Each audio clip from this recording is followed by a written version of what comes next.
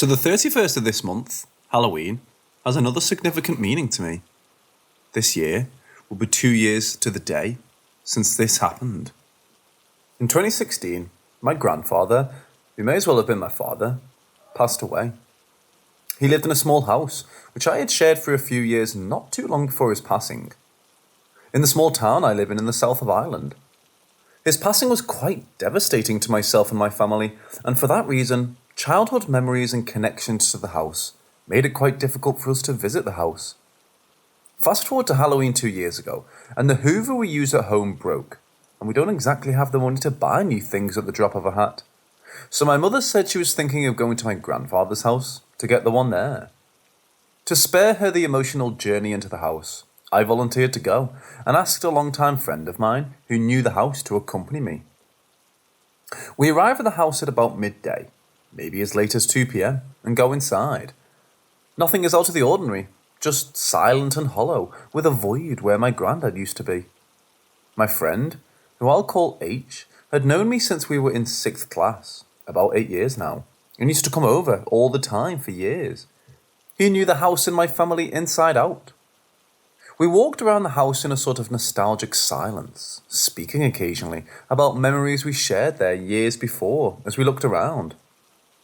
Eventually, we made it to the back door of the house, and out to the garden where a trampoline and a wooden shed where we used to play stood, still containing old things from our past.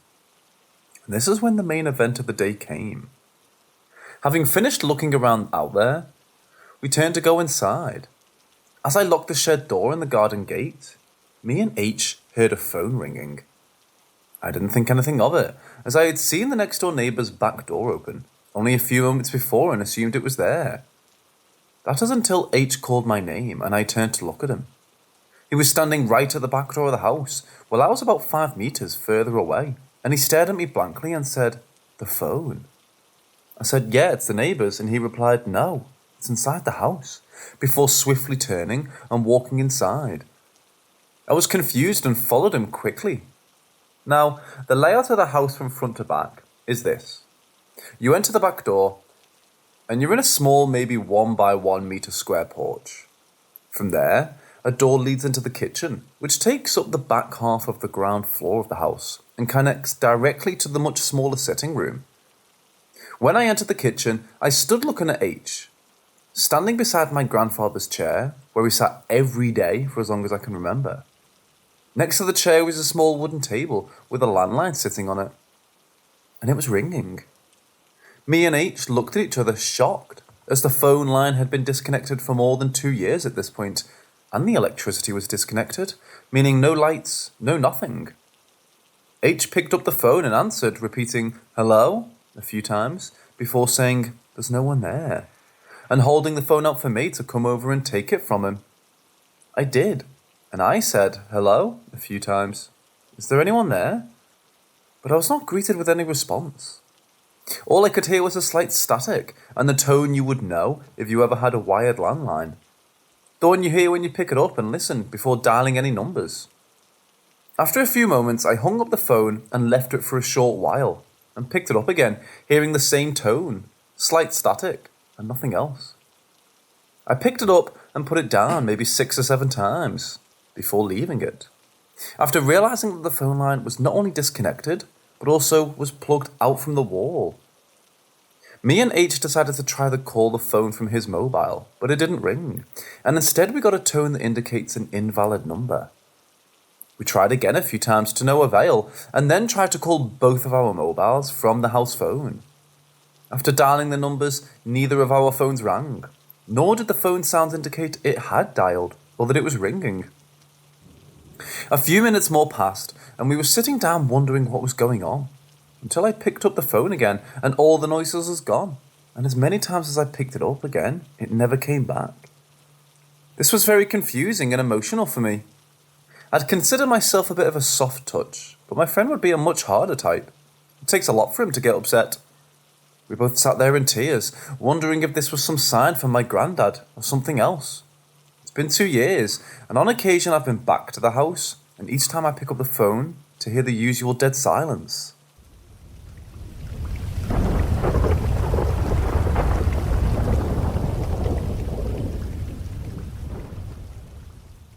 First off, let me explain a few things. Even though I'm married, my partner works nights, so I'm home alone from roughly 8 pm to 7 am each day. I sleep alone. 2. My bedroom is on the ground floor. I live in a rancho. There are 2 windows in my bedroom, one directly at the head of my bed. There's no headboard to my bed, so this window is directly above my head as I sleep. Now, with the colder weather, I've been sleeping with both bedroom windows open. And 3, instead of mulch for our flower beds, we have these small red pebbles, and when walked up, you can audibly hear each footstep. The flower bed wraps around the house and stops just beyond my bedroom window. For the past few nights, I've awoken out of a dead sleep to the sound of someone or something walking on these pebbles outside my window. I haven't been sleeping with a TV, sound maker, or anything else that could make noise. No AC, no heater, no nothing. So when I go to sleep, it's completely quiet aside from the crickets outside. As I leave my window at the head of my bed open about 5 inches. I distinctly remember hearing a branch snap outside my window and the sound of walking on the pebbles 2 nights ago. This happened roughly around 3 am as well. So just now, I woke up from a dead sleep to a cat angrily snarling outside my window. I don't know how it registered in my brain so quickly, but I woke up out of a dead sleep, turned around to face the window, pulled open the blinds, and not 2 feet away was this cat, just staring off to the left, just snarling like it was being provoked. Now I have a cat. She's indoors, and only a small one. Cannot reach either bedroom window. She wasn't even in the room with me when this happened, as after I yelled at the outside cat to go away, I went searching for my own, while she was asleep on our bathroom rug. But this really isn't normal cat hunting behaviour. I've had many cats in the past, mostly outdoor and indoor, and while hunting they don't necessarily growl. They really only do that when either they're fearful or being provoked, so that makes this much stranger. And the fact that after I yelled at this cat, it just kind of lost focus on whatever it was growling at, turned and slowly walked off. It didn't run like it was scared or fleeing, it just simply stopped, turned towards me, looked at me, turned away, and slowly walked away.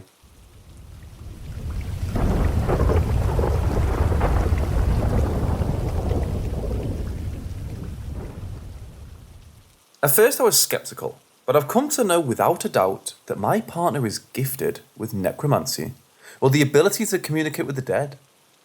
He says that he inherited this gift from his mother, who was quite versed in her craft. She was a witch, and a very good, kind and holistic one at that. Sadly, he lost his mother when he was 17, and she was only in her early 40s. Such a young life cut short, but she passed on something special. In my small, mostly rural hometown, which is a 3-hour drive from the larger city where we live, is a cemetery which contains the grave of a little girl who tragically passed away at only 2 years old in 1886. I'll omit her name out of respect. Stories say that she and her mother had made a batch of apple butter together. The little girl got up in the night and went into the kitchen to sneak some remnants of the sweet, spiced delicacy from inside the pot. Unknown to the family, the pot was made of lead and had been corroding. Sadly, the little girl was poisoned by this lead and didn't live beyond those tender, innocent 2 years. According to local legend, the little girl's grave is said to be haunted. The gravestone itself is a life-size statue of her which her parents had commissioned. It was rendered from an actual portrait of her taken shortly before she died. The statue of the girl is on top of a pedestal, made of the same type of stone. So the gravestone is about 7 feet tall in total. In the statue rendering, the girl's hands are folded in her lap. Somehow, the statue always holds flowers inside the clasped hands, though no one knows who leaves them, because no one has ever seen placing them or removing the old bouquet. The flowers are just always there. One local legend states that if someone snatches the flower bouquet from the clasped hands of the statue at midnight, they can hear the little girl crying.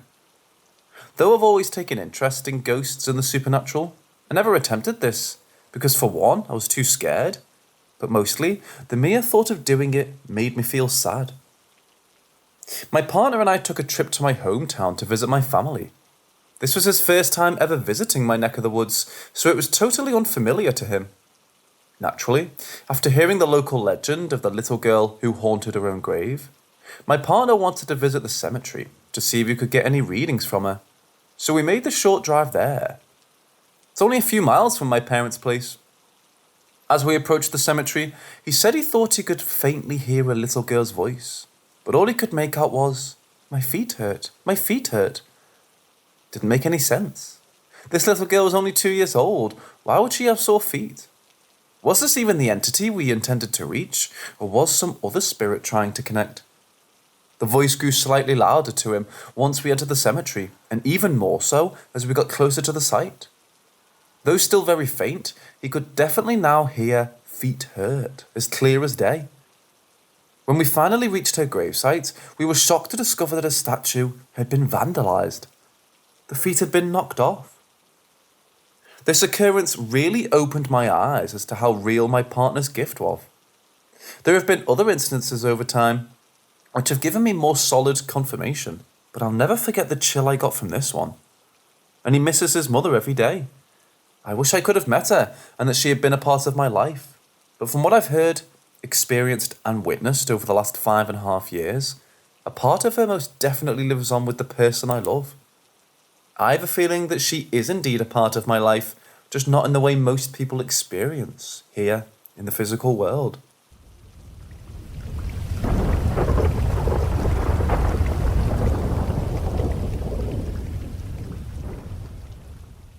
I was at my ex-girlfriend's house.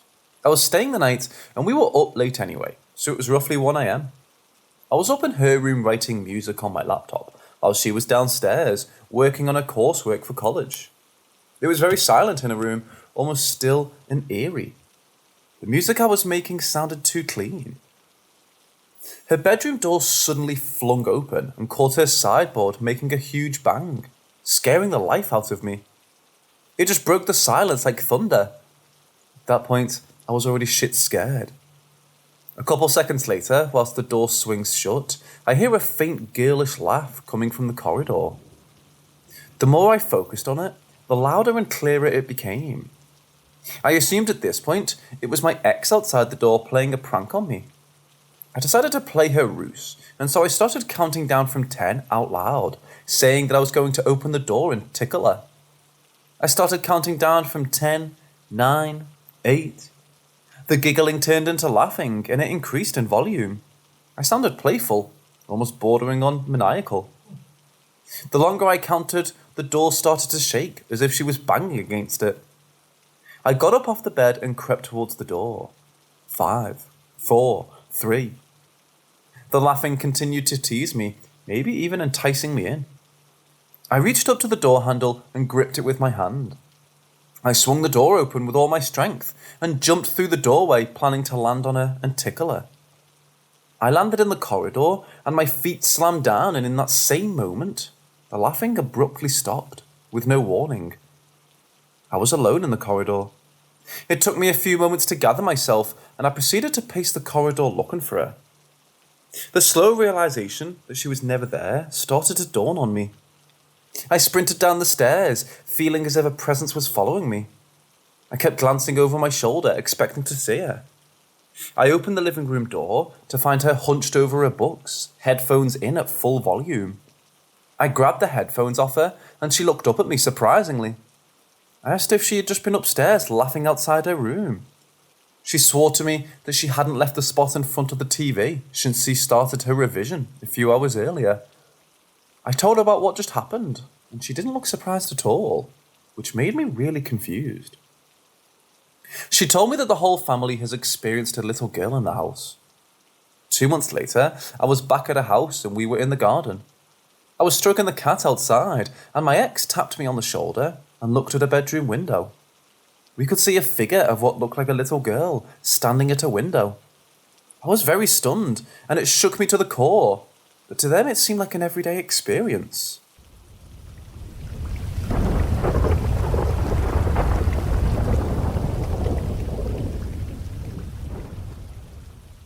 I've had lots of different experiences with the paranormal, most of them super mild. Grew up in a definitely haunted house. But things that happened there have kind of kept repeating throughout my life, well after moving out. I did meet with a medium about a year back, and she informed me that I definitely have the sight as well as the ability to interact tacitly.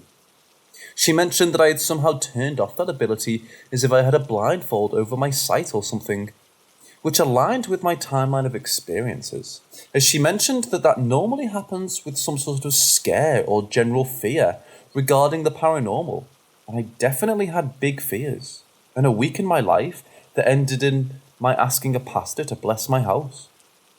But I wanted to talk and ask about dreams in particular. I've experienced sleep paralysis for sure, but when I do, I can never open my eyes. Even so, I've not really seen anything necessarily. In fact, it's usually very hard for me to even tell if I'm awake. These experiences are very Inception movie-like, and I have no idea what they really are. Normally, they start with me presumably dreaming and waking up. If I don't have sleep paralysis, I can open my eyes, and I'm always in the room that I fell asleep in. Even if I'm visiting someone else's home, which is why it's very hard for me to tell if I'm really asleep. My first experience with this was in the haunted house I grew up in. This was the week that really scared me and was accompanied with sleep paralysis. I would wake up and it was like I was out of my body and could see myself laying down. I would be extremely heavy, and while I could see the entire room, I couldn't move a single muscle. It felt like my body was made of lead. There was nothing wrong with the way the room looked, but there was an overwhelmingly bad feeling, and I intuitively felt something is trying to possess me. As soon as I had that revelation, I would try to fight to open my eyes. And eventually when I did, all the bad feelings would go away. Sometimes I would wake up to 3 times within a dream before actually being awake in real life. After I learned I had the power to rebuke negative energy myself, I spent one night doing that, and those dreams stopped for a long time. The next meaningful one happened about 2 years later. It was just one day that it happened, and it was the same feeling.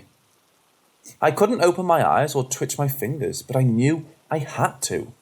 I was also living in a different place. My roommate was next to me, and the light was on. That one wasn't as scary. That was the last time I experienced paralysis. Years passed before the next one, and this is possibly the scariest one. I was at my mom's, not the same house I grew up in, and sleeping in my brother's room by myself. I had a weird feeling because I had to sleep on the trundle since the dog had gotten on top of his bed and peed directly on my shopping bag, soaking through the mattress pad and mattress itself. We assumed it was her because it was just so much liquid, but it didn't smell. Anyways, I fell asleep, and at some point in the middle of the night, I got up to go to the bathroom. I came back to the room and got back into the bed to go back to sleep. When I was about to fall asleep, I heard a big knock on the wall that woke me right up and scared the crap out of me. I decided I did not want to be alone and got up and went to my sister's room, as she has a futon in there. At this point, I was definitely dreaming, though I didn't know that at the time. I laid down, started falling asleep, and something else startled me awake again. When I opened my eyes, though, I was actually awake and in my brother's room again, on the trundle. I have no idea when that dream started. Safe to say, I didn't sleep for the rest of the night. Now, that was about a year ago. Last night, I had another experience in my new home. I woke up and turned over as one sometimes does. However, I noticed our bedroom door was open when it was closed previously. I remember being scared, alert, trying to rationalize it in my head, and eventually decided that my husband had probably gotten up at some point for some water and forgotten to close the door again. I remember laying back down and turning to look at the door being opened several times because it just made me uncomfortable. Eventually, I went back to sleep.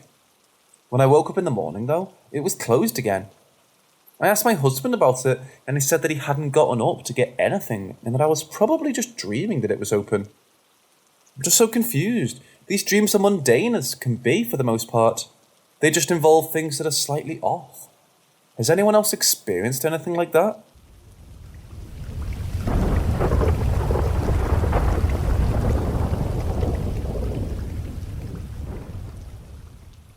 In 2015, my father went through a bad alcohol withdrawal mixed with pneumonia, which sent him to an intensive care unit unconscious.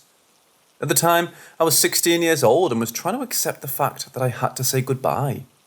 I stayed in the hospital next to him each night until he passed.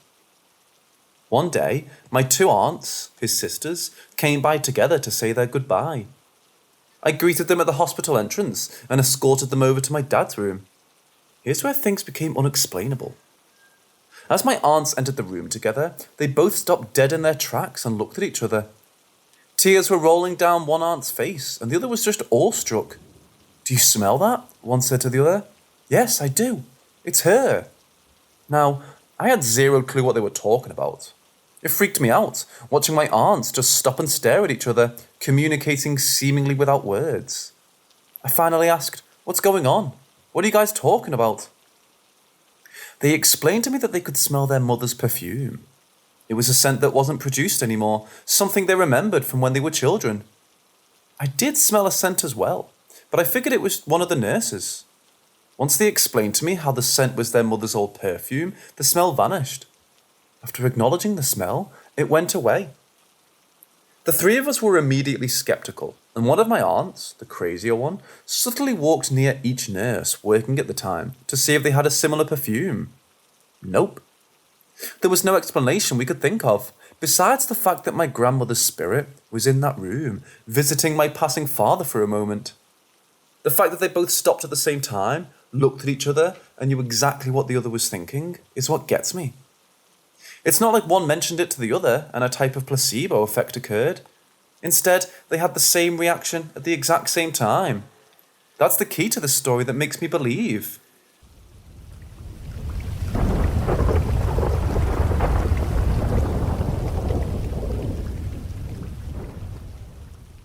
Our parents met when we were babies.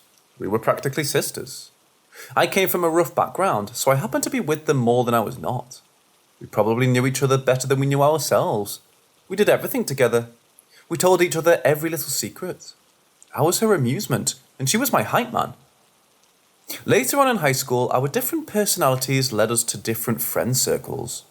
We still talked and hung out, though not as often. When I was 16, she moved an hour away, and we started talking even less frequently than before, touching base only every now and then. Small important little detail, her mother's hometown is about 4 hours from her new location, 3 from mine. I had gone to class early one day, something I never did. There was this girl that sat in the desk in front of me, and a friend that sat across from her already there. It was the three of us alone, so I pulled out my books and preoccupied myself until everyone else poured in. I started tuning into their conversation as I heard them talking about one of the students passing away in a bad car accident caused by a drunk driver. The friend inquired in a curious manner who it was. That's when she said it. She said my friend's name. I stopped her, my heart pounding so hard. Feels like it's going to jump out of my chest. It hurts to the point I want to throw up. I stopped them from proceeding with their discussion. I asked her to describe the student in question. She described my best friend. I feel like the breath has been sucked from my lungs. I can't breathe. I asked the teacher, whose ultimate goal was to make my hour with her hell. For the first time, as tears built up on my eyes, she became human. She excused me from class. To say I had a panic attack is putting it lightly. I called my mom. She came and got me to take me home. I sat there on the floor in my room. I felt like my mind was crumbling. The unbearable pain, my chest, I can't think straight. I started throwing up uncontrollably and my head was pounding. My friend since kindergarten left school when she got word of the passing. She found a mess of me laying there. She asked me to go for a ride, something we always did to find peace or just talk. As I sat there in the passenger seat trailer and broke, I can't keep it together. I don't even know where to start. I'm helpless. I decided to Google. That's when I found out her parents were in critical condition in their new hospital. I started throwing up again. I decided we have to go to them. They weren't the family that I was born into, but they were the family that raised me. Being young teens driving to a city 3 times the size, we didn't realize how many hospitals there are and HIPPA laws that apply. I returned home feeling defeated. When I walked in the door, my mom saw that a raggedy mess of me existed before her. She just hugged me tightly and I ugly cried. This was my first funeral, my first experience with death. I ended up getting the details of the funeral. It's going to be in the mom's hometown. It's 3 hours from mine and my best friend's hometown. My friend had supported me through the worst day of my life, accompanied me to the services. The thoughts on that 3-hour drive were heavier the closer we approached. What about her parents? I can't even think of how they feel. I would give anything to make this all not our current reality. Why them? The kindest people I knew. As we pulled into the cathedral parking lot, I didn't know if I was prepared to do this. If I walk in there, this becomes real. I didn't know how much more of this heavy heart I could take. My friend grabbed my hand and said we went. The services were beautiful, something you would see in a movie. It was so unreal. And then I saw them, her parents. As the services concluded, we stood in a long line of family and friends I recognised from my ventures under their roof, all who I hadn't seen in quite a few years. My best friend's parents have been included since they moved away. While in line, there was a guy about 7 years older than us, talking about my best friend to what I assume is his toddler son. He turns around and asks how we knew her. I say we've been best friends since we were babies. He says my name to me and I confirm. We said our condolences to one another. My friend went first as I prepared to face my best friend's immediate family. I didn't understand why I was so afraid to face them. It was the mom, dad and sister standing there bare to the room in front of them. I walked up to the sister who was first. Immediately she recognised me. When she stated my name, her face lit up. Her parents heard the commotion, then turned and immediately embraced me. When I walked back to the car with my friend, I just felt exhausted. I sat in the car and just cried. Then I felt too tired even for that. It was the quietest 3 hours I think either of us were prepared for. As soon as I got to my bed, it was even empty dreams. My mind was too tired and heavy to dream. I don't remember the few days that followed. It was all a blur. Now I would like to remind you that I mentioned I grew up in a rough background. My dad used to violently beat my mother in front of my brother and me. As a result, I suffer from PTSD, where I don't usually dream, and if I do, it's nightmares. Except, this night was different. I was at school, and the hallways were packed. The noise was drowning. I was by the stairs, and then my best friend walked up to me. She didn't say a word. I was so excited to see her, I just hugged her so tight. I was telling her how much I missed her. She's just taking it all in with a smile, quietly not saying a word. That's when it hits me. It's impossible. You're not supposed to be here. I rushed to the stairs, trying to make sense of what's going on. I rushed into class and sat down at an unusually packed classroom of chatting students. She walks into the class and pulls up a seat across from me. The room feels deafening now, not a noise as we're staring at one another. I get up and flee out of the door. The hallway's empty, then I stop in my tracks. How can I run from my best friend? I turn around, and there she is, already standing in front of me. It's like she was talking to me with telepathy. She's telling me it's okay. I don't have to be sad. I don't have to be scared. It was okay. She said she had to go. Then she turned to walk away. I tried to grab her. I wanted so bad to stop her. Please don't leave. I can't do this without you. I'm lost without you. With every step, she fades away a little more. And then there I stood, all alone. I ended up working for her mom as a personal assistant years later when I had my daughter. One day we exchanged accounts of our experiences to one another. My best friend came to her too, but in person. Different experience, but same message.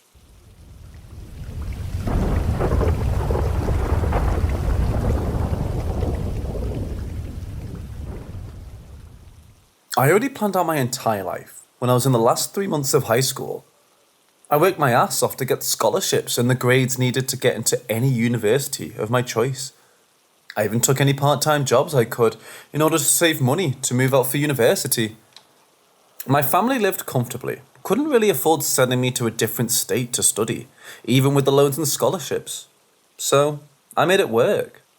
With savings tucked away in my bank account and my plan set, all I needed to do was graduate. My three mortal enemies were doing their best to make that impossible. I always found it stupid that I had three people on my back at school. It started with a milk throwing incident the first few months of high school. The ringleader of the three, Trevor, thought it would be hilarious to slam down 3 cartons full of milk in the cafeteria, spraying people. Everyone else just made some sounds of disapproval, but I said exactly how I felt. That these 3 were good-for-nothing wastes of air, and would end up arrested in a few years. They didn't take well to that comment. And for almost 4 years, they showed me just how much they hated me. I tried telling the principal about them, but the system was to punish both parties. I risked getting kicked out of school if the bullying came to light, and I felt my suffering wasn't all that bad. I just held my head high and took whatever came my way. With 3 months left in school, I found myself at the end of my rope. Trevor didn't just target myself. He had a long list of students he enjoyed tormenting. One of them had enough and tossed some rotten fish in Trevor's prized car in the morning. By the end of the day, the sun roasted the fish, causing the smell to be unbearable, even inside the school. He needed to get his car towed and professionally deep cleaned, and it still held the hint of the fish smell. The person who did it knew they might get killed for the prank, so they used me as a scapegoat. Even without proof, Trevor took the idea. While I waited for the bus home, I saw his red car screech down the street and thought nothing of it. Even after the 3 came storming out towards me, I didn't think to run. I didn't have time to do much besides curl into a ball as they gave me an undeserved ass-kicking. Despite being near a bus stop, no one called the cops or even thought to help. At least my textbooks in my backpack took most of the kicks to my stomach. They were smart enough to avoid my face during the short beating. Broken noses and black eyes tended to get more of a reaction out of people. In the end, they left me with a few sore ribs and a lot of bruises on my back and sides because I had curled around my bag. I didn't even get up after I heard them fleeing and car tires screeching away. The pain refused to die down. I stayed on the ground, trying to collect myself as I repeated, I just needed to deal with this for a few more months. I needed to graduate, then get the hell out of this crappy town. I breathed slowly, trying not to hurt my ribs by taking in more air than needed. After a few minutes, I sensed eyes on my back. Fearing one of them stayed behind, I risked a glance upwards to see a stranger looking down on me. Our eyes met, and a lazy half-smile spread across his face. Do you have a light? He got down low to the ground, resting his arm on his knees. I thought he looked too old to be sitting on his heels like that. His hair was completely grey, but his face was without too many wrinkles. Only some crow's feet at the corners of his eyes, and a set of wrinkles appeared at the corner of his mouth, making me guess he was no older than 40. I did something that I would always regret. I dug around in a small pocket of my backpack, aware of all the pains in my body as I moved. Earlier that day, I found a cheap lighter with some life still left in it. I had a bad habit of picking up anything useful. I took furniture from the side of the road to fix it up and sell, or would pick up pens in the hallway at school. I didn't have use for a lighter, and yet I still grabbed it. I held out the small orange plastic lighter for him to take. At that moment, I didn't even question why an adult like himself asked a clearly injured teenager for a lighter instead of trying to help. It took a few tries, but he lit a cigarette and held out the lighter to give back. I refused and muttered he could keep it. The same half-smile came back, and he honestly gave me a bad vibe. Did those 3 have a reason to rough you up, or were they being pricks? The stranger asked, without offering any assistance to a still injured teen. He could have at least pretended to care and not look so damn amused by the whole thing. I gritted my teeth and sat up. I wanted to get away from this weirdo. Everything about him freaked me out a little.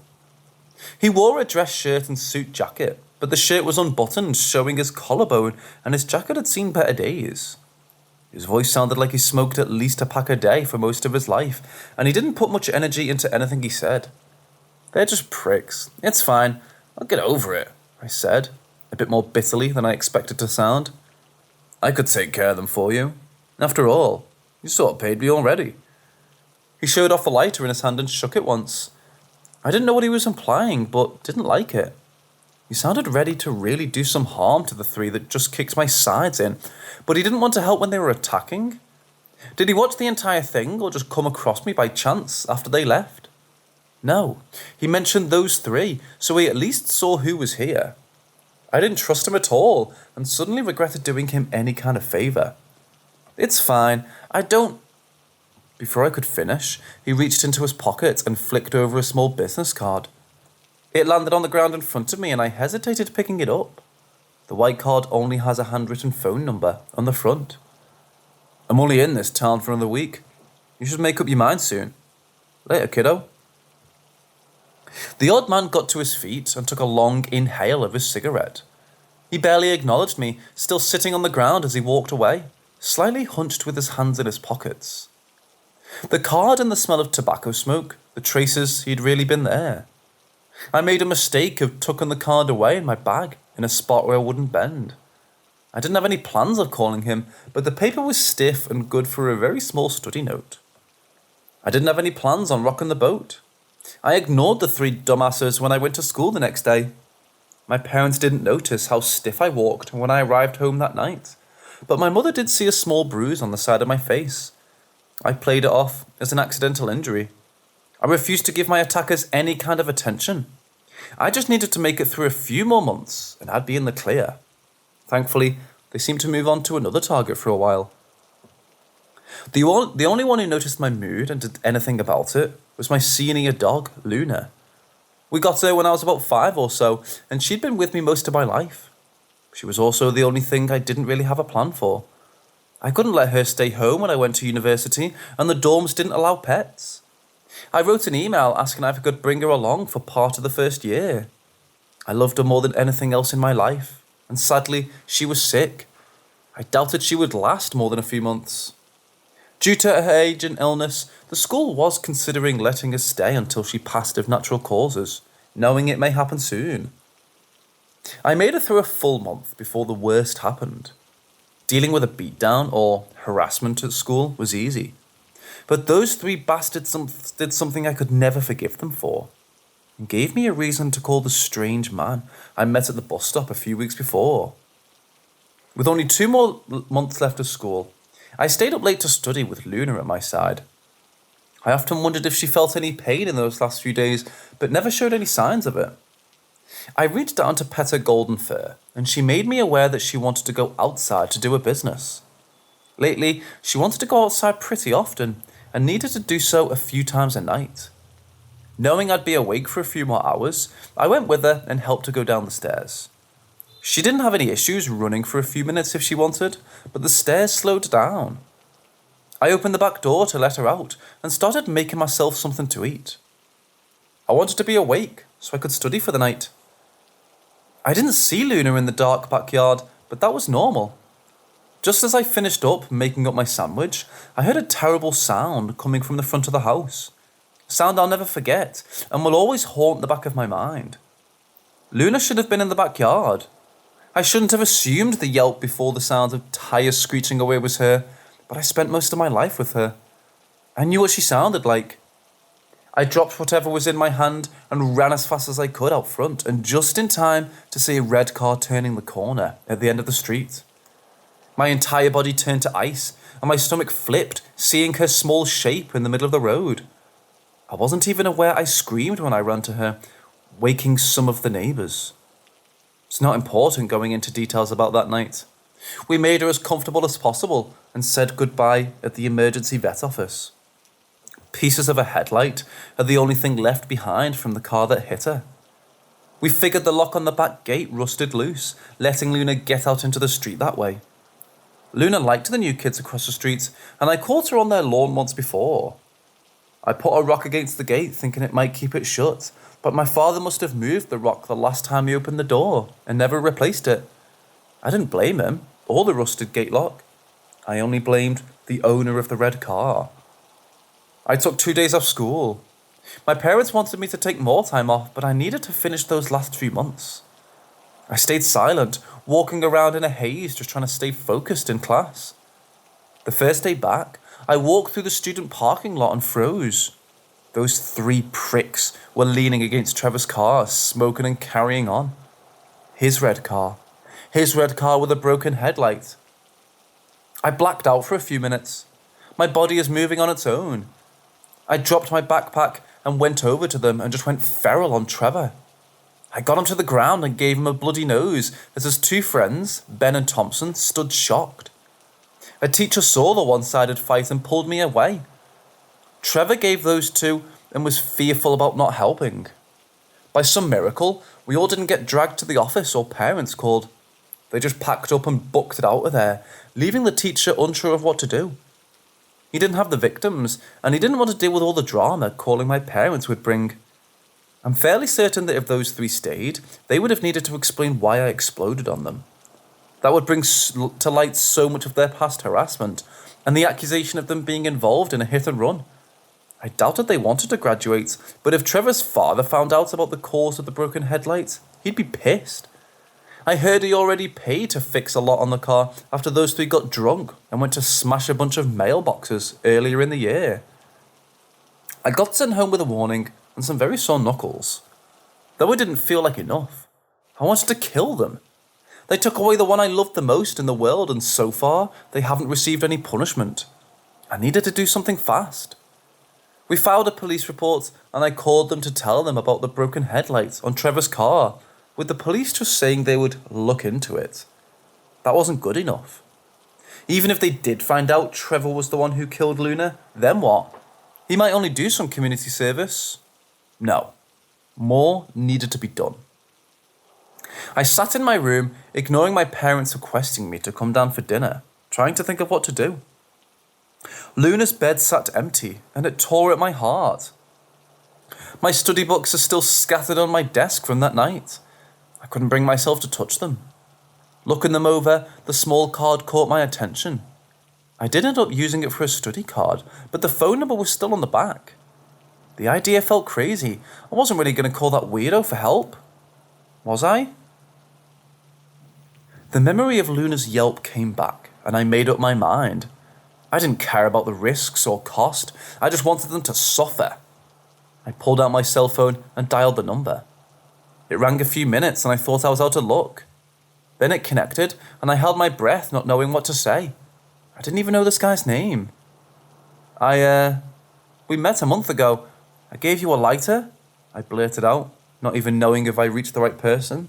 Oh, that's right. Those three still giving you some trouble? Need me to deal with them for you?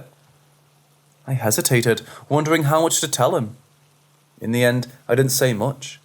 If he was willing to do this job, then he didn't need to know the reason. Yes, please do something about them. How do we go about this? I asked. He stayed silent on the other end of the phone, and I could almost hear that creepy, lazy smile. I heard a faint sound I realized to be a lighter and a few more seconds of silence before he told me when and where to meet him. The whole thing is simply crazy and dangerous. I agreed to meet a strange man at night just because I wanted revenge. Grief makes people do some very careless things. The stranger arrived first. We still haven't given each other our names, and I thought that might be for the best. I slowly walked up to him, and my body turned cold again seeing Trevor's car. How the stranger knew where it would be, parked ahead of time, was a mystery. Then again, there was only one bar in town that didn't care about serving teenagers, so he might have guessed where the three troublemakers would end up on a Friday night. So, what's the plan?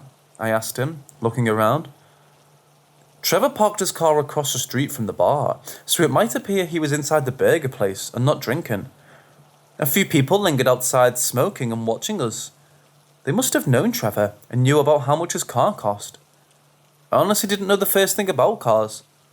I think he was old and cost a fortune, but that was about it. A car is a car to me. My hired help was dressed in the same thing I met him in. An open, slightly wrinkled suit jacket and dress shirt with 2 buttons undone. I glanced down and noticed he wasn't wearing any shoes, not even sandals. It was warm enough to go without, but the street was dirty with glass around. I started to think I made a very big mistake calling him for help. With a lit cigarette hanging out of the corner of his mouth, he gave a half smile. His grey eyes almost appeared silver in the night. "This is the car, right?" he asked, nodding towards Trevor's parked car. He has since replaced the headlight, but I knew it was his. When I nodded, I didn't even have enough time to stop the man before we lifted a bare foot up and kicked off the car's mirror. My legs turned to jelly as I watched him do more damage to the car. He dented the driver's side door, smashed the headlight, and tore off the license plate by the time Trevor and his two goons came out of the bar, stumbling along and screaming. "Make them follow us," the man said, and took my wrist, forcing me to run with him down the street. I couldn't keep up. He dragged me along painfully, and I heard Trevor get into his car to chase us down. He wouldn't be able to get away from them, and that wasn't his plan. After a few blocks, we found an empty street near a park entrance and let go of my wrist. I tripped, falling painfully to the ground. I sat up in time to see the strange man go into the middle of the empty road to stare down the oncoming red car. I don't know if Trevor was drunk, pissed off, or a mixture of the two, but he did something I didn't expect. He put his foot down on the gas and hit the man in the middle of the road, his body flipping off the hood, cracking the windshield, then landing twisted with a loud crack. I nearly got sick from the sound. Trevor wasn't able to get control of his car, causing him to swerve off the road, hitting a light post. The sound of the impact echoed through the street and slammed into my chest. I started to dry heave, panic, and stress shaking my body. I didn't want anyone to die, right? This was all far too much. And the nightmare just kept going. I needed to help them, so I got up to head towards the car, thinking it was far too late for the man in the road. I stopped a few feet from the car when I saw a shape twisted on the ground by the street post. I did puke then, realising what happened. Either Ben or Thompson didn't wear their seatbelts and got tossed from the car on impact. Trevor somehow was moving in the driver's seat. My body refused to move after dumping my dinner in the road. All of this was far too much to handle. 2 left. I was hoping for more fun, you know? I didn't think it was possible to be even more terrified than how I felt seeing the car wreck. The sound of the deep voice behind me was almost enough to give me a heart attack. I sank to my knees, looking over to see the man I called standing up, looking perfectly fine. He cracked his neck, and the smile on his face caused my breath to stop dead in my lungs. I wasn't aware I called down hell on those 3 until I saw that smile. The backseat door opened and Ben fell out onto the street, his face bloody and bruised. My body refused to move, and I only watched as the man started walking over to the helpless teenager. Ben knew to run, but didn't know why. He stumbled along, his face dripping blood as the man let him whimper and get as far as the park stone steps. His hands in his jacket pocket as he hunched over to look over Ben with teeth showing. "I'll let you fight back. I want to have some fun, you know. Do you have any weapons on you? A knife? A nail file? Anything?" the stranger asked in a tone that got more and more excited. Ben, half crawling up the stone steps, leaving spots of blood behind, started sobbing. He looked to be in such pain and didn't have a chance of getting away. He pleaded for his mother to come and save him, the sounds tearing painfully at my chest. "Nothing? God, you're so boring." Reaching out a hand, the man grabbed Ben's head by his short hair and slammed his face down into the stone step again and again. I jumped at each crack of bone smashing on the cement. My body is shaking and my mind is going numb from the sight. This shouldn't be possible. None of this was right. A person shouldn't be that strong and so easily be able to turn a person's face into mush. And he shouldn't even be able to get up and walk around after getting hit by a car. A new sound made up all the jumps. Trevor got out of his car, his eyes hazy, and a gun in his hand. I didn't know where he got a gun from, but I saw, almost glad to see it. He fired again, the bullet tearing through the face of the one who killed his friend as he turned to face the weapon. Another bullet missed, but the first one nearly tore one side of the man's jaw off, making his smile appear even more gruesome. "That's it. Show me something fun," he shouted, through a mouth of gore, causing his words to slur a little, and with a crazed look in his eyes. The sight made Trevor lose it. He fired wildly and emptied his gun in under a minute. One bullet nearly hit my face, but the odd man moved as fast as lightning to take the hit in the shoulder, shielding my body with his own. I didn't understand why he cared about my life. How could a monster like him kill a person with his bare hands, then defend another?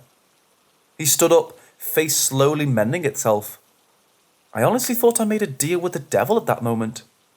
I croaked out a half word, trying to fight through the fear and beg the man to not kill Trevor. This went far enough. My mind couldn't take seeing another death. My voice failed me. Even if it didn't, I doubted anything I said or did would change the outcome at that point. Trevor's gun failed him. He either ran out of bullets or it jammed. He turned on his heel, attempting to make a run for it. His legs were shaking and uneven. The man in the wrinkled suit jacket follows a few steps behind. I thought I heard a humming coming from him for a second. Trevor tripped and screamed. His mind and body shut down the same way mine did. The man gave him a chance to fight back. He stood over the crying teenager, waiting to see what he would do. When nothing happened, the humming stopped to be replaced by a cracking noise. I thought my mind was already overloaded, but what I saw next really put me over the edge into insanity. The man's face changed. Countless shapes of animal faces came from his neck, twisted into each other and shifted like liquid from different forms. Sounds of different creatures come from that terrible sight mingled into each other. All the voices trying to be heard over each other and the cries becoming warped, as if it came out through a nearly broken speaker. All at once, those shapes came down on Trevor with thousands of teeth appearing to tear into his body. Another noise came, a yelping scream from Trevor that was much like the last sound Luna made. I blacked out for a while. I don't think I closed my eyes. I just refused to remember what happened after I saw Trevor get ripped apart. I was vaguely aware of someone speaking and dragging me to my feet, just to have my legs give out again. A sharp pain to my cheek forced my mind back into the present. A man dressed in a uniform stood and flashing lights filled the night. I saw the monster sitting on the curb with handcuffs around his wrists. His jacket looked spotless, but his dress shirt was stained with blood. He sneered at the cops standing in front of him, rage clearly on the officer's face. "Did he hurt you, kid?" the other cop asked, and it took me a few minutes to realize he was addressing me. I shook my head, unable to answer. I thought I heard the other cop talking with the killer, saying how the man shouldn't be in our small town for any reason. He noticed I moved my head and called his partner over to watch over the cuffed monster, wearing a human mask. I found a new officer standing in front of me, looking down with an expression so cold it cut through my shock. What in the ever-living hell did those three to deserve you calling that man over for all this? He demanded in a harsh but low voice. This man knew what I'd done. He was aware that I'd called that man over and was the cause of the 3 deaths. I searched my brain trying to figure out just what was so important I put all of this into motion. They killed Luna, my dog, I answered meekly, still in a state of shock. All this for a dog? He asked disgustingly and nodded towards the bloody street. One teen twisted and broken from the car crash, another with his face smashed in, the blood leaking down the stone steps, and the final one in pieces scattered around the street. I looked at each one of them, my stomach turning. If I didn't puke earlier, I would have then. My eyes landed on the stranger's face. He looked over his shoulder towards us with such a grim smile on his face it caused my head to swim. I looked up when the officer cursed seeing a new cruiser pulling up. This was a crime scene and it should be swarming with cops. A new fear started to spread in my stomach. Would they arrest me as well? It appeared like only one cop so far knew about my deal with the monster, but wasn't I still responsible in some way?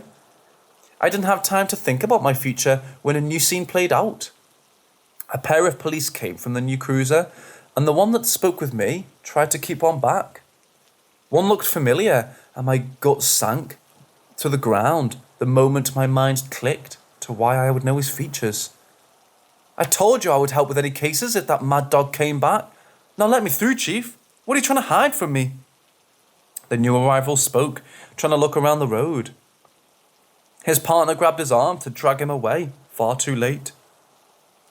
His eyes landed on the crumpled form in the steps, and it took both men to hold him back. He started to yell the dead boy's name. His dead son's name. The yells turned to screams, and all at once, he became silent the moment we made eye contact. He knew who made the phone call that ended his son's life. All three of them took a hold of him in some way, trying to keep his gun from his hand. I simply watched, almost welcoming death by his actions. It felt fair he shot me that night.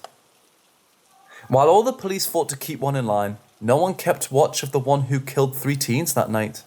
He stood up, stretched, and walked over to the group in no hurry. He kept his arms cuffed behind his back, even though we all knew breaking the metal would be easy for him. The father fought harder, screaming how he wanted to kill all of us. Are you threatening the one who hired me? We met before, didn't we? You know the deal. I protect the ones I do a job for against retaliation. If you harm one hair on that child's head, then... His calm and yet arrogant tone got cut off. Oh, what? You'll kill me? The man shouted, face red and veins popping from his forehead. You have a lovely daughter, don't you? The words barely whisper, and it's almost impossible to hear them from where I sat. The man went pale and limp in the hold of the others. He shook his head, not believing the threat, not wanting to believe any of this happened. You wouldn't dare hurt her. I'll kill you if you ever even look at her. He threatened. I'll have no reason to even remember she exists, as long as you forget about the one who called me. But if I find out you went ahead and did something stupid, well, I have a skill of getting the young and pretty ones to come to me. They tend to enjoy our time together too. That smile I hated came back over his face. The idea of what his words implied caused the officer to react. He drew his gun so quickly the others didn't stop him. The smile was literally blown off the man's face. The second time that night, his jaw hung limp and broken. He didn't fall over, but rather let the blood pour to the ground with his head hanging down for a few seconds. He raised it to press his forehead against the gun, grey eyes shining in the dark. He wanted to be shot again, to see the reactions of the rest when they realised a bullet wouldn't kill the monster that appeared that night, and to watch as all hope and sense of logic were taken from 4 adult men. The gun was taken away, so that didn't happen. I watched the officer that spoke with me take charge of the situation. He packed the cuffed and healing monster in the back seat of one cruiser and told one of the shaken co-workers to take me home.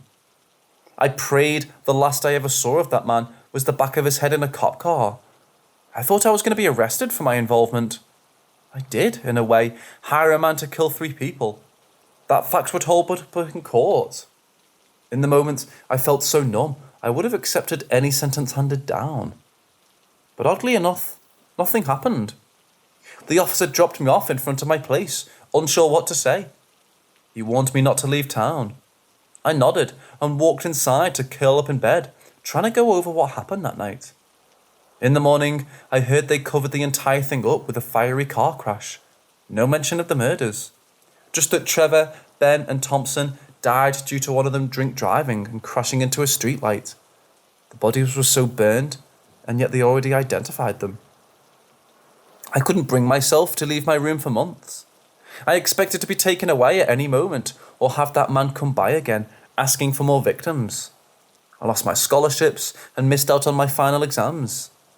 My parents didn't have a clue, or I suddenly turned into a hermit. They gently tried everything to get me back to normal, without much luck. Then they adopted a small, sick and weak kitten. Neither of them thought it would pull through. It needed care and feeding every few hours, and that made me focus on something besides myself. I felt something besides fear and misery when treating the small kitten. When our new pet got the all clear from the vet, I finally felt relieved. I'd helped someone.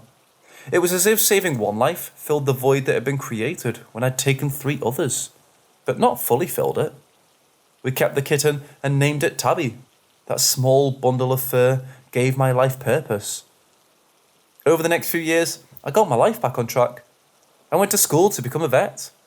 I knew I couldn't save everyone that came to the clinic, but I did my best to do whatever I could for every animal I met. I almost forgot how I felt at the end of high school for a while. I even managed to move out of my parents' place and into a small apartment. Things were going just fine after so long of trying to stay above the water. And then, a cat came into the clinic. A small orange one with injuries from a BB gun. He'd been starved and shot. The neighbours were the one who brought him in.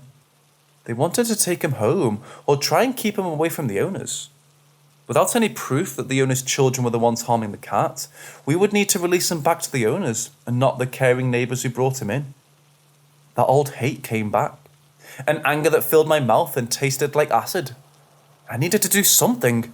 I had to save this poor cat that did nothing to harm anyone. After some minor investigation, I found out the parents treated their children worse than their cat. CPS had been called, but it would take too damn long for the kids to be removed. And if we returned their cat, he would die in their hands very soon afterwards. I was quickly at the end of my rope. The police didn't have time to do anything, or simply didn't care. Maybe the children could be saved by that little poor cat. They never even called him. For some reason, I kept the old study card with a certain number written on the back of it. The memories of that bloody night flashed into my mind. I had no right deciding the fate of these strangers. I could just steal the cat from the clinic, but if anyone reported it, I risked losing my job. I didn't care about myself, just the animals I could save while working.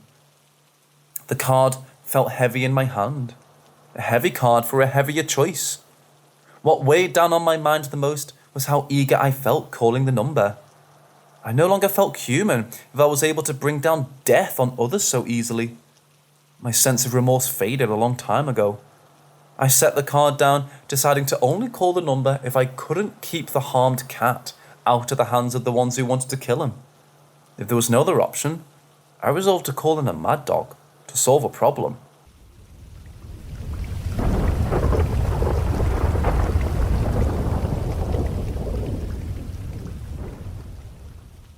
I've been single my entire life. I don't really mind it. It's just how I've always been. And yet, I still buy Valentine's candy and a card every year. That simple thing saves my life. I moved to a small town right before starting high school. It was difficult trying to make new friends and adjusting to an entirely new place at the same time. By the time February rolled around, I was finally feeling as if I'd gotten into the groove of things. I had only made a handful of friends, and to my shock, the first time I was ever asked out on a date was a week before Valentine's Day. I felt awkward going out with a girl who I'd never spoken with before, so I turned her down. She got angry, claiming she had other options and was just being nice. That might be the case, but her extreme reaction confused me. When I was able to, I asked my friend Travis about it. Oh yeah, you die if you're single on Valentine's Day. Get your heart ripped out and everything. So, find a girlfriend for the day, he explained, and I scoffed at the idea. Come on, you don't expect me to believe that, do you? I asked, thinking he was just pulling a joke on the new kid. He acted as if he was just giving me some facts. He was looking at me as if I was crazy for not knowing about getting a date or dying. I told him he was crazy, but he just shook his head. It happens every year. Someone gets the heart ripped out. It might not be in this town, but it's nearby, and it's always someone single.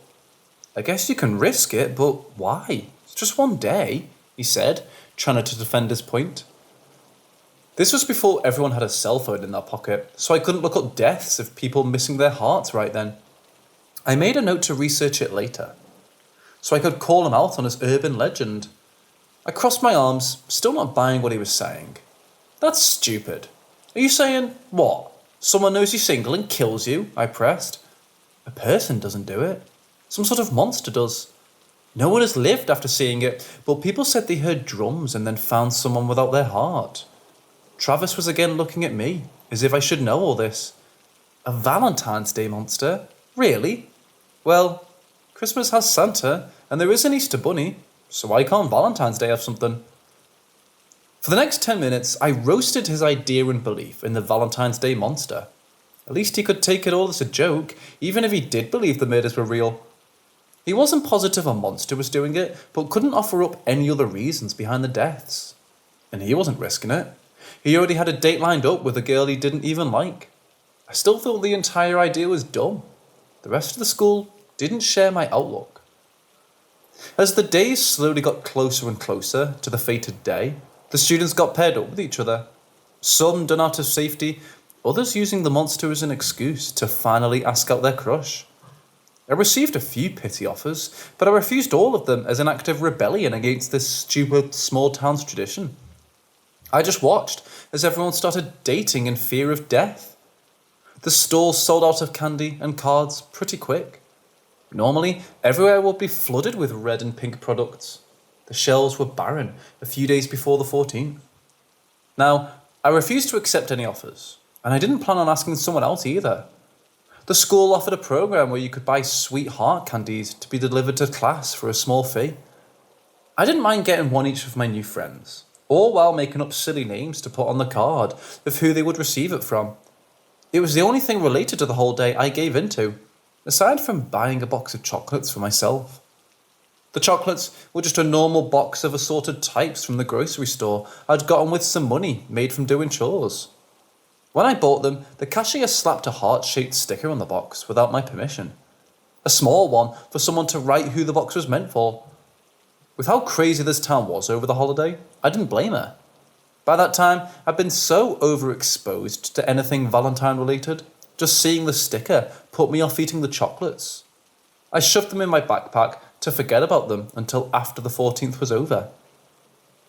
I really wish I had taken the entire thing a bit more seriously. It wasn't until the night before Valentine's Day that I finally looked up the murders, finding them to be true. Dread started to form in my stomach as I scrolled through the library computer after school while waiting for my father to pick me up. I didn't find all the mysterious deaths, but enough to make me worried. 3 people were found with their hearts missing. The police said that from the state of their bodies, they were killed on Valentine's Day, even though their bodies weren't found right away. An entire town was warning me about this, and yet I still sat in shock after finding out it was true. My father finally got me from school, but told me I needed to walk home the next day. I sat in the car, silently debating on what to do. He just chalked up my distressed mental state as normal teenage behaviour. I didn't sleep that night. I tried thinking of names of students that might not have a date, all while knowing it was useless. When the clock turned midnight and it was officially the 14th, I nearly had a panic attack, convinced the monster would swoop in to take my heart.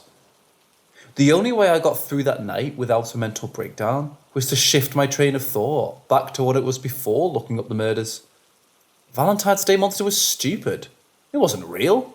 Some heartless store manager saw the murders and made up the story to sell more products through fear. That was it. It had to be it.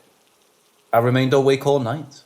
In the morning, my mother noticed how I looked and offered to let me stay home. I refused, secretly hoping I could find a date if I went to school. The place was abuzz with new couples and gift exchanges. As I walked down the hallway, a few students looked at me with pity in their eyes.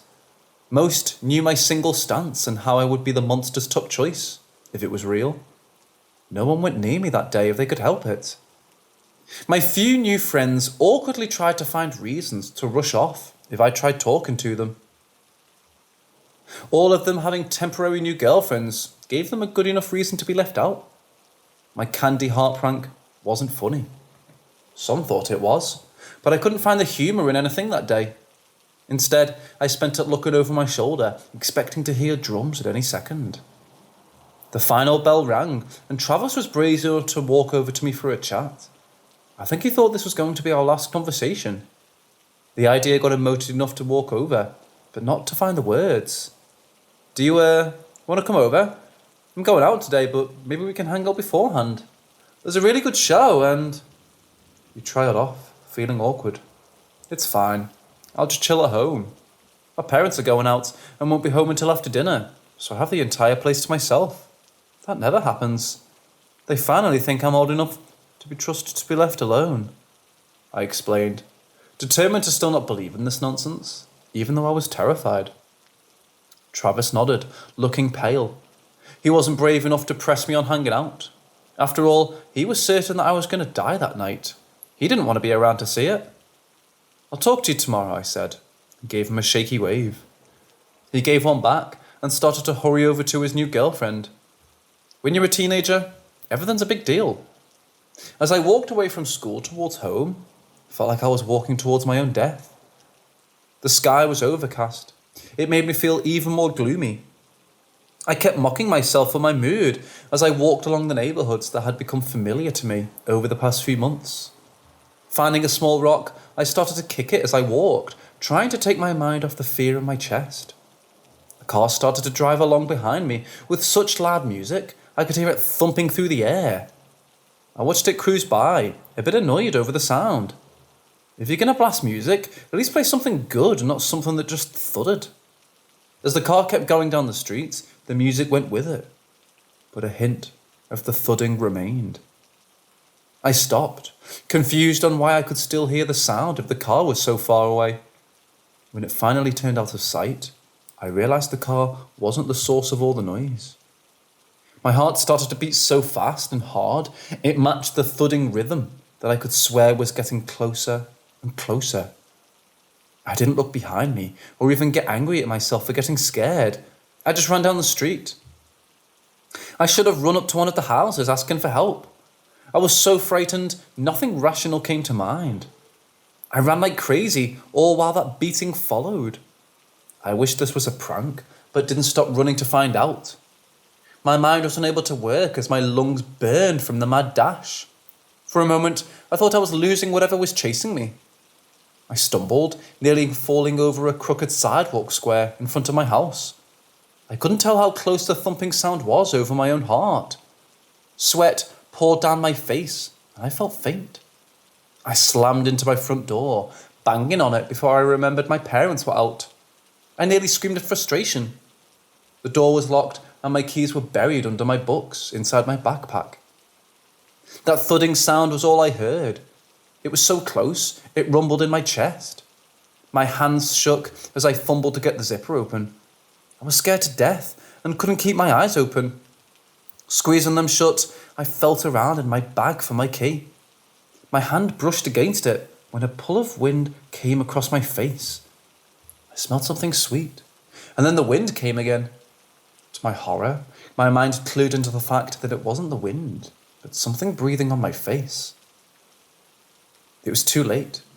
Even if I got my key, I couldn't unlock the door before whatever brought the heart-thumping sound took my heart too. I refused to open my eyes to see the monster I now knew to be real. I love the sound of your heart. It's a shame it's alone. Let me add it to the others. The voice that spoke wasn't some prank. It was twisted and beyond anything a human could make. My mind was racing. I felt a sharp tip of a claw poke on my chest, leaving a small cut through my shirt. A cruel laugh came as I whimpered in fear. With my hands still in my backpack, I felt something that was not my books or my house key.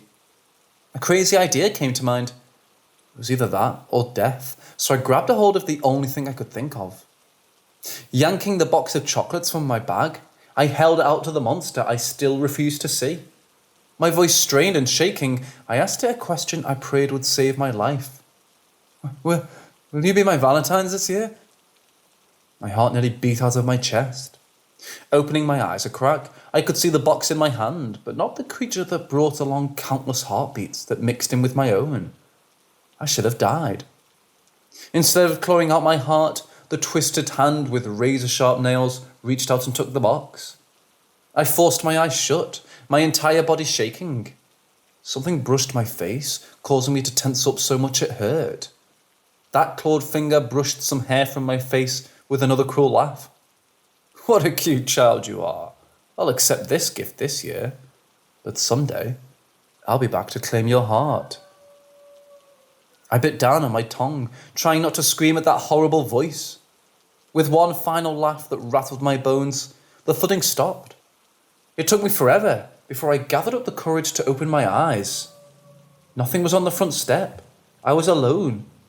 If it wasn't for the rip in my shirt, I would have thought the whole thing came about due to stress and lack of sleep. I didn't tell anyone what happened. I mean, who would believe me?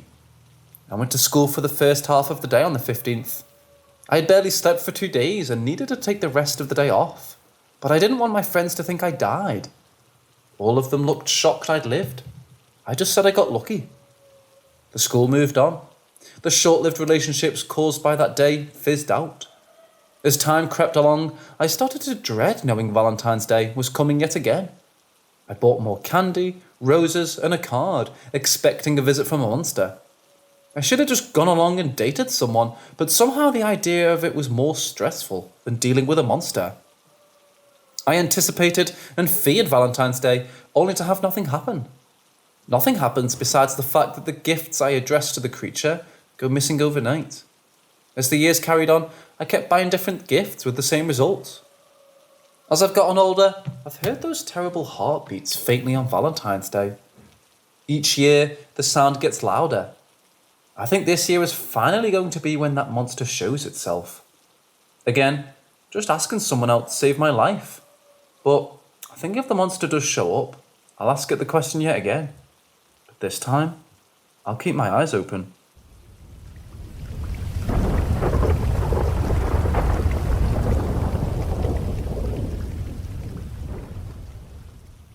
I have made a terrible mistake. Around 2 a.m, I noticed I didn't have any snacks in my cupboards. A corner store was open all night, and I debated on if I wanted to go out for something. Insomnia kicked my ass most days, so I wasn't going to be asleep anytime soon. Going to the store would at least give me something to do.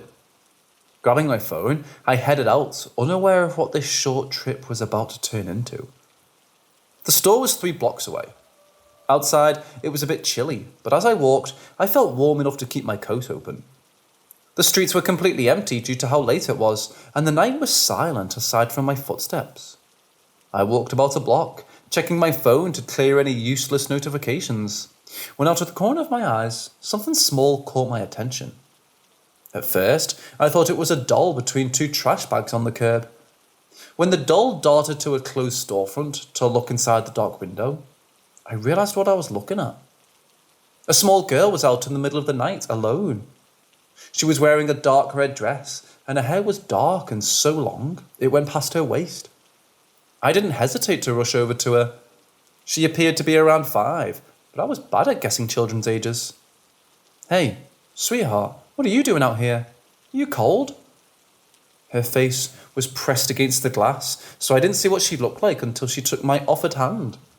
When she looked up, I felt a rush of fear overtake my body. I didn't understand what I was looking at. A child out alone was odd enough, but her face just stopped all the gears in my brain. Her eyes were black, a solid black. No pupils, just a void of colour.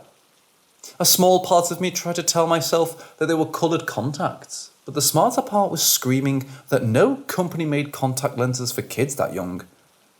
I wanted to think that because of the lack of light, I was seeing things. For a half a second, I was able to believe that until she smiled, her mouth opening literally from ear to ear. Crooked, sharp teeth that could disembowel an adult in seconds were gleaming in the very faint light. And she was holding my hand. If I wanted to make out of this unharmed, I needed to think fast. She was already drooling over a nice, tasty meal, walking right up to her. "Are you hungry? I can, buy you some snacks." My voice trembled and my palms started to sweat. She stared up, dark eyes not blinking, and mouth still spread in the wide grin. More drool started to pool at the corner of her mouth, and I really thought she was going to take a chunk out of my hand. Finally, she took a small step forward, and with the strength of someone 3 times her size, dragged me forwards. Stumbling, I followed her, still holding hands, and with my heart rattling in my chest. Her small feet and polished doll shoes clicked on the sidewalk as we walked down 1 block. From her grip strength, it was clear I couldn't just toss her aside. Running didn't seem to be a good option either. Playing along to see how it went was the best idea. We stopped in front of the store I had already planned on going to.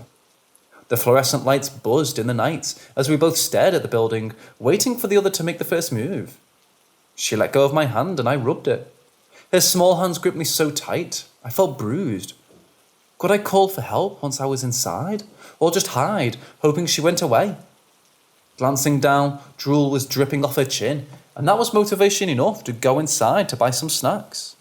If I was lucky, those snacks would save my life. I got a little bit of everything. Some chocolate bars, some chips and jerky. Aside from people, what did monster girls eat? Sugar? People? I could only hope I picked out something to distract her long enough for me to make a run for it. The clerk noticed how stressed I was, but our exchange was mostly silent. I wasn't going to put a second person in danger. A short pause at the door to gather my courage was needed. I just needed to feed a little monster and then go home. That was the plan. But that did not happen. When I walked out of the store, the girl slammed into my legs so hard I was knocked over. The bags spilled out, chip bags and chocolate bars skidding onto the street. She wasted no time snatching them up to shove them in her mouth, wrappers and all. My wrist hit the sidewalk hard, causing pain to throb up my arm. I sat in fear and awe, unable to get up and make the planned run for it. The child scurried around like a feral animal, eating through my pitiful monthly snack budget in just a few minutes. When nothing remained, she looked over her shoulder on all fours.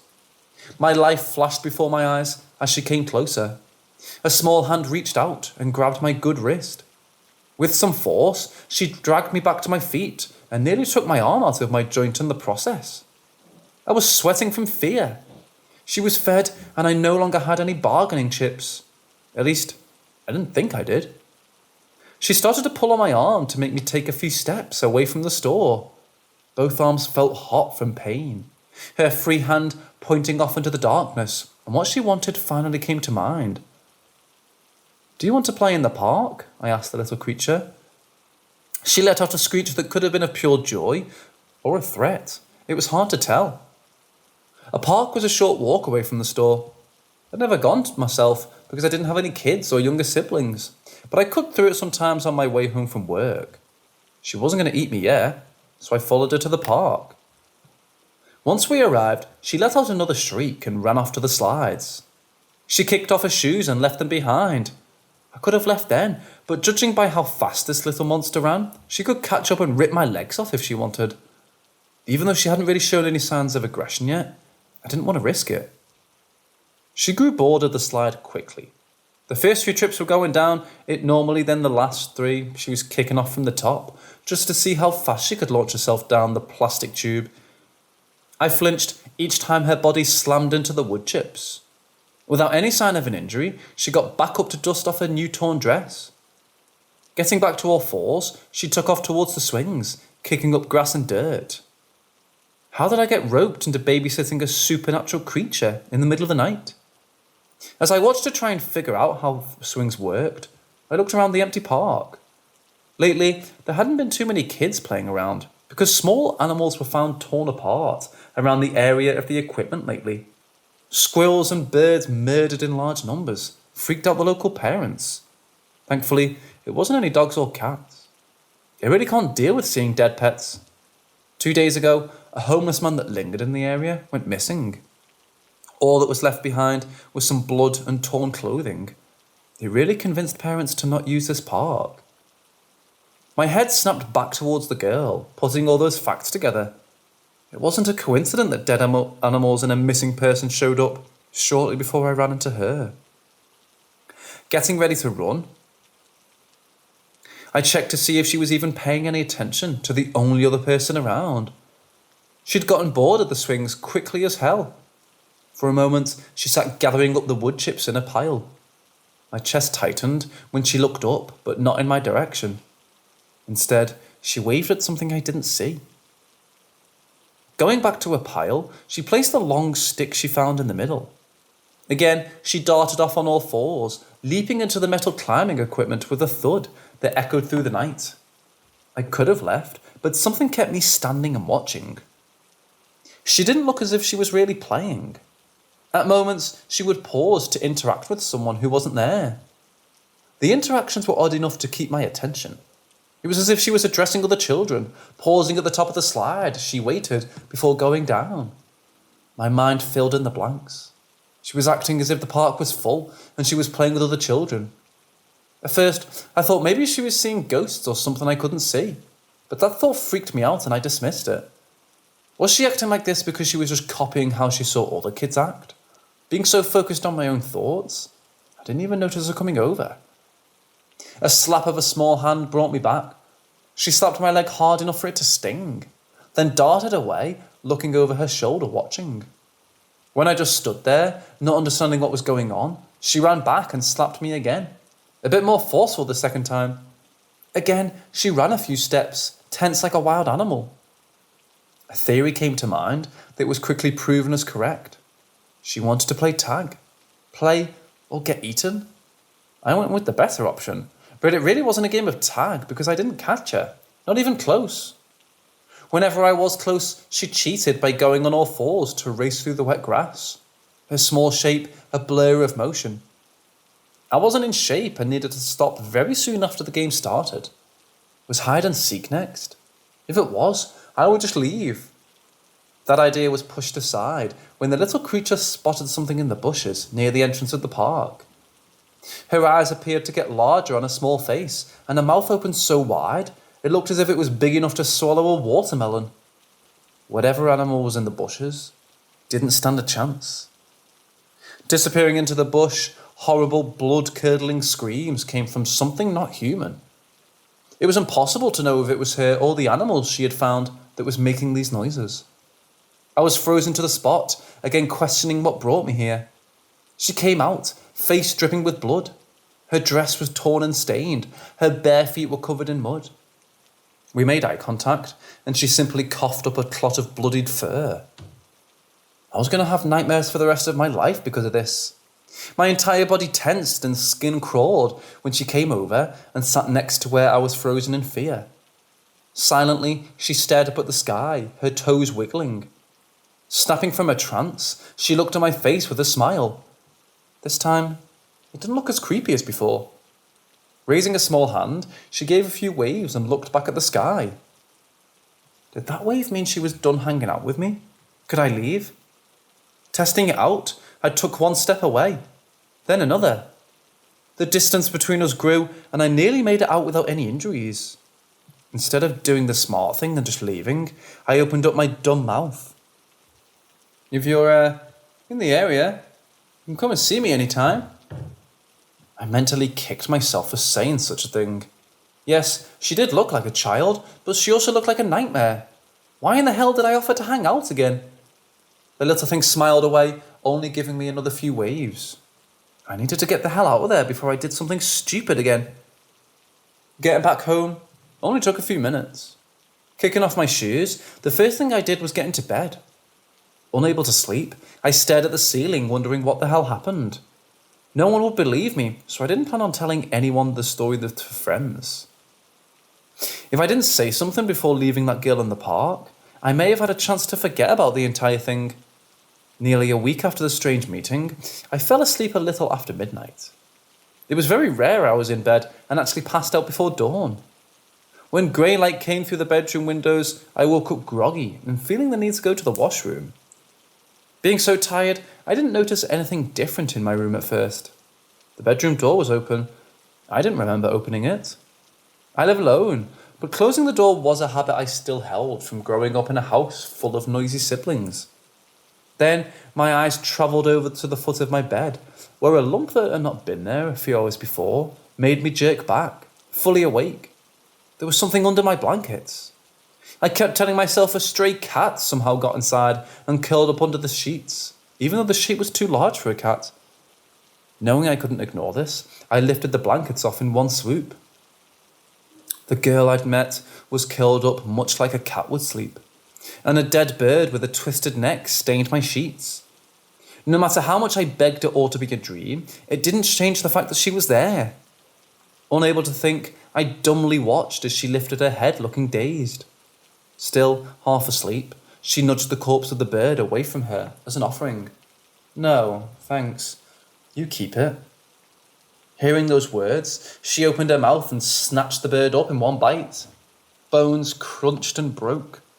Each snap made me curl up tighter and further away from the monster. Then her head fell back down on the mattress. When I was positive she wasn't going to wake up, I ran to the washroom and locked the door. I could have called the police. I could have done a lot of things. Somehow, I chose the worst thing to do. I let her stay. 2 days have passed since she showed up. Aside from birds, she eats normal foods. I've been going to work, trying to act as normal as possible. When I arrive home, she's still there, either hanging out on the couch, staring at cartoons, or in a nest of blankets she made on my bed. Somehow, I've gotten her to take a bath and cleaned her dress as best I can, but I would need to get her new clothing. Honestly, I have no idea how long she's going to stay here for. Every time she kills a bird and chews on the brittle bones, I feel a chill, knowing if I upset her, I could be eaten next. This girl might stay for a while, or be gone tomorrow. Who knows what goes through the heads of monsters? Another mistake I made that night we met was I accidentally gave her a name. This creature that was decimating the local bird population and was an ever-looming threat on my life will now only answer to Sweetheart.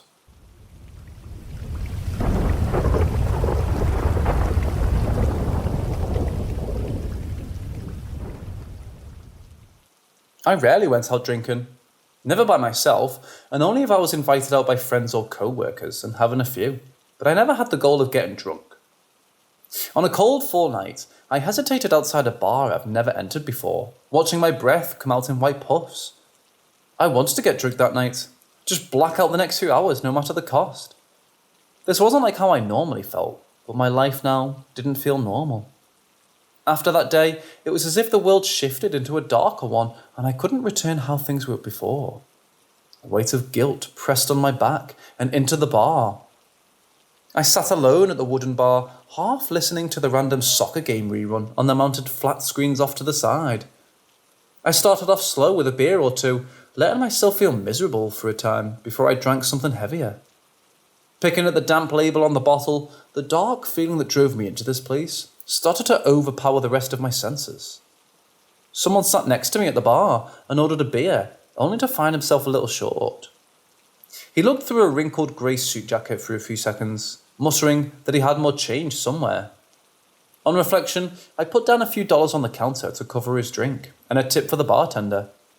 The man turned his head towards me and gave a half smile as thanks. My head was a bit hazy from the drinks already, but I sobered up a little bit, seeing the man's face. A shock went down my spine, some sort of instinct telling me to run. I shook it off, wondering where the hell that feeling came from. He didn't look dangerous, or the kind of person you should avoid in a dark alley. His hair grey and pushed back with some strands coming loose, making him look to be overdue for a haircut. His face didn't look old enough to be fully grey.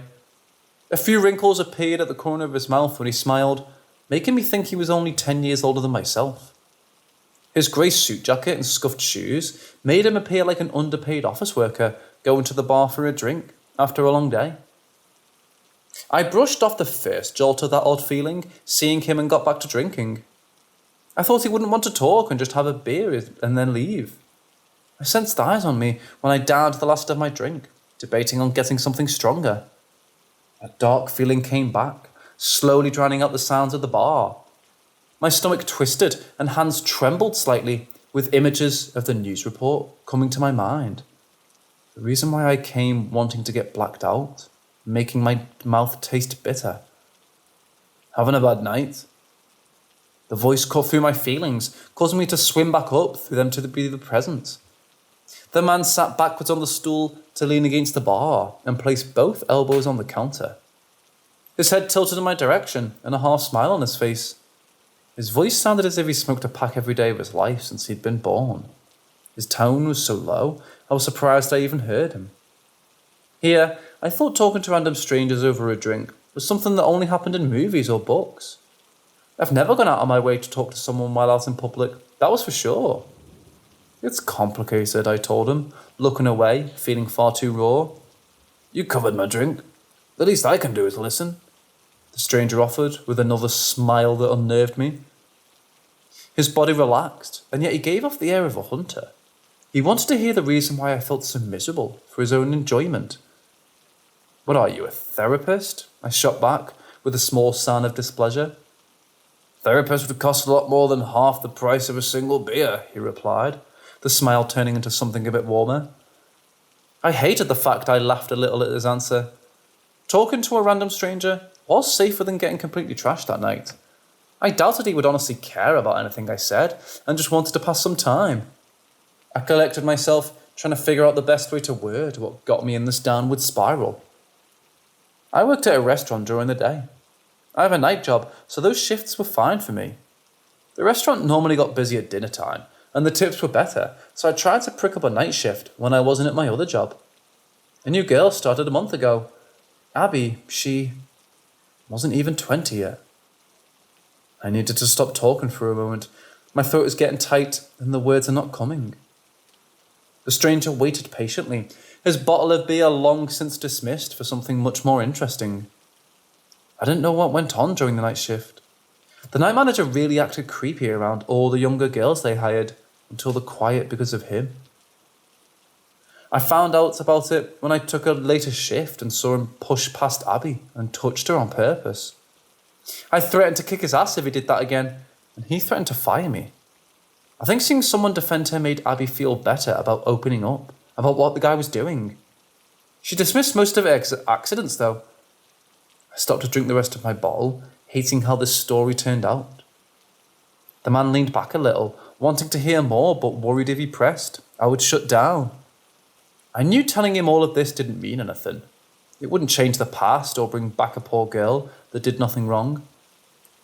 I went to the owner and brought proof of what went down.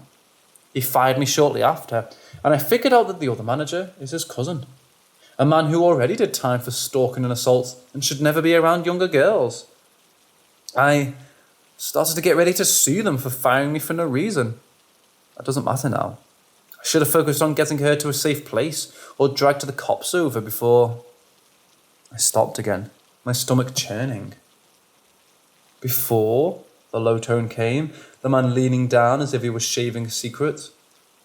I heard on the news, Abby was found dead, strangled and assaulted. Jesus, she was only 19. If I said something to the right person, she would be alive. I can't stop thinking about that. I should have done so much more for her. The man leaned back, mentally chewing on what I told him. I didn't expect him to say anything comforting. I wanted to punish myself, tell the story. Not enough, though. It just wasn't fair a girl lost her life, and the man who did it wasn't arrested yet. They claim they don't have enough evidence, but by the time they do, he'll be long gone, targeting another girl. I wonder if some people go to church because they relate to the whole dying for other sins idea. You could do nothing wrong in life, and yet feel guilty for others' actions. Here you are, blaming yourself for her death, and yet you did nothing to cause it. Is your ego so large, you think you're on the same level as the Son of God? He was still leaning against the counter, a smug look on his face.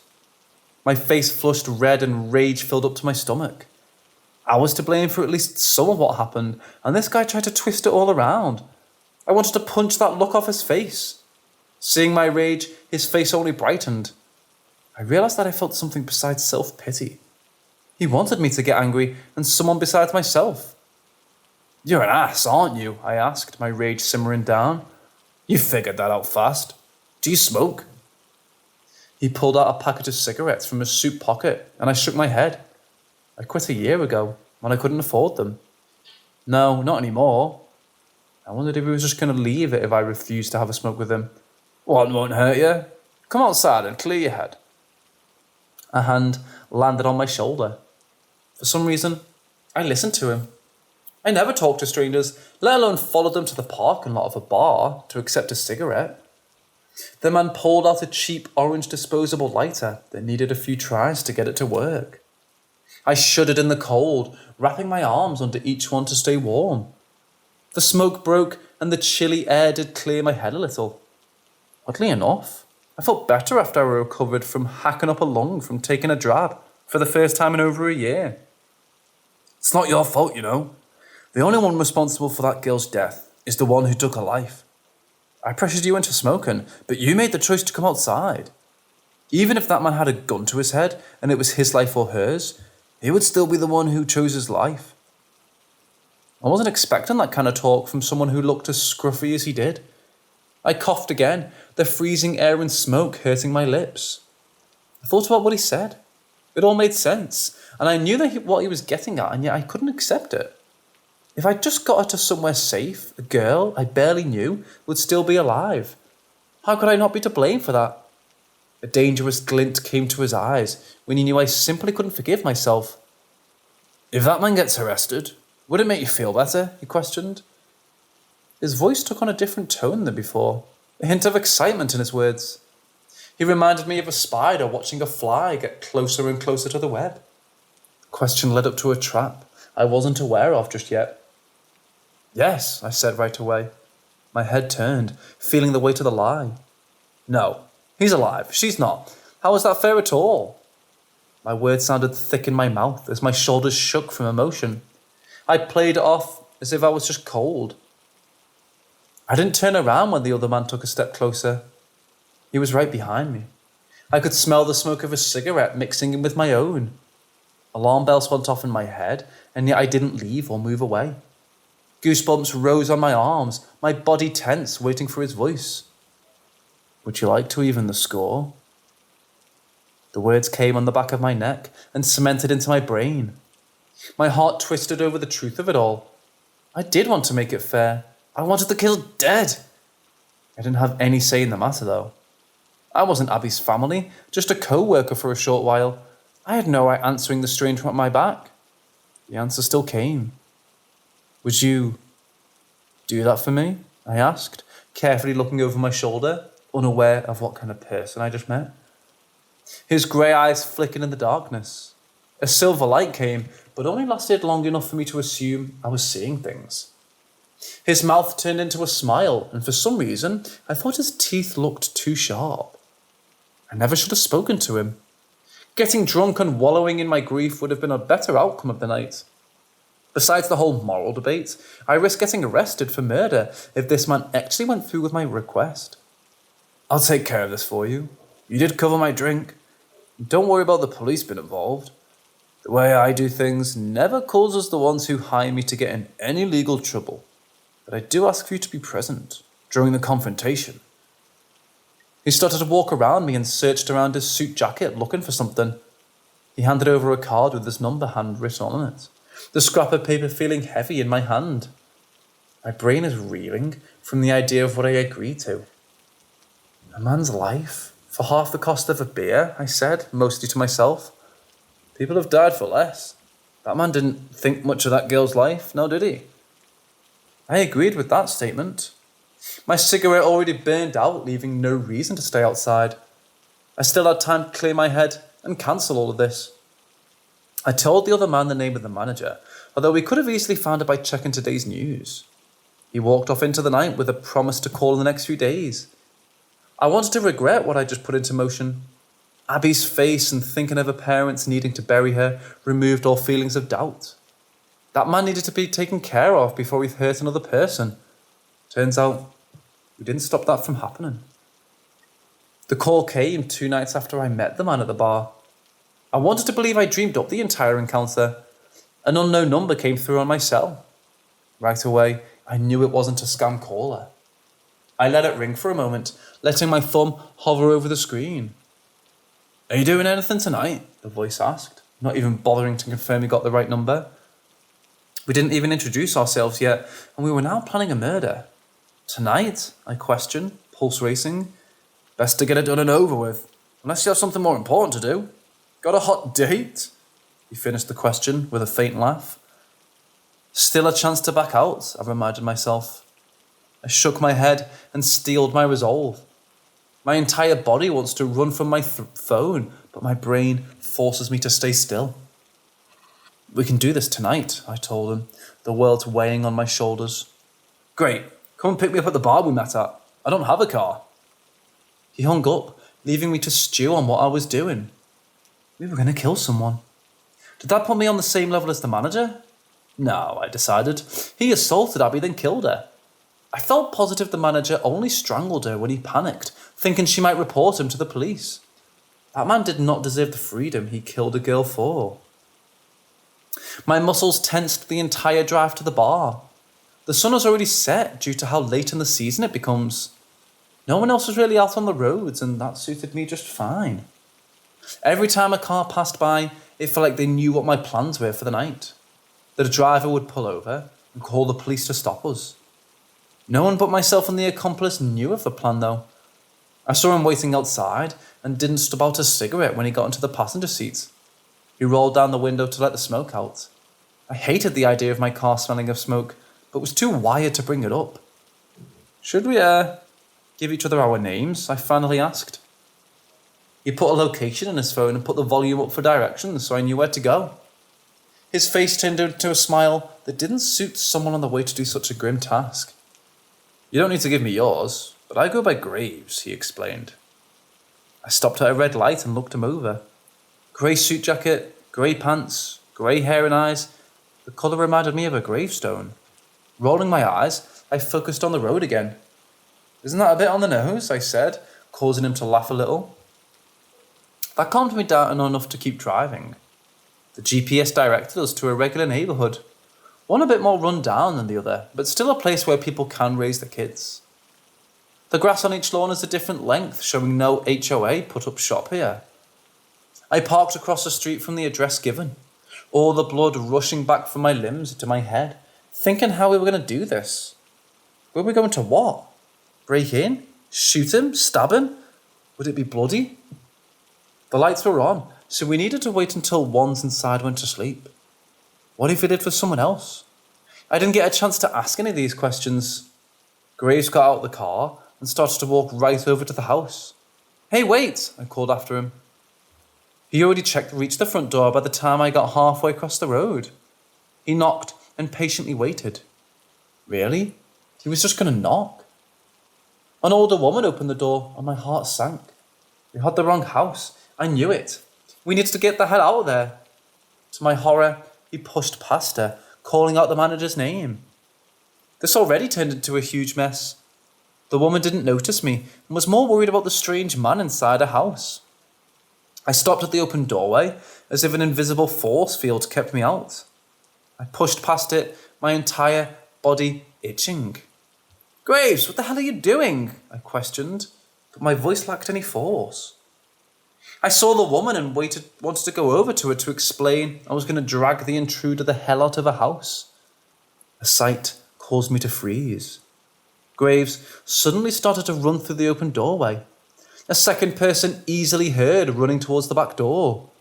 In under a minute, he came back dragging my old night manager into the living room by his shirt collar. The woman started to scream, begging us to leave and demanded to know what we wanted with her son. I couldn't answer her. I never imagined another person getting dragged into all this and felt lost. There was no way I could tell her we arrived to kill her son, but Graves could say those words. "This man killed an innocent little girl, so we decided he shouldn't be able to live anymore." He answered in such a calm voice, it caused my blood to turn to ice water. The mother threw herself on the manager, making Graves to let go of this shirt. Neither of them tried to run as she sobbed, holding her adult son. "Don't! He's the only thing I have left of my husband. I can't lose them both," she begged in a heavy voice. I honestly didn't care about that. This man should be in prison, and because he wasn't a girl, died. She wasn't entitled to keeping a child when that meant another set of parents needed to bury theirs. She was a little slut, that. Graves didn't let the man finish his sentence. He kicked out his foot, smashing the manager's nose with his heel. Blood sprayed and poured down his face.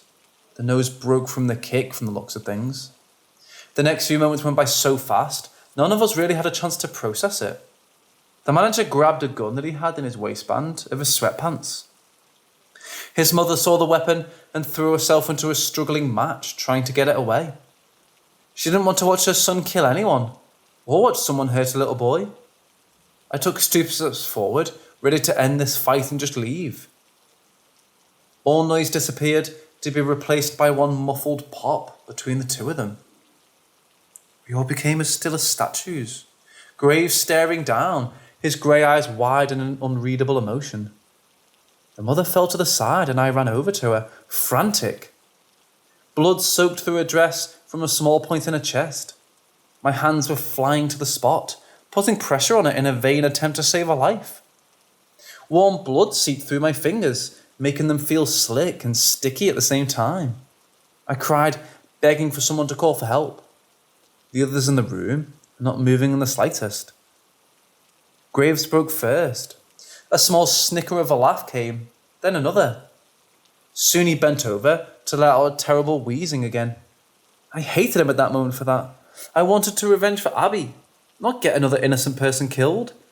His name clicked, and I realised he really picked something incredibly accurate for his gruesome hobby.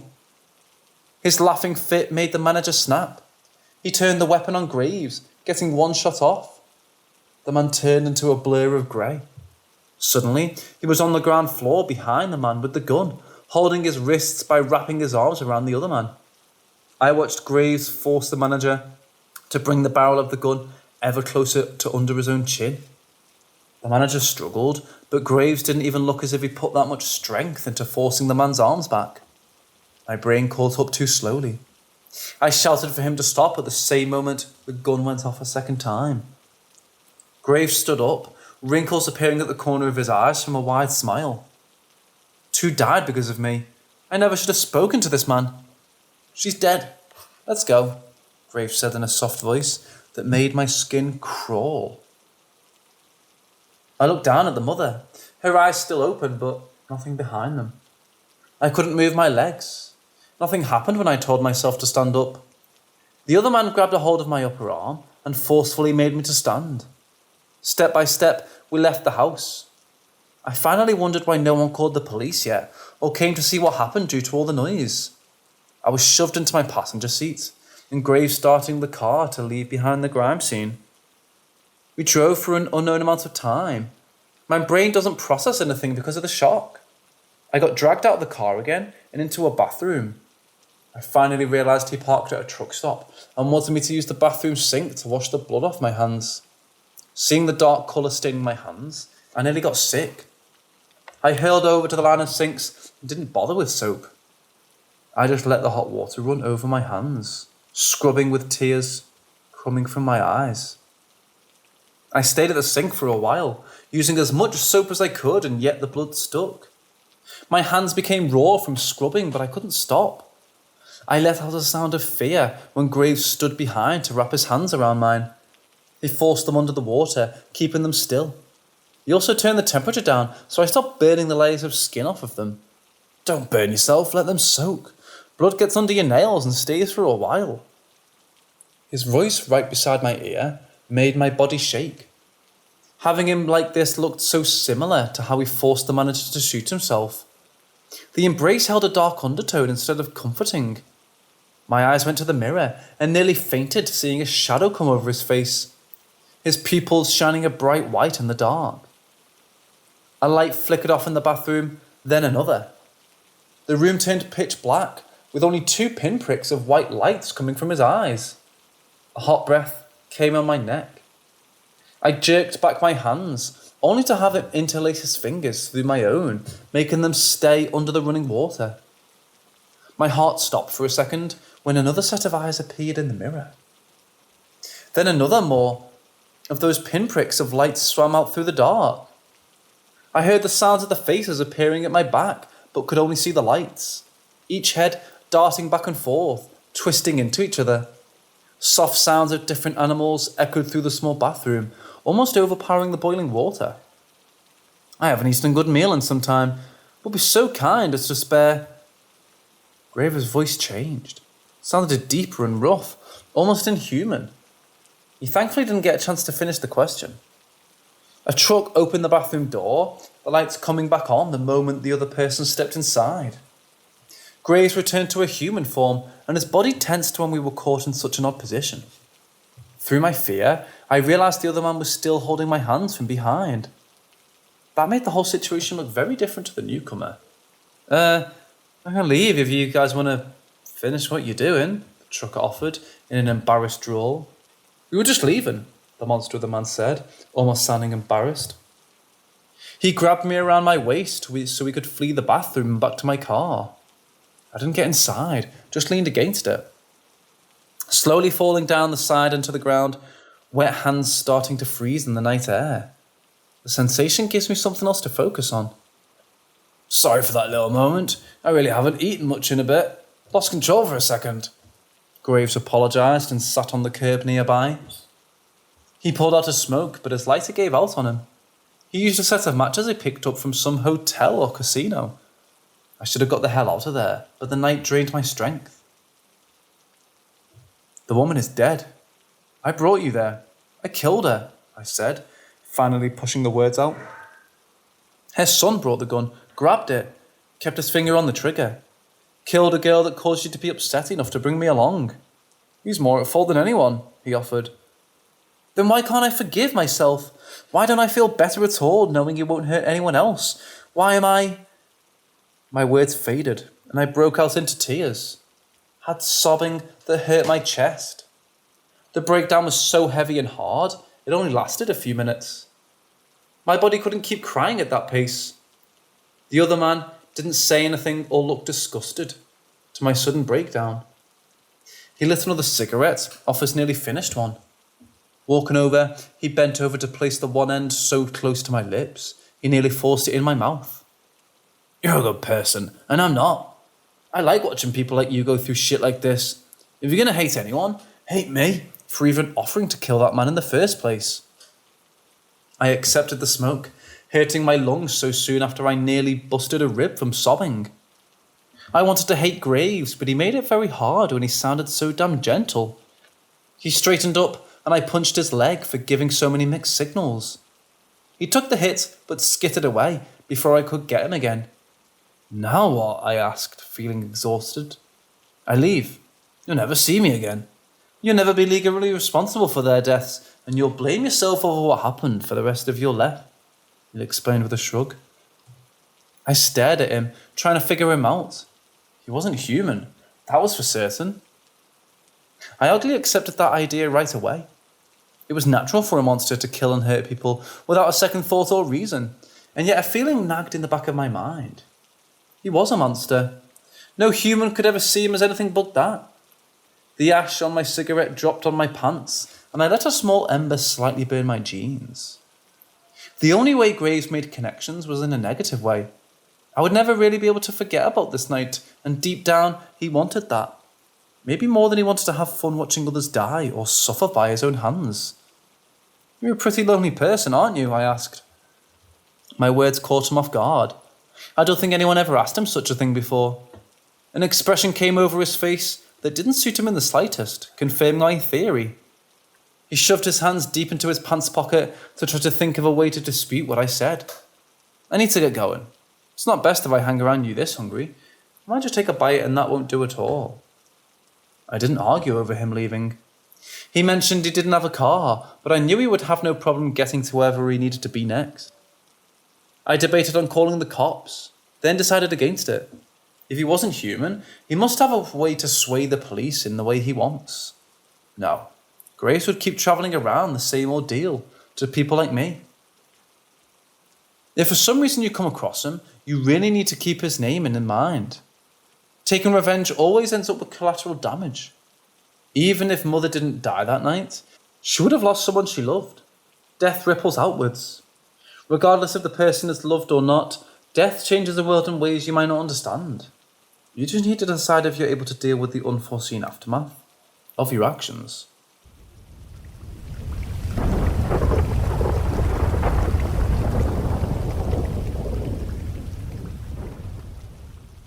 So this whole situation is incredibly hard to explain. But since having a son and seeing him react to these events, I have to reach out to others who may know what's going on or can relate. Since I was younger, I've always been able to see things. I've had incredibly vivid dreams that came true. I've heard voices and see things, and on occasions, my friends and family have heard or seen what I have seen as well. They didn't believe me until then. These dreams I had have always been disturbing, mostly involving this creature that shapeshifts and scares me in my dreams. It has no eyes, and I always called them abyss eyes as a kid. The creature has appeared to me as a cat and as a lizard. It always appears in very traumatic periods in my dreams and has spoken to me on many occasions. Recently, I was speaking with a good friend of mine about one of his friends, and he mentioned that friend could sense and see things. Well, he mentioned how this friend had been seeing something in the back of who they will call the Creepy Kid. Keep in mind, Creepy Kid has been complaining of nightmares and seeing things. This Creepy Kid left one night, and the family said he saw this being on his shoulders. It was all hunched, had a long nose, and absolutely no eyes. I flipped out. I didn't know what to think of it, because I haven't mentioned those dreams I had to anyone. There's also this family legend of a shadow creature that we call the Black Cat. He's not a cat, he's a shadow being that's tall, slinky, and fast.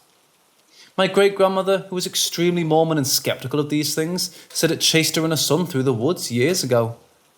There have been numerous occasions I've seen him slinking in my house as a child, or even whispering to me, even though I'm unable to make out what he's saying. My friends have seen him numerous times, and they're also freaked out by the occurrence. Recently, I was given tarot cards, which I found I'm incredibly gifted with. I haven't given an accurate reading yet. But since receiving them, what's been going on has intensified. I've woken up in the middle of the night to voices, shadows moving, and more. My son has even reacted to these events, and he's afraid to go to sleep on his own. The other night, I woke up to something standing above me. It was horrifying.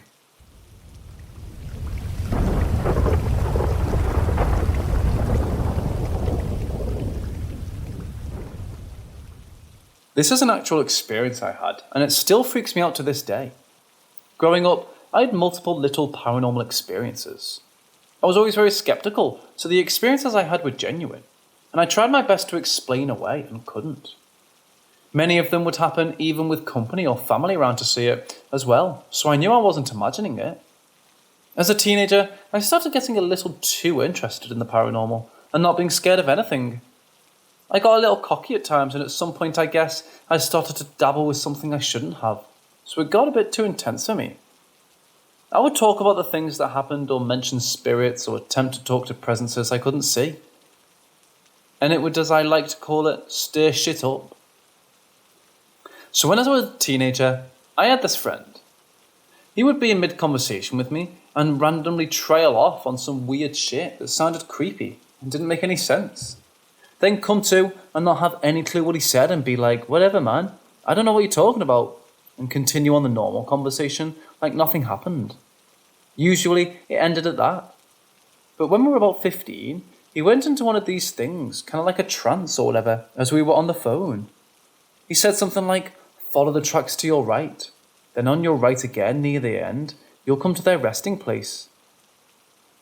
I'll explain the layout of where I was living because it's important for the next parts. I lived in a pretty nice trailer park off a main road in a small town, heavily wooded and nowhere near town. The main driveway came down the middle of the trailer park and ended the river. A little past the dead end was an embankment, and at the bottom was a railroad track that was very rarely used. To the right, it dead-ended in some woods, with this one side being at the back of an abandoned old mill. The other side had a pretty dense set of woods behind a neighbourhood. So I followed his weird cryptic directions after getting off the phone. It was late afternoon in summer. I heard the railroad tracks and head right towards the end. At some point before the end, I hear footsteps in the woods on my right. Being curious, I headed up the embankment and towards the noise. There was nobody there, but I did see a small graveyard curiously tucked away in those woods behind a neighbourhood. Like a small family plot, ranging from the early 1700s to the very early 1900s. Only about 20 markers.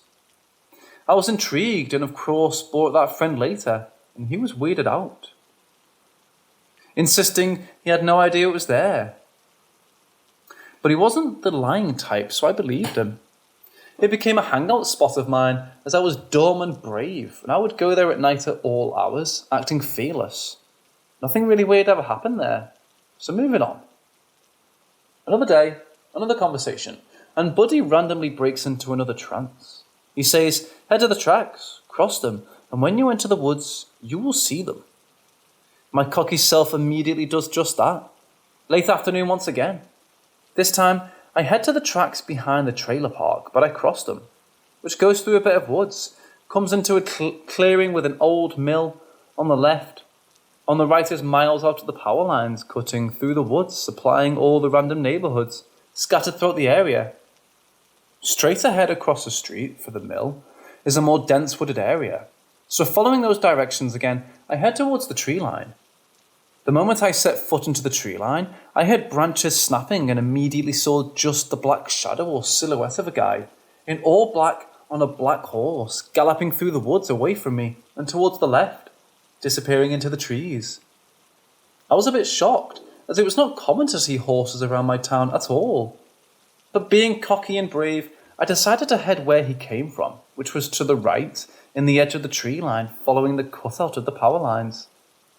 Near the edge of the tree line, I found an old collapsed horse stable. Literally nothing else near it. There was another neighbourhood about a mile in the direction of where he disappeared, but nothing else around the stable. So being intrigued and a little freaked out, I went to call my buddy and tell him. The following day, I bring him with me to show my findings because he just refused to believe me, and I was getting suspicious of him, playing stupid possibly. But the most unbelievable part, as we entered the tree line, where I saw the horseman the day before, we both saw him taking the same path as I did previously. Broad daylight, clear as possible. There was no way we both imagined it. Both of us were a little freaked out, but we continued and I showed him the stable. The strangest part of all was I brought a couple of other friends to see the stable, and each time he appeared to us.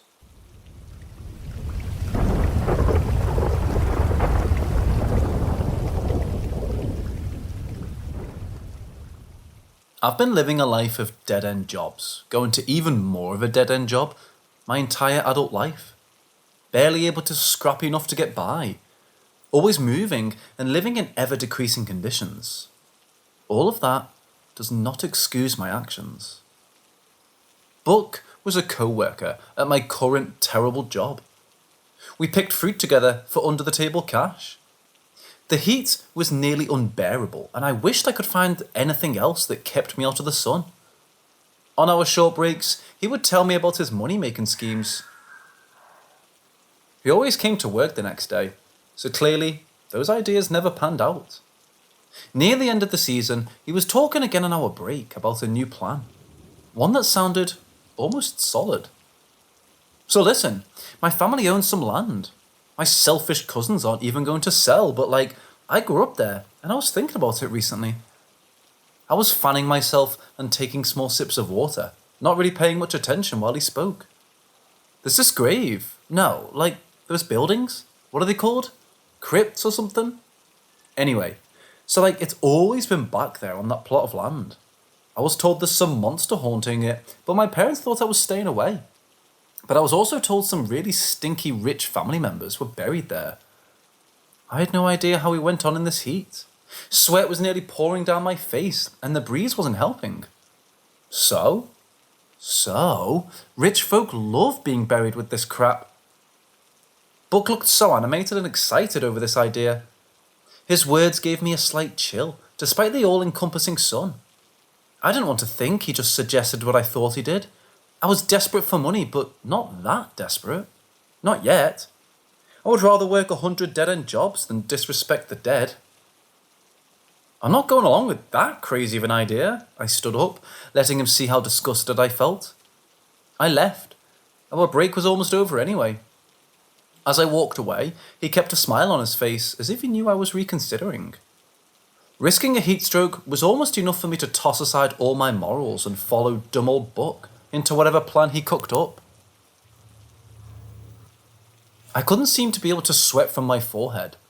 When our workday was finished, Buck was waiting by my car with a bottle of cold water. He already knew my answer. He didn't need to wear me down. The heat did that for him. I drained half the bottle of water before looking at him. No one is gonna get hurt, right? No one is even going to notice, right? I asked, slowly. His smile grew as he nodded. I never should have gone along with it. The thought of working another day in mind-melting heat just to have enough money for gas was almost unbearable. I could always drop out of this crazy plan later. I listened to him tell me where to meet him and what time. He already had the entire thing planned out. I just needed to show up and act as a lookout for him, and he would split whatever we found. Stress started to squeeze at my shoulders, making me feel more ill than the heat. If I could just get past this discomfort, I might never need to do a hard day's work in my life. We met the next Saturday. Buck assured me who owned the property was going to be home. If they were, the crypt was so out of the way, no one could see it, let alone go to it. We really didn't need a lookout, but Buck wanted to be careful. This was a crime after all. The property was in the middle of nowhere, surrounded by woods. The day had cooled down and the sky grey. The forecast threatened rain later that night. Somehow, the woods looked dead to me, as if the leaves didn't have enough colour to them and the branches of the trees were too dry. We parked our cars down a dirt road where no one would come across them. I needed to trust that Buck knew where he was going. I could easily get lost in these woods. He took out some bolt cutters from his car, and nothing else. I doubted we would really need much else. I almost expected him to show up with a mask and a sack to put all his stolen spoils inside. As we walked, I heard nothing besides the sounds of our feet. Each twig snapping under my steps sounded like a gunshot in my overexcited state. Not a single bird chirped, and it made me feel a little wary of these woods. Buck made us meet before the sunset, and the light around us was strange. I wanted to just turn around, but we pushed on. "Have these woods always been so creepy?" I asked Buck, in a low voice. "Yeah, just the type of trees, I guess." He spoke in a normal voice, and it made my skin crawl.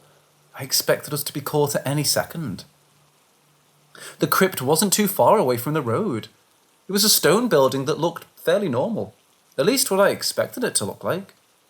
2 light posts stood at the side of the door. As I got closer, I saw there were old carvings along the side of the stone walls.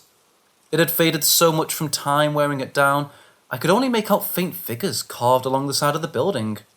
No label or names in the stone to say who was buried inside. This place stood along in the middle of the woods, without anyone coming by and vandalizing it. It was so unsettling, not even the bravest of troublemakers would dare violate its walls. It wasn't even locked. As far as I could tell, the stone doors were heavy enough to stop someone from going inside. It would take the both of us to push them open, but I couldn't bring myself to move forwards. The door was down a few stone steps, set into the ground. Because of that, I assumed the entire inside of the building was below ground. For some reason, I thought it was going to be all on the one level. Buck wasted no time in trying to push open the door.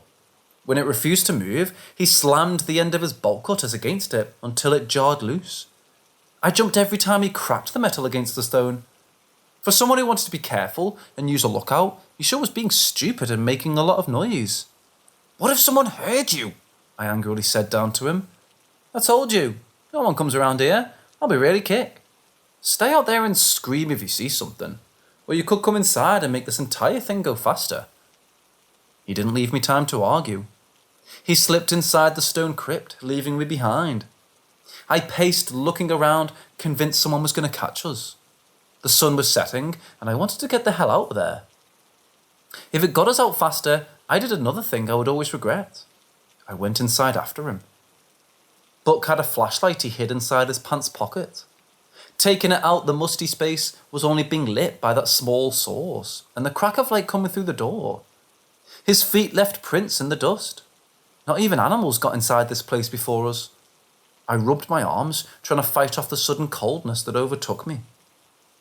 Each wall had a slot covered with a plaque. Buck wasted no time prying off the gold trim from those plaque edges. With a small screwdriver, he also hid in his pocket. "Hurry up and get those off so we can leave," I begged, not to move very far from the door. He paused, working to look at me, an odd expression on his face. We weren't just here from some little gold trim, and we both knew it. "You know, the better stuff is inside," he nodded towards the wall.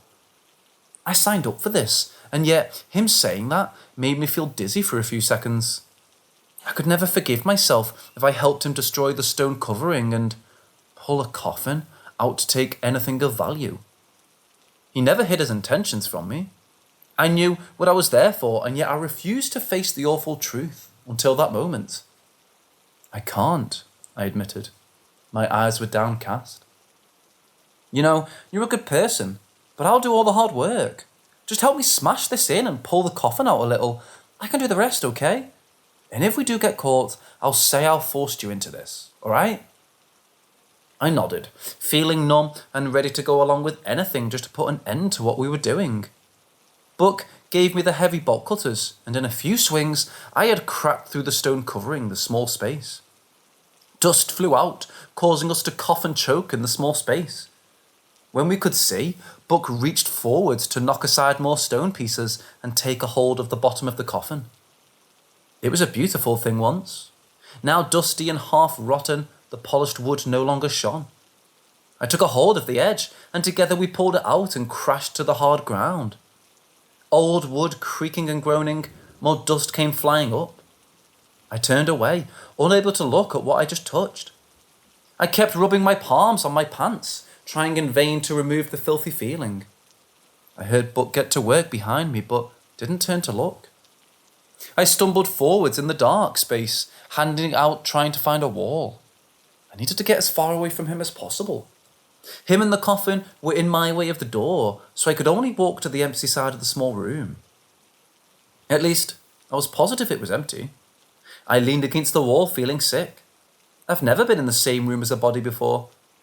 Even though the remains would be a skeleton by now, I could have sworn I smelled a musty, rotting air drifting towards me. When I placed my hand against the cool stone, I thought I heard something and my hand pressed in. I pressed hard, distracted by the sound. Another click echoed and Buck behind me stopped his work. Under my feet, the stone started to move. I quickly jumped to the side and pressed my back against the other wall as the door opened. The dust covered the marks, making it invisible. We never would have found it if I didn't place my hand in the right spot. I was having none of this. A secret door inside a crypt? That sounded like bad news to me. But to Buck, it sounded like money. Good work. Come on. He slapped my shoulder and my skin prickled where he touched me. I knew what his hands were touching a second before. I cried out to stop him, but he was already halfway down the steps with our only light with him. As much as I hated the idea of going down and seeing whatever needed a secret door to hide, I hated being alone in a room with a dead body. I rushed after him, trying to talk him into coming back. The sub-basement room had a high ceiling. I wondered why anyone would go through the trouble of digging this all out. Buck shone a light on some candles. I quickly lit them with my lighter I still kept in my pocket. I stopped smoking because I could no longer afford it, but the lighter was useful to have around. With the dim firelights, I could see a bit better. No cobwebs were in the room at all. Logically, there should be some signs of spiders taking up the space. Aside from the candlesticks, the room only held a single coffin. This one is not dirty or rotten like the other. It sat on a bed of stone, made of solid metal that glittered in the weak light. It looked like gold, but that would be impossible. Who on earth would leave a solid gold coffin just in the middle of nowhere? Gold-plated, more like it. Still, it must be worth a fortune. Buck looked at it hungrily. We could never get it up the stairs, and if we wanted to take it, we would need a different plan. Without any hesitation, he walked towards the coffin to run a hand over the lid. If they were buried in this, I wonder what else they took to the grave. He asked, but sounded as if he was speaking to himself. Buck, please don't.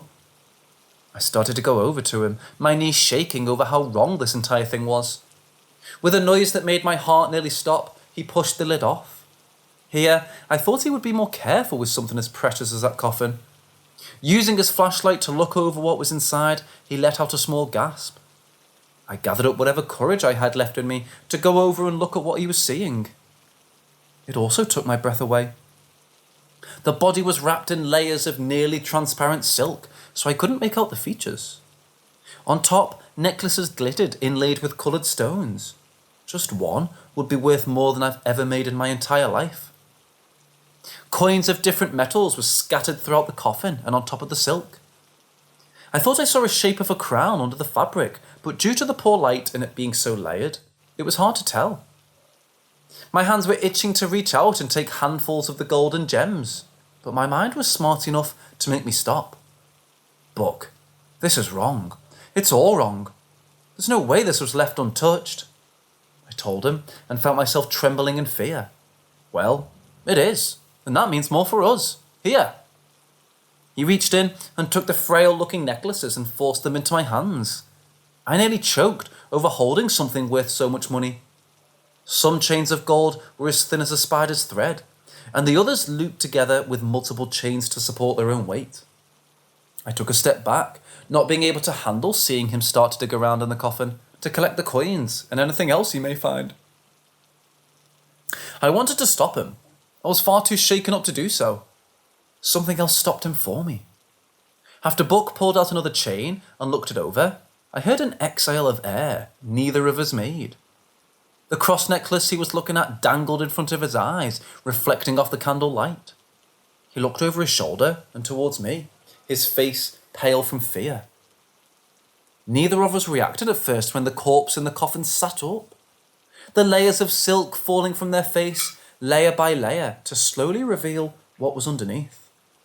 I stepped back, tripping on my own feet, and fell while still staring at the mind-numbing sight.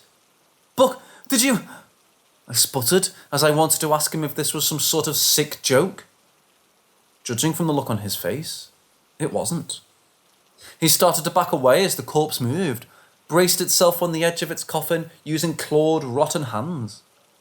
Slowly sitting up with the creaking and cracking sounds, it directed a face towards both of us. The final layer of silk fell as it spoke. "Give it back." Its voice was low and raspy at first, but it finally found its strength on the last word. I sat staring with my mouth open at the face that glared over at us. A rotten face almost entirely bone with a thin layer of flesh. The nose went along with the eyes. The eyes were covered with the same silk, but thin enough for us to see the empty sockets with tiny flickering red lights on the inside. More golden chains dangled over the forehead and from a crown made of black metal. The lips peeled back, showing off horrible and yet perfect teeth. Sharp fangs taking up the entire front of its mouth. The thing was decorated with silk and gold, making it look so beautiful. It was gruesome. I let out a yelp of fear, my body not reacting to what I was seeing. The corpse swung one long leg from the coffin and stumbled. I thought that was my chance to get away. Buck had other ideas.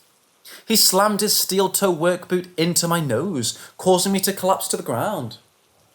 I dropped the necklaces and held my face, not believing what just happened. He scrambled to collect what he could and gave me one last look before running as fast as he could up the stairs. I was only getting back up when the corpse made it to me. I heard the stone door close, trapping me inside with this monster. I never thought Buck would betray me like this, but I understood why he did it. It still didn't make me forgive him. The monster let out a hissing sound that made it feel like there was ice in my veins. It grabbed the front of my shirt and slammed me back onto the ground.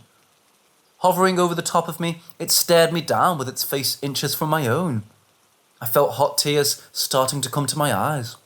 I grabbed it by the wrist trying to get free, but it stayed stuck like steel. "I'm sorry. I was tired of living the way I am. I didn't think anyone would notice. I didn't think anyone would get hurt." I babbled to the creature, unsure of why I felt the need to explain myself. I cursed the fact I was in this situation. The fact that I'd gotten so desperate for money to do such a thing. I've seen other people just stumble into money. They didn't need to worry about gas money, or if they could pay rent and eat next month. They just kept going along in life with all their hard work resulting in something, while mine got me nothing. The entire thing was so bitter, it nearly made me sick. I knew I chose to do this, and now I was going to die. I was the only one to blame, but if I had just a little bit more luck, I never would have needed to go along with Buck's crazy idea. I do not care for these trinkets," it said with a voice that sounded like the dead. It reached over and pulled off some gold chains from its head to throw into my face while still holding me down. "I only care about one item that man just took." Oddly enough, I felt sorry for it. Its voice sounded so painful I couldn't help it. "The door closed. I started out meekly before the monster shut me up. "I can open the door if I regain my strength. I require blood to do so. Give me some, and I shall spare you. Stay with me as I recover my precious cross, and I shall reward you greatly." I looked up at it, shell-shocked. I never expected to get out alive, let alone earn something from all this. Broken chains dangled off the creature's forehead, and my throat felt dry. It could be lying, but I'd be dead either way. Judging by those fangs, this was a vampire. And didn't TV shows that vampire bites weren't all that bad? My heart was racing, and I nodded because I lacked any other options. It waited until I gave a verbal agreement, though. The moment the permission was out of my mouth, I regretted it. I would rather have starved to death trapped with this monster than what came next. Its jaw unhinged and rows of sharp teeth came closer. The fangs were by far the longest, but a shark would be jealous of the rest. A claw hand grabbed the top of my head to forcefully pull it to the side. I was raised off the ground as those awful teeth came down. The mouth was so wide, it built well past my neck and into my shoulder. White-hot pain flooded my entire body. My mouth opened in a scream, but no noise came as every joint and muscle locked up. My hands twisted in claws of pain. My back arched and spine locked. I couldn't move. I couldn't scream. I could only suffer as that monster took what it wanted. Time passed so slowly, and I fell into an empty darkness I hoped was death, so I would never experience that pain again. When I woke up, the sun was blinding me. My entire body is sore and stiff. I took a while slowly moving around and getting up, feeling like several trucks hit me. When I sat up and blinked everything into focus, I saw I was outside the mausoleum. The sun was so bright, I didn't see the figure standing inside the open doorway at first. I was more interested in my torn shirt and new bite-shaped scar. "Young one, come here." I jumped at the voice, but my legs refused to let me stay standing. In the doorway was the creature from before, proving it wasn't some awful dream. I didn't move to get closer. I gave you blood. I really don't want to get in the middle of you tracking down books, so... I sat while trying to drag myself away from the building and along the forest floor. "The cross belonged to my lover. I only want it back." I stopped moving.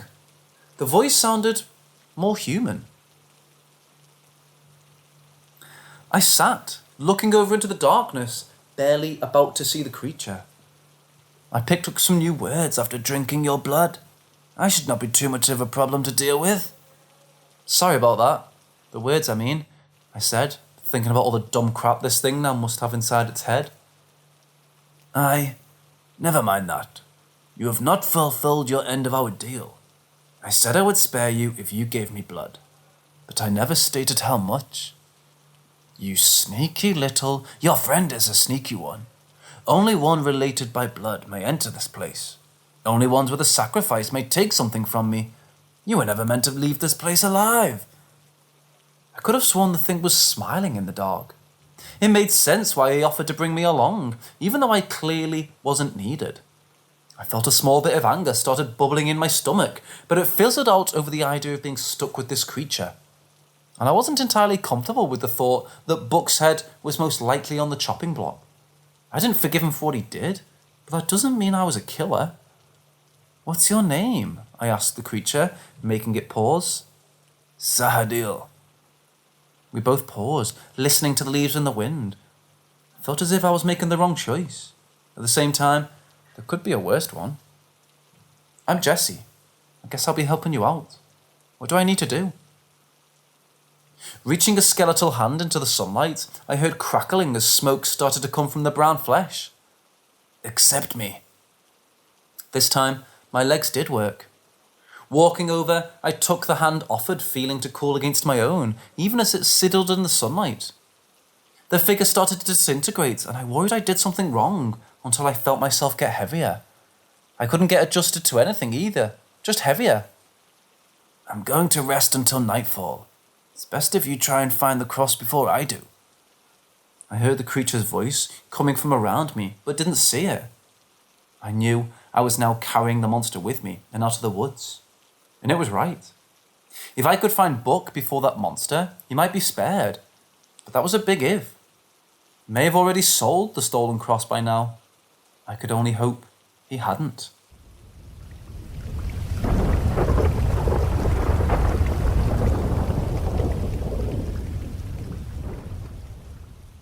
I found a monster in the woods. Every year I spend a week in the woods alone. I cannot stand being inside my empty house on the anniversary of when I lost everything important in my life. The walls close in on me, and I feel suffocated. So I go to the woods. I sleep, drink, and try to shoot at least one deer. On the second day of my trip, I was walking through the forest in damp weather, feeling miserable, when I came across it. A creature hanging by its foot from a tree.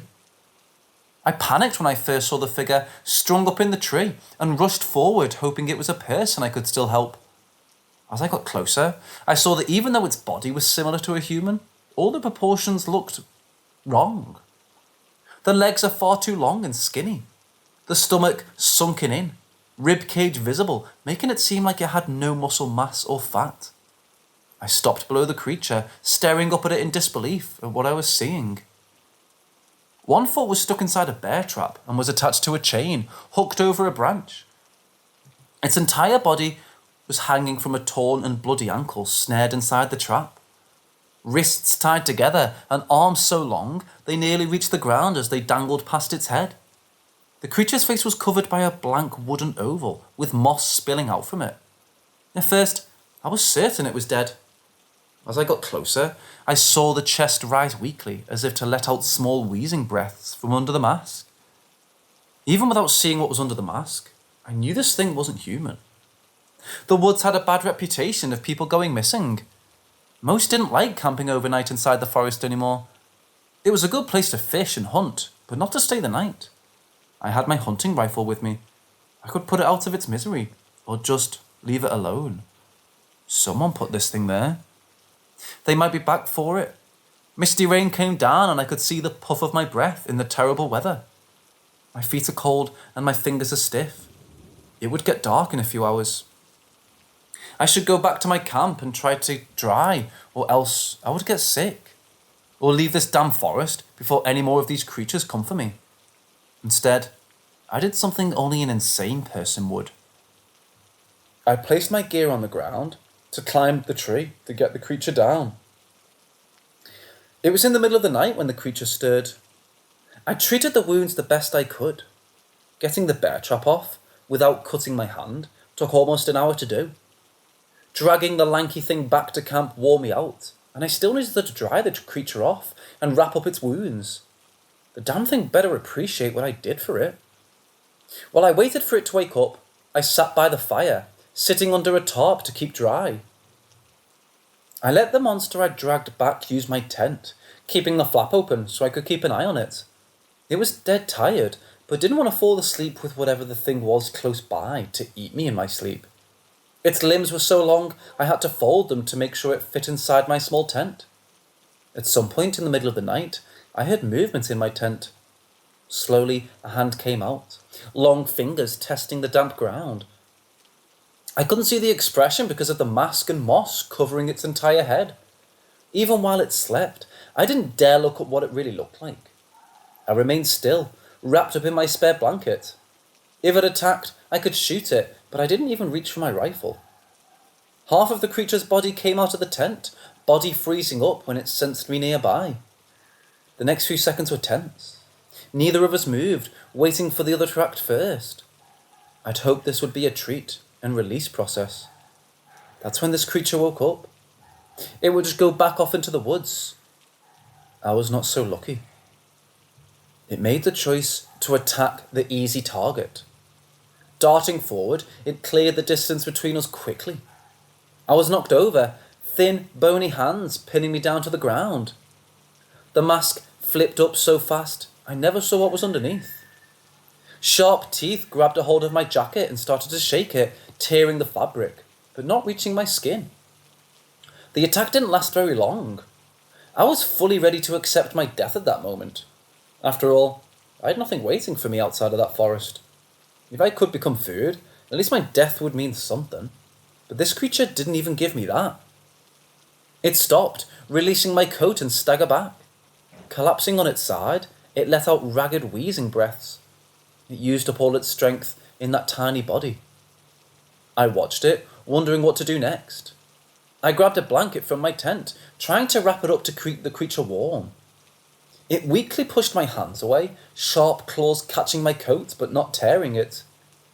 Wrapped the thing very much like a burrito, I went about getting it back inside the tent. I couldn't see the creature's expression, but I could sense how annoyed my new campmate was, being manhandled and wrapped up. Until it regained some strength, it would need to accept some help. I went back outside, wrapped myself in my own blanket again, and stared back into the weak fire. I planned on staying up all night, but I drifted between sleep until dawn came. Out in the trees, I heard sounds, as if someone was walking around in the dark just beyond my camp. Fear fluttered in my stomach. I was out in the open, exhausted from the cold weather. I didn't mind death, but I was still afraid of whatever was stalking around in the night. When morning arrived, I looked around the camp to find someone or something had in fact been circling my camp. Muddy tracks and broken twigs gave me enough evidence of being watched. I wondered if it was more of those creatures waiting to grab the injured inside the tent. At least I lived through one night so far. My new guest was out of the tent when I got back to camp. It wrapped in a blanket, glaring at me from under the mask. I could feel the eyes on me, even if I couldn't see them. I needed to think of what to do next. I could just pack up and leave. I doubted these things would follow me into the city. It still wasn't healed up, and wouldn't be able to protect itself if whoever hung it came back. Trying to get the creature to eat, it had no interest in the hot dogs and marshmallows I brought. It was a little surreal, seeing a lanky creature like that in the dim, grey morning light. This thing wasn't human, and yet I was helping it for reasons I didn't know. Aside from people, this thing might eat other meat. If I could shoot some game, maybe a good meal would help it gain some strength back. And maybe for all my trouble, I would be eaten in the end. Only time would tell how thankful this thing would be for all the help. I didn't want to go off into the forest hunting alone. If another person came across my camp, I didn't want them to come across my monster. One of them could end up dead if that happened. I paced, trying to think of what to do. As if it could sense my train of thought, the lanky creature bundled the blanket, pulling it inside this tent to stay dry. Then it climbed up my back, lanky limbs wrapping around me.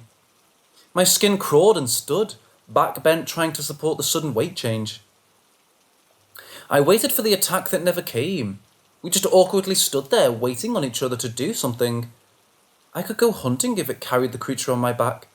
It would take longer than normal, but could be done. Picking up my rifle and small pack, I started off into the trees, still really creeped out by the thing that I decided to help. At least it wasn't trying to eat me. I really needed to call the creature on my back something. Naming things was difficult. I went through at least 100 while sneaking through the woods, trying to pick up on any game tracks. I didn't know what it was besides not being human. Skinwalker and Wendigo just didn't suit what it was from, and what I've heard about them. No legends of cryptic names felt right. Soon, I found myself not caring if I had the name of its species. I doubted humans even came across them often enough to give it a name. I was startled out of my thoughts when I came right upon a deer. A decent-sized buck that should have run before I even got this close. Holding my breath, I froze, hand on my rifle, careful to make as little noise as possible.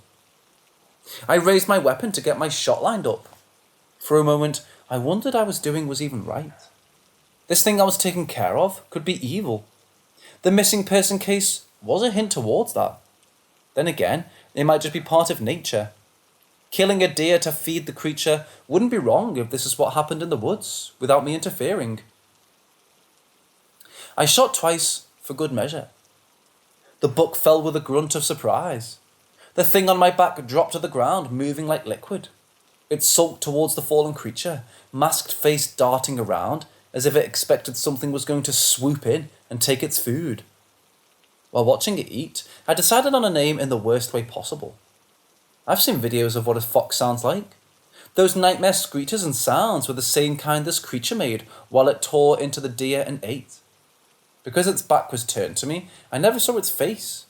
Just the fact that the mask was lifted so it could bite and tear off chunks of flesh. Fox felt like a suitable name for the monster I'd taken in. Fox, I said mostly to myself, trying the name out. The creature slightly turned at my voice, letting me see a human-looking mouth, but filled with bloody sharp teeth. I think he liked the name. Fox ate through the entire deer with insane speed. Even after devouring through pounds of meat, he was still skinny enough for me to see his ribcage. It was a mystery where he put it all. Gathering up the larger bones, he followed behind me back to the camp. At least he could walk now, although limping and trailing behind. He crawled mostly on all fours, even though he was holding bones in his hands. I led him to the river first, so he could get cleaned up in the cold water, and I refilled some of my bottles to boil water. When we arrived back at camp, Fox gnawed on a rib while reluctantly letting me look at his injured ankle. It healed so much, I knew he would be fine by tonight or tomorrow. Watching him chew through this bone stash, I wondered yet again what I was doing. Not only did I not leave him to die, I'd named him. There was something seriously wrong with me if it could get attached to a creature like this. "You can eat me, I told him, not knowing if he knew what I was saying. Fox looked over at my voice, but didn't pause in his gnawing. Bone under his moss blanket, covering his face. Strangely enough, I wasn't scared of him. I'd already accepted my death for a while now. If he wanted to eat me next, I would almost welcome it. The rest of the day, I let him wander around camp, and I kept the fire going and took a few short naps to catch up on sleep. While night fell, the fear of death finally came to me. I was inside the tent while Fox stayed beside the fire. I'd heard noises from outside and carefully crawled out from my sleeping bag to try and see the source. It sounded like a few people walking just outside where the firelight could reach. Fox tensed up, looking ready to attack if needed. I found my rifle, taking it into my hand as silently as I could. My eyes adjusted to the darkness, and I could faintly see forms similar to Fox moving around in the trees. There was more of whatever he was, in the forest. I stood, waiting for them to make a move, rifle pointing downward. I didn't want to shoot one if they only showed up to pick up a missing member of their pack. One was brave enough to poke its head into the light. It was low to the ground. Lanky elbows pointing up. It also had a blank wooden mask, but it had a mane of tangled branches covering the upper half of its body. For a second, I thought I spotted glowing eyes inside that heap of wood staring daggers at me. "Well, go on," I whispered to Fox, trying to encourage him to go and rejoin his group. Almost like cats, they got closer to each other on all fours, backs arched, studying and doing a half circle around each other. Other creatures appeared watching the exchange, each having a mask of wood with some sort of pile of forest debris covering their faces. Some stood on 2 legs, making them almost 8 feet tall. Others on all 4, ready to swiftly run forward if startled. It looked like it was going well. Fox got closer to the other creatures and reached a clawed hand over as a gesture I didn't understand. In a blink of an eye, they both flew into a flurry of motion. Horrible hissing and garbling cries came from the tangled pair, thrashing, trying to kill each other. My heart sank, and a pit of black fear opened up my stomach. Fox healed up a bit since he was with me, but he wasn't strong enough to fight off the newcomer, let alone all the ones in the woods watching. I accepted I would die, but I was not able to let Fox die with me. I lifted my rifle and aimed it away from the flight. I fired it off into the woods, aiming at nothing. I hoped the sound would make them stop, and it worked. The one creature stopped to look around for the sound. Fox kicked the other aside and scrambled to me as I ran over and stood between him and the other pale form. The newcomer was covered in scratches, dripping in blood. Fox looked the worst. His arm broken and countless cuts on his thin body from the brief fight. Getting between them, I received a fast, long cut to my arm, but it was nothing compared to what Fox went through. I pointed the rifle towards the monster on all 4s, ready to fire if needed. It stared at me from behind that faceless mask. The other creatures didn't move. I heard Fox shuffling around behind me, but I didn't turn to see what he was doing. When the other creature turned its head away from me to watch Fox, I finally did the same. He'd taken off the faceless wooden mask from his hood of moss and tossed it into the fire in front of all of us. The wood gave off a high-pitched shrieking sound, as if it was from an animal dying. Black flames shot up, spewing into the sky for a few seconds until the noise died down. The mask was burned up completely. Fox sat next to the fire, nursing his bad arm. Slowly, the creatures around us started to leave one by one, until the one that attacked Fox remained. It sat, blood dripping from its wounds. Finally, it turned to and left us. My arm is bleeding and my rifle is feeling heavy. Dropping my weapon, I collapsed to my knees. Caring about someone else was beyond stressful. White-hot pains started to come through my body from my cut. I found my arm was too heavy to move to see how deep the wound was. Trying to stand my legs suddenly refused to work. Not knowing why, I fainted into a deep sleep I didn't awake from until it was morning. When I opened my eyes, I was inside my tent on my side. My arm out front of me, so I could see the wound was stuffed with moss. I felt hot and too weak to move or do anything at all. I couldn't even move my fingers. Pain came in waves as I tried to ignore it. Focusing on anything but the throbbing in my arm, I listened to the pattering of rain outside. The light was grey and impossible to tell what time it was. The tent flap opens, letting cool air and misty rain come inside the tent. Fox must have been the one to put me in here, but he didn't know how zippers worked. My energy fading, I fell asleep again. The next few days, I knew I was dying. Whatever got into my cut was nasty. That creature is easily able to kill with one of the strike of its claws. I slept most of the time, far too weak and feverish to move. Fox would keep me hydrated by lifting my head to let me drink from my steel water bottle I brought along. But the water tastes muddy. He was getting it from the river, not knowing how to boil it. His efforts might just kill me faster. In my fever dreams, I was tormented by the truth that tormented my every waking hour. The reason why I wanted death so badly, even though I was too much of a coward to do it myself. I wasn't there to hear the car accident, but was still plagued by the sounds. My mind repeated the sound of the officer knocking on my door at 4 a.m. to awkwardly tell me the news. His first time saying such tragic words to another person, and I knew it was all my fault. 5 years ago, I cheated on my wife. On one night fling, I did not have a good reason aside from I just felt like it. I told her, knowing I would be unable to hide it. She very understandably got upset and left the house to her brother's place 4 blocks away. They both drank and insulted me. Something I rightfully deserved. To this day, I don't know why they decided to drive back home that night. She was too drunk to drive, but her brother thought he was fine. It was only 4 blocks away from our home, and yet they got into a 3-car pile-up from people leaving the bar for the night. Everyone in my wife's car died that night. Everyone else in the other cars were lucky enough to receive injuries they could recover from. 3 people died.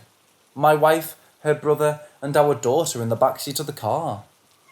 I went to sleep when she left and wasn't even aware she took our daughter to her brother's place with her. Or because I made one decision to go home with a woman I thought was attractive. A whim killed 3 people. I needed to live with that fact for the rest of my life. Delirious from the fever, I could barely keep my eyes open. I saw Fox sitting next to me, his form blurry in my weaky state. I couldn't handle falling back asleep and hearing where my daughter was gone again. "Please, kill me," I begged him, in a voice barely above a whisper. He didn't react for a long time. The longer I looked, the more I noticed he was slightly different, more human. His proportions are not as lanky as before. He leaned in, and I saw instead of the moss covering his face, that he replaced it with torn-up fabric that was once my clothing. He didn't keep it together with glue or thread. My tired brain wondered how the heaps of cloth stayed on his head. Reaching over, he took my arm, now red and infected from the cut. It caused a jolt of pain that almost knocked me out again, to rattle my bones. Lifting my hand to his covered face, Fox lifted some of the rags to reveal a mouth of sharp teeth. Without any hesitation, he took my pinky finger all in one bite. I let out a soft scream, struggling to stay awake. Letting my hand drop, his long fingers came into view, moving directly to my throat. Darkness overtook me. I died. Fox choked the life out of me. Then he gave me some back. It's something beyond anything I could ever understand of how it happened, and I don't think I ever need to fully understand it. I woke up with a scar on my arm, feeling better than I had in years. Aside from being stiff, my illness left me. I was still inside my tent, rain softly hitting from the outside. Looking to my side, a bundle of blankets was taking up most of the space. Peeking under them, Fox was curled up. He moved up from his nest, being disturbed, but didn't wake me up. I left him alone, climbing out of the tent trying to get the kinks out of my back. It was still damp, but I was glad to be in the cool air outside. A few minutes passed after I came out, and I took stock of everything. My pinky was still gone, but the wound healed along with the cut on my arm. Aside from my clothing being torn apart by Fox, nothing else touched the camp while I was out of commission. I was wondering what I should do when the crunching of twigs drew my attention. A pair of men stood wearing raincoats over wet gear, both with rifles over their shoulders, unable to keep them dry. I thought I saw some chain poking out from one of their overpacked bags. Each seemed as if they were camping for a long time and worn down to the bone. "Can I help you with anything?" I asked the pair, voice cracking from a dry throat. I knew who they were. Without a doubt, they trapped Fox and left him hung up in a tree to die. I wondered if I was going to run into these people who did such a thing and still don't know how to react when it happened. "Have you seen anything strange at night?" one asked slowly while looking over my camp. I felt my hands start to shake and forced myself to keep them steady. "No, nothing. Terrible weather, don't you think? I'm going to pack up and leave today." I hope I sounded casual enough. Glancing over, I saw Fox sitting up in the tent, moving around in the blanket pile silently. From the angle, only I was the one who could see him. The two men looked at each other as if trying to decide something. If Fox saw them, would he kill them? Would I let him after what they did? If we let them go back into the forest, these two would kill more of those creatures. I was sure of that. Whoever was in the woods, they hunted them down, and I found that I didn't care. I didn't save Fox because of what he is. I saved him to give myself a reason to keep going. He was special because I'd named him and made me special. They hurt him before he came that. If they left, I wouldn't go after them. But if they dared trying to harm Fox now, I wouldn't hesitate in killing them. Either they were too tired to deal with me, or I looked natural enough for them to believe my lie. "All right, take care of yourself," the older one said, with a small wave of his hand. I watched as they left, still holding my breath. Fox poked out his head, covered in rags directed towards the men, who were already gone. Still not too late to go after them. Fox gave them no notice. "Do you want to go home?" I asked him, not sure if he could understand me. When I left the woods, I took something with me. A creature that almost looks human now. I sold my house and bought a very small cabin by the lake. I figured it would be better suited for Fox being around the woods. He's never spoken to me, and I've never seen what face he hides. There's still so much I don't know about the monster I carried out of those woods. The only thing I do know about him is that he's now my reason to keep living. I never needed a good one. I just needed something.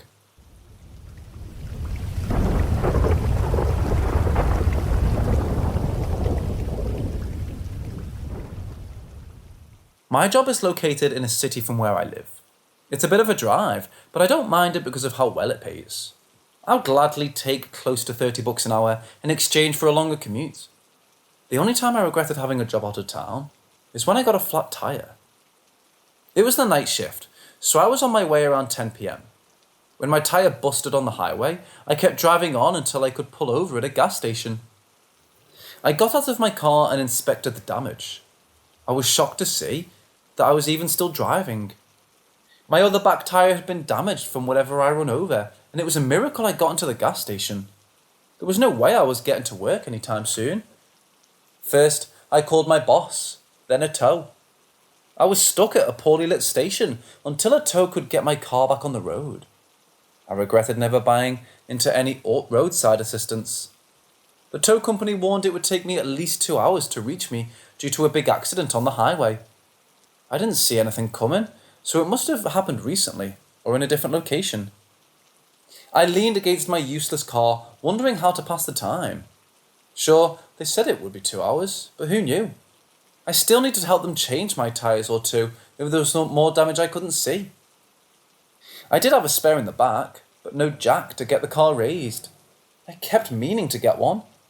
It didn't matter. It was a good lesson for me. Maybe the hit in my bank account might inspire me to finally get my emergency pliers in my car sorted out. While waiting, I kept checking my phone for anything interesting to keep my mind busy. It was low on battery, and I did plan on charging it when I got to work. If it died, I decided to just take a nap in my car until help arrived. Now, because I'm on the road so often, I see a lot of transport trucks. I'm pretty familiar with what companies send trucks out on what days, just because I drove past them so often. There's one truck I severely disliked. It was for an egg company I never remembered the name of. I was too distracted by the carton egg mascot on the side of the truck. It was creepy as hell. Creepy in a way cartoons aim towards being family friendly and failed. I couldn't get over how much I hated that egg and made a slight groan of disgust every time I drove by it. Who approved the carton egg and didn't notice how bad it looked? I couldn't place what about the design gave me the creeps. It was just an egg with a baseball cap, stick legs and arms and a big face. Maybe it was how the eyes were drawn. It made them look squishy on something that should have been a hard shell. Or maybe it was all the features being poorly combined onto an egg that just didn't mesh together. Whatever it was a bad design. I hated it. And when I saw the transport truck with the dumb egg on the side pull into the station, I let my face fall. But it was just a truck. I had no reason to hate it as much as I did. I watched it from where I was parked. Because I pulled in and turned off my car as fast as possible, I parked in a darker area than the rest of the lot. The truck pulled around and away from the pumps. It stopped near the closed car wash and just sat there. I waited for someone to come out, curious over who would ever agree to drive such a hideous rig. I kept looking at it, between looking at my dying phone, waiting for something to happen. Nothing did. It was a little bit of a letdown. I might finally get some answers on the creepy egg truck lore, and the driver just pulled over to take a nap and not to talk to someone with a weird fixation. After a while, I gave up and just kept my eyes down on my phone. I heard a door close and didn't even bother looking up. When a clattering sound came from the direction of the store doors, I glanced over and my heart finally stopped. The pure white figure made me think I was looking at a ghost. It took my brain a few seconds to dismiss the ghost idea and actually see what I was staring over at. A girl wearing a simple yet long white dress on her knees, trying to collect bottles of soda she dropped. I wasn't doing anything, so I figured I would go over and help her. I put my phone away and walked over, trying to seem as friendly as possible. After all, she was a young girl in the middle of nowhere, with a strange man approaching. I didn't want her to feel threatened in any way. "Can I help?" I offered her, stopping a few steps away. She looked up at me with dark eyes that looked almost black. They stood out on a pale face. Her hair was long, stopping around her waist, and so blonde it might as well be white and transparent. She was a bit unsettling, but in a way people who owned far too much natural beauty were. She gave me a small smile and nodded. Without a word, I got down and helped her collect her drinks. I started to wonder where she even came from. I'd only seen the truck pull in so far, and she did not look like a trucker. "Would you like one?" she said after standing up. Her voice was very soft and so sweet, it dazed for a second. I shook my head, realizing she was offering me a drink. "No, I'm fine. Can I carry this over to your car for you?" I offered, still trying to shake out the fog from my brain. She gave me a smile that made her look younger. Honestly, it was impossible to take a guess at her age. She could have been the same age as me, or barely a teen. Her face was clear of wrinkles and lines, but she held herself like an adult, making me a little more confused. She didn't speak again, instead started to lend me towards the egg truck. I carried the cold bottles, wondering if she just got a ride with someone she knew. I followed behind, feeling a bit weird all of a sudden. She didn't give off any red flags, or acted strange in any way. She just gave off odd vibes. Stopping beside the truck, she started to line up the bottles of the step under the driver's side door. I did the same, feeling a chill from a sudden breeze. The truck remained dark, and it looked as if we were both alone. "I'm waiting for a tow truck. If you need anything, I'll be parked over there," I told her. I felt as if I overcame my welcome. She looked over her shoulder at me, those dark eyes studying me. "What's your name?" she asked before I could start walking away. "Justin." I mentally kicked myself for spilling my name so easily. It was just a reflex I couldn't stop. It wasn't as if I thought she was dangerous. I thought she might be a lure, something pretty to get people close, and then someone hiding inside the truck would come out to rob them. My wallet was still in my car, so the only thing they would get was a 5-year-old phone. "I'm him. Nice to meet you." She stuck out her hand, placed the other on her hip, and gave such a wide stance it was comical. Her face brightened in a smile for being able to properly greet someone. "It's nice to meet you," I said, with a small laugh, and shook her hand. Again, I couldn't help it. She was just too polite. I should have left her and gone back to the car. I was bored and she was friendly. Weird name or not. She looked at her line of drinks as if trying to decide which one to try first. I thought I heard some sort of knocking sounds and looked over, trying to find the source. Wind blew through the trees and the gas station light flickered. I couldn't see much beyond the parking lot. When the noise didn't come back, I dismissed it. I looked back at her, still trying to pick a drink. I've never seen someone with such light hair before. It was so bright, it nearly glowed in the dark. "Your hair is nice," I weakly commented. I wasn't trying to pick her up or put the moves on her. Honestly, she reminded me too much of my dorky little sister to try. "Oh, thank you, I dyed it. It was a lot of effort because it was black before. Because my skin is so pale, people were getting freaked out when I met them. They kept thinking I was one of those Japanese ghost girls or something." She let out a laugh that almost sounded like a song and shrugged. I thought, why, it would look good, because it's the same colour as my idol's hair. At some point, my sister wanted to be blonde. Her hair wasn't that dark, but the bleach still killed it and made it look awful. I never dyed my hair, so I wasn't certain if she did it wrong, and that's why it fried her hair. I felt bad for her, and I was honestly impressed that the girl in front of me managed to get such a light colour without the same damage. I heard the slight thumping noises.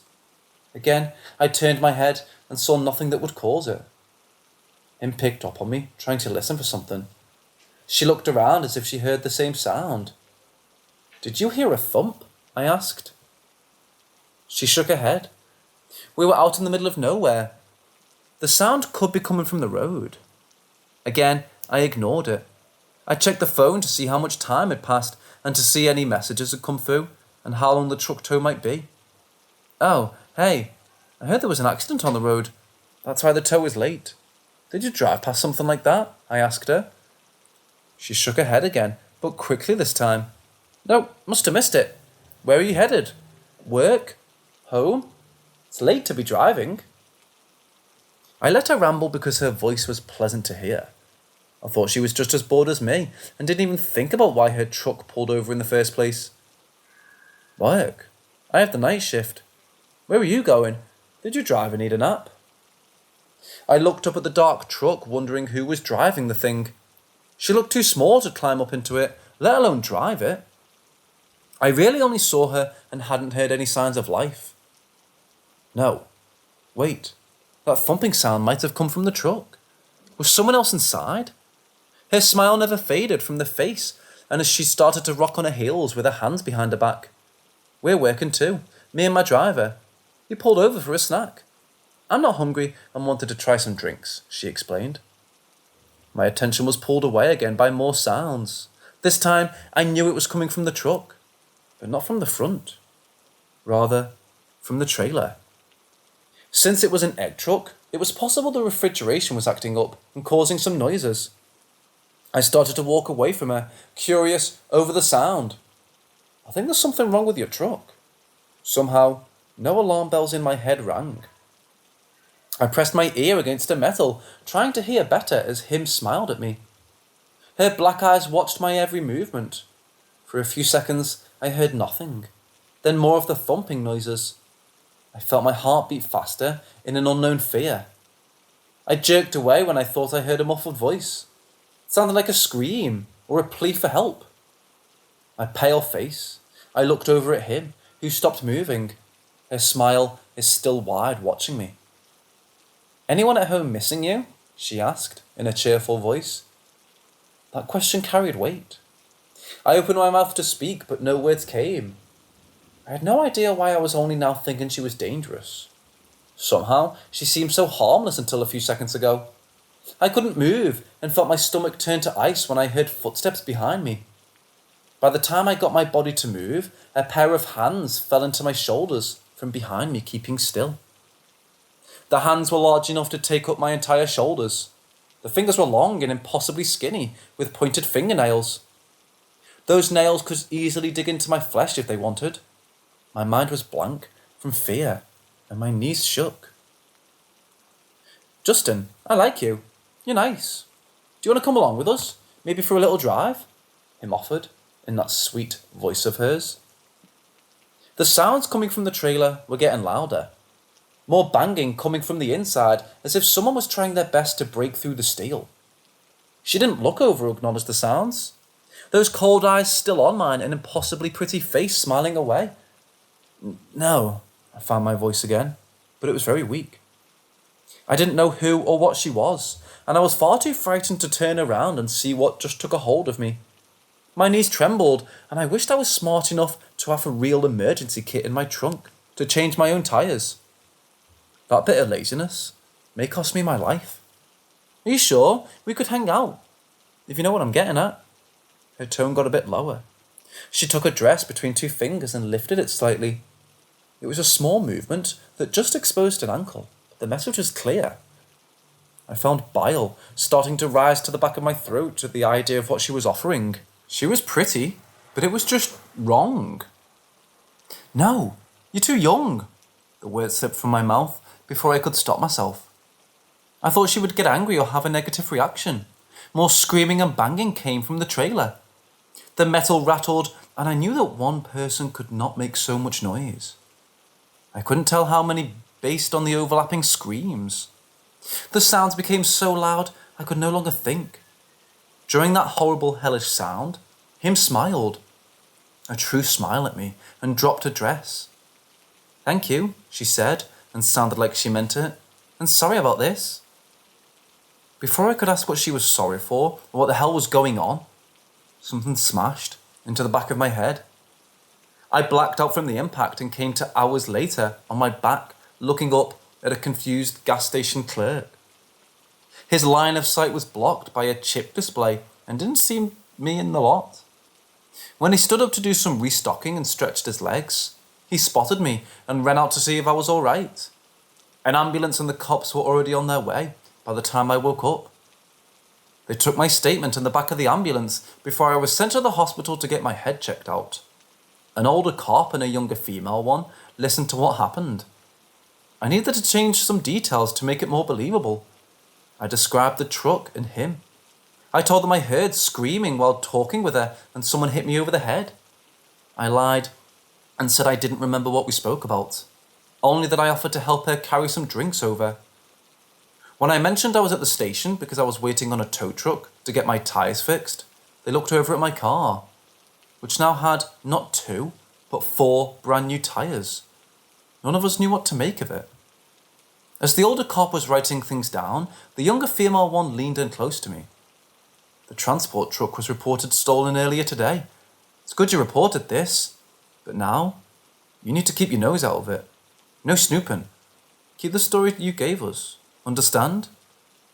She was very close to my face, her black hair tied back in a bun and dark brown eyes staring through me. Eyes so dark they could almost be black. I felt a chill go down my spine, and I nodded. She was satisfied and pulled away before her partner noticed anything. I got some co-workers helped me out and got my car back to the place as I stayed in the hospital to get looked over. When I was cleared to head home, I did just that. I don't plan on ever finding out what I stumbled into that night. I still had the same job and stocked my trunk with what I needed to change 2 spare tyres. Doubt I'll ever need to do it, but I never want to be stranded again. While driving to work, I still see those egg trucks. I don't want answers for what happened that night, but I can't help myself from looking at the drivers in the trucks. to see if I ever spotted a white-haired girl in the passenger side looking back at me.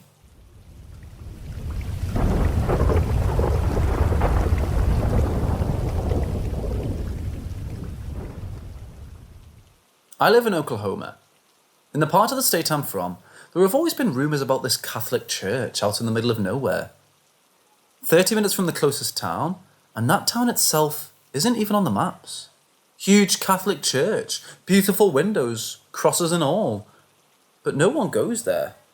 Only priests and monks live there, and I assume no one else is really welcome. There's also a big cemetery connected to it, with a black metal gate around it. Friday, September 23rd, 11 p.m. So I and 3 other friends decided to go look around the cemetery. 'Cause hey, it's Friday, and it's late and creepy. You know, normal spooky season shenanigans.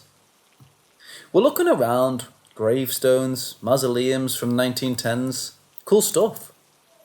One of my buddies noticed a kinda hidden little path. We go down, maybe almost a mile, and the path comes to an end to a clearing in the woods. What do we see? Another cemetery. This struck me because there's no roads or clear paths out here. How odd. Anyways, we find a path through the woods out to the right of the cemetery and head down it. Not even half a mile, I noticed drums, and everyone else noticed it once I pointed it out. But they had a rhythm. We all thought how insanely weird that was because of how far out we were. Not even another 500 feet, and glowing lights through the trees appeared. I said, screw that, and demanded we leave, so we did. I ran, because I'm a baby. Sunday, October 1st, 1 a.m. So my buddies talked me into going back. We thought about bringing weapons, but decided not to. As we were going out, we noticed tons of fresh footprints all throughout the trail, from the second cemetery to where we decided to run from. That was creepy as fuck to me. When we finally got to where the lights were, there was no light, no sound, no one. Just 2 buildings. The first was a small stone temple-looking building, not very big at all. The second looked like an 1890s abandoned house. The stone building had a wooden door that had a fat padlock on it. There was some other language on the door, just a single word. My friend kicked the weak wooden door till it split from the wall. Inside, there was an 8 by 8 foot pentagram, with the candles in all the places you see in scary movies, unlit. Random words painted on the walls. Little figurines of animals, and at the back of the room a small satanic statue, maybe like a foot big.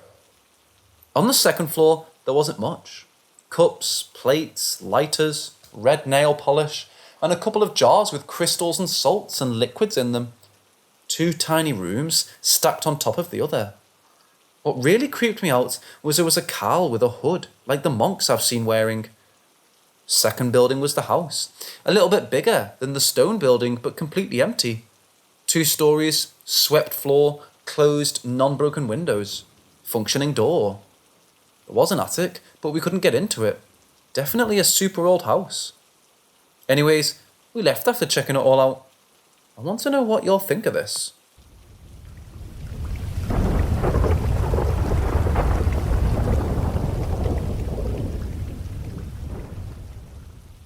A day before Halloween, a co-worker asked me for a favour. I work as a deputy in a small town where nearly nothing happens. In the summer, there was a case of children disappearing on a hiking trail. Thankfully, they were recovered safe and sound. While on that case, I learned there are things that go bump in the night. I survived one encounter with something supernatural and wondered if I would ever come across something like that again. My co-worker, Miranda, lived in a bigger city close by. She was the only criminal pathologist in the area. Because we hadn't had many suspicious deaths, I only had a vague idea of her job title. I assume she was the one who did autopsies for the police. I saw her on occasion, but we became good friends in the few interactions we did have. I wasn't surprised to get a phone call from her the day before Halloween, even though we only knew each other for a few months. I was a little surprised that she called to beg me to take her nephew and his 2 friends out trick-or-treating for her. Because of the missing children case in the summer, their parents only agreed to let them go out if there was an adult supervising them. Miranda wanted them to still be able to have a fun Halloween. She was working, and I was the only option because of the parents' busy work schedule. I agreed and found myself driving into the next city over and getting 4 kids dropped off. "I really appreciate you doing this," Miranda told me while she was handing me the kids' trick-or-treating bags from a car. The night before, we went over the route and the plan for the night. She even printed me out a map to follow because I didn't live in the city. I drove over to browse the shops on the main street fairly often because my small town didn't have the same selection. I knew the downtown areas well enough, but not the suburbs. She then started to introduce the kids to me as if I didn't already know their names. She was nervous. Not about trusting me, but rather what kind of trouble the kids may try and put me through. "This is Sam, my nephew, his friend Kim, and his little brother Jerry, but everyone calls him Jer Bear. Oh, and who is this one we picked up today?" Sam was around 13 and the oldest of the bunch. He was dressed as a skeleton with a bodysuit and face paint. His friend Kim was slightly shorter and dressed as a vampire. I was a little surprised they had some pretty plain and classic costumes instead of a superhero or some character from a show. They explained to me they had a costume theme every year, and this year was a classic theme. It's easy to find no copyright ones. Kim's little brother looked about 7 and was in a handmade robot costume out of cardboard boxes. He had a string attached to his wrist that Kim held onto. Kim told me it was because his brother couldn't see very well through the box covering his head and requested the string so he wouldn't get lost. The last child was the one Miranda was forgetting the name for. They looked about Sam's age, height-wise. Their faces were covered by an oversized jack-o'-lantern head. It must be stuffy for them, but they didn't utter a word or complain. It was the only part of a costume they had on. They wore a black, oversized hoodie and matching black leggings. On each wrist was a bracelet made of glow sticks, and a few long sticks were attached to the hem of their sweater. "Oh, this is Ali. She's cool. We made friends with her at the fair today," Sam explained, introducing his friend. Ali said nothing. I couldn't even tell if she could see with that oversized pumpkin on her head. "She's shy, but yeah, really cool. She won us all toys at the fair today. She's awesome at those games," Kim added in. The pumpkinhead nodded, acknowledging their statements. I was aware of a Halloween-themed fair held during the day, near a cornfield and pumpkin patch. Due to it being family-orientated, I never went before. I was glad the kids had fun today and picked up a friend. Having one extra child to watch over wasn't a big deal. It was barely any extra work. I would just need to get her address so I could drop her off at home at the end of the night. Everything was so close together in the city, we wouldn't need my car to bring the kids back at the end of the night. "I hope you don't mind another one. I didn't have the heart to leave her behind," Miranda admitted. "No problem, I can handle 4 of them. You should be getting to work. We'll hit up the shops on the main street before doing the houses," I said with a nod. Miranda smiled at me, glad that I could help out. She checked her phone and groaned at the time. Judging from that reaction, she was late for work. "Thanks again, Hugh. Now kids, please be good and don't wander off. You call my number and Sam has a phone for emergency calls only. Watch for traffic and all that. I really need to go, but send me a message when you get home, alright?" All the kids chimed off that they understood. Miranda still looked a little worried, but she needed to get going. Giving a few more goodbyes, she was in a car and drove off to work. I don't know if Sam knew what his aunt did as a job. I'm sure he would think it was cool and not be scared by it. "Jer Bear, I'm going to hold your hand for a bit, alright?" I asked him, and offered the boy my hand. He took it with a small nod of his cardboard head. He was a slow walker, so I kept pace with him, trying to shuffle around in his costume, while Sam and Kim took off a few feet in front of us. Ali stayed next to me. I watched as the 2 older boys went up the front shops to collect candy, and I carried Jerry over to make sure he got his trick-or-treating done, while keeping up with the other 2. Strangely enough, Ali wasn't collecting candy. The jack-o'-lantern would silently look over at us. She hung back, and me and Jerry walked up to the storefronts for candy together. Even if she was that shy, it would be a shame that she wasn't having fun that night. Keeping an eye on Sam and Kim, I went over to her. Do you want us to slow down so you can trick or treat too? Did you bring a bag? If not, we can buy one really quick. She raised a small hand and gave me a wave as an answer. She wasn't interested in trick or treating or speaking. I thought the only reason why a child wouldn't get free candy is because of strict parents, or they really couldn't have sugar. I wasn't going to force her. I just hoped she was having fun watching. Sam and Kim were getting too rowdy and far away from us. I started to hurry along while getting permission to pick up Jerry again. I didn't want to surprise him by picking him up without any warning. His costume was homemade, so we both needed to be careful while I lifted him up, not to do any damage. I offered Ali my hand, with Jerry in one arm. She gladly took it, and we were off trying to catch up to the other boys. The main street was filled with little ghouls and goblins. I almost lost track of time. They both stopped and chatted with some friends long enough for me to find them again in the crowd. Being a full-grown adult in a swarm of children helped if you were looking for a certain set. "Is this your uncle?" one of the new kids asked when I walked over. I felt my face flush a little. I was already getting teased at work by just having Miranda's number. I didn't know how to react to getting the same thing from the little ones. "Nah, he's a cool dude though. My auntie's friend," Sam explained, and the other group of kids got it right away. I was glad that he considered me cool, but do kids nowadays still say cool dudes? I was way out of touch with the lingo. I was starting to think that they just said whatever came to mind. "Oh, we haven't said hi to Jerry yet," one of the new boys from the group chimed in. They all turned and looked over to me, still carrying Jerry. All of them at once gave a big "Hi, Jerry," as if this was a routine they always did. Jerry gave a shy hello back from under his cardboard box. These kids were all right.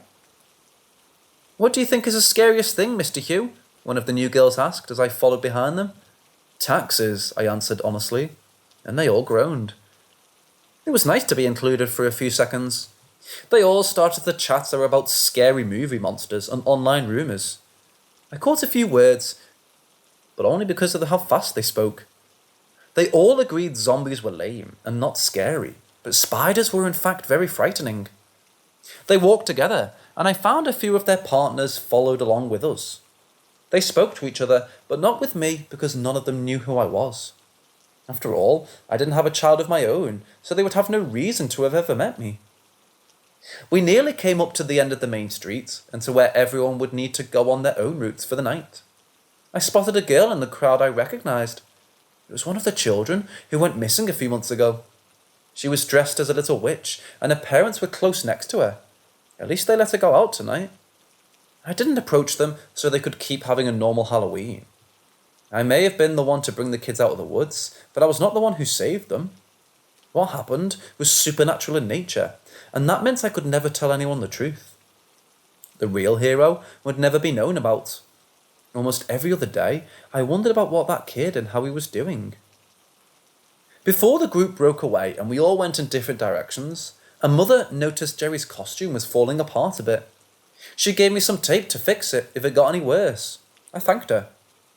He worked so hard making it, it would be a shame if it didn't last the night. All the kids waved to each other and promised to meet at certain houses for the rumoured full-size chocolate bars.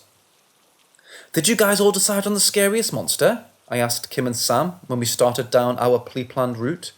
"Yeah, it's a tie between the two new rumours this year. One is a headless corpse that lives in the woods and cuts off your head. The other is Mr. Top Hat Man. The top hat is the most normal part of him, so that's why he's called that. There's some blurry video out there no one can debunk, so that's why he's so scary." I nodded and listened to them. Proof of a monster, no matter how shaky, could make a rumour extra scary. Both boys got distracted by the line of houses we arrived at. They once again ran off, leaving me to carry Jerry. Not that I minded. For the next while, I kept reeling them back in and checking up on Ali. She didn't say anything, but I still wanted to double check. Near the end of the trip, Sam was looking tired. Only a handful of houses on a small street remained. The kids enjoyed themselves. Their bags looked heavy from their spoils. Because I carried Jerry around a lot, he looked as if he could keep on going. I expected him to be the first one to throw in the towel. Just as we were about to move on, I told them to hold on for a moment. The cardboard of the robot costume was finally about to tear off Jerry's arm. "Hey kids, let me fix this and we can finish up, okay?" I put Jerry in front of me and got down on my knees to start repairing the damage. "Does the tape look stupid?" Jerry asked me in a small voice. "No, it looks a battle wound," I reassured him with a smile. "Thanks for being cool, Mr. Hugh." "Yeah, these kids were alright. I never met such a polite bunch of them before. Not that I was around children very often. I would gladly watch them or be a sitter if that was needed." As I worked away trying to get the tape on the costume and not on myself, I didn't notice the lack of sound around us. I heard Sam and Kim talking, but I didn't hear any other trick-or-treaters. When I stood up looking over my quick repair job, I started to notice how empty the street looked. "How late is it, Mr. Hugh?" Sam noticed the same thing I did. Not only was the street empty, but there were no lights on in the surrounding houses. The jack-o'-lanterns still flickering away along with any lights on decorations, but not a porch light on in sight. Normally, people would blow out the candles and turn off the decorations before turning off the lights for the night. Somewhere, I heard some cackling of an animatronic ghoul. We already saw 3 of the same model, so it was very popular that year. The kids started to look a bit scared, and none of them really knew why. I also felt a chill down my spine from the sudden, empty streets. "Hey kids, what were you saying before about scary rumours?" I asked, looking around for any signs of life besides us. "The headless corpse," Kim asked hopefully. "Clearly not the corpse, Kim. The Mr. Top Hat Man is that if you find yourself to be the last trick-or-treater on the street you might come across. Him." Sam's little voice was wavering as he spoke. "Can you elaborate on that? What were all the details of how this works?" I asked, thinking maybe we were all overreacting. "First, all the lights will go out. You won't find any help in the houses. Then, a fog will roll in." On cue, a fog started to creep along the road on either end of the street. Kim looked like he might faint. Sam stood in front of the ever-silent alley as if to protect her, and I picked up Jerry in case we needed to run, and his short legs couldn't keep up. Any normal and rational adult would have dismissed this. The lights are out, and there was some fog. So what? If I didn't see a creature a few months ago, I wouldn't believe in any supernatural nonsense. But I did, and I was scared to death for the kids I promised to look after. Then what? I encouraged them to keep telling us what was going to happen. You'll hear a cackling laughter. When Kim finished speaking, a laugh came from down the street, coming from the fog. He let out a small scream, and I felt him cling to my leg. "Can't we just make a run for it?" I asked, as Sam took my other leg. No, that makes it worse." Both boys looked pale. Their small bodies were shaking, and neither could tell me what happens if you try to run from what was approaching us. Ali wasn't shaking, but with her face still covered, I didn't have any idea of how she was taking it all. Poor little Jerry was sniffling under the cardboard box. I needed to think of a plan to get these kids out safe. First, I needed to know what I was dealing with, and what I was dealing with wasn't a pretty sight. From the fog came 2 glowing lights about eye level. A long, thin hand came from the fog, then another. As the thing started to come out of the mist, I started to doubt we would get out of this alive. When I got a good look at the monster, it took everything I had not to start shaking as well. It was wearing a long, crooked top hat that looked as if it had seen better days. Long, greasy black hair tumbled out from under the hat. The hair all tangled together, the strands looking like spider legs sticking out at every angle. Glowing orange eyes locked on us. A slit of a mouth running up through its face from forehead to chin. It was hunched over on all fours. The limbs were so long and lanky, it only needed to take 3 steps to stop in front of us. Just 3 impossible strides, and it sat like a frog, looking down on our group. Its chest is an open rib cage with a glowing orange light inside the twisted and broken bones. All the kids were speechless. The thing reached out with a thin hand covered in rags of a glove. On the other hand was a burlap sack that squirmed as if it had countless rodents inside trying to get free. When it reached out a hand, it spoke in a low, rasping voice, similar to paper tearing. Trick or treat. I froze, looking at this monstrous thing. I gripped Jerry tightly as he gasped and silently sobbed. The monster looked down at us, expecting something, so I looked down at the boys, hoping for answers. "What do we do?" I asked in a very low whisper, hoping that it didn't upset the creature. "You need to say it back. No, finish the rhyme. Smell my feet one." I stared at Sam in disbelief. That was it. We just needed to say that whole line and we would be spared.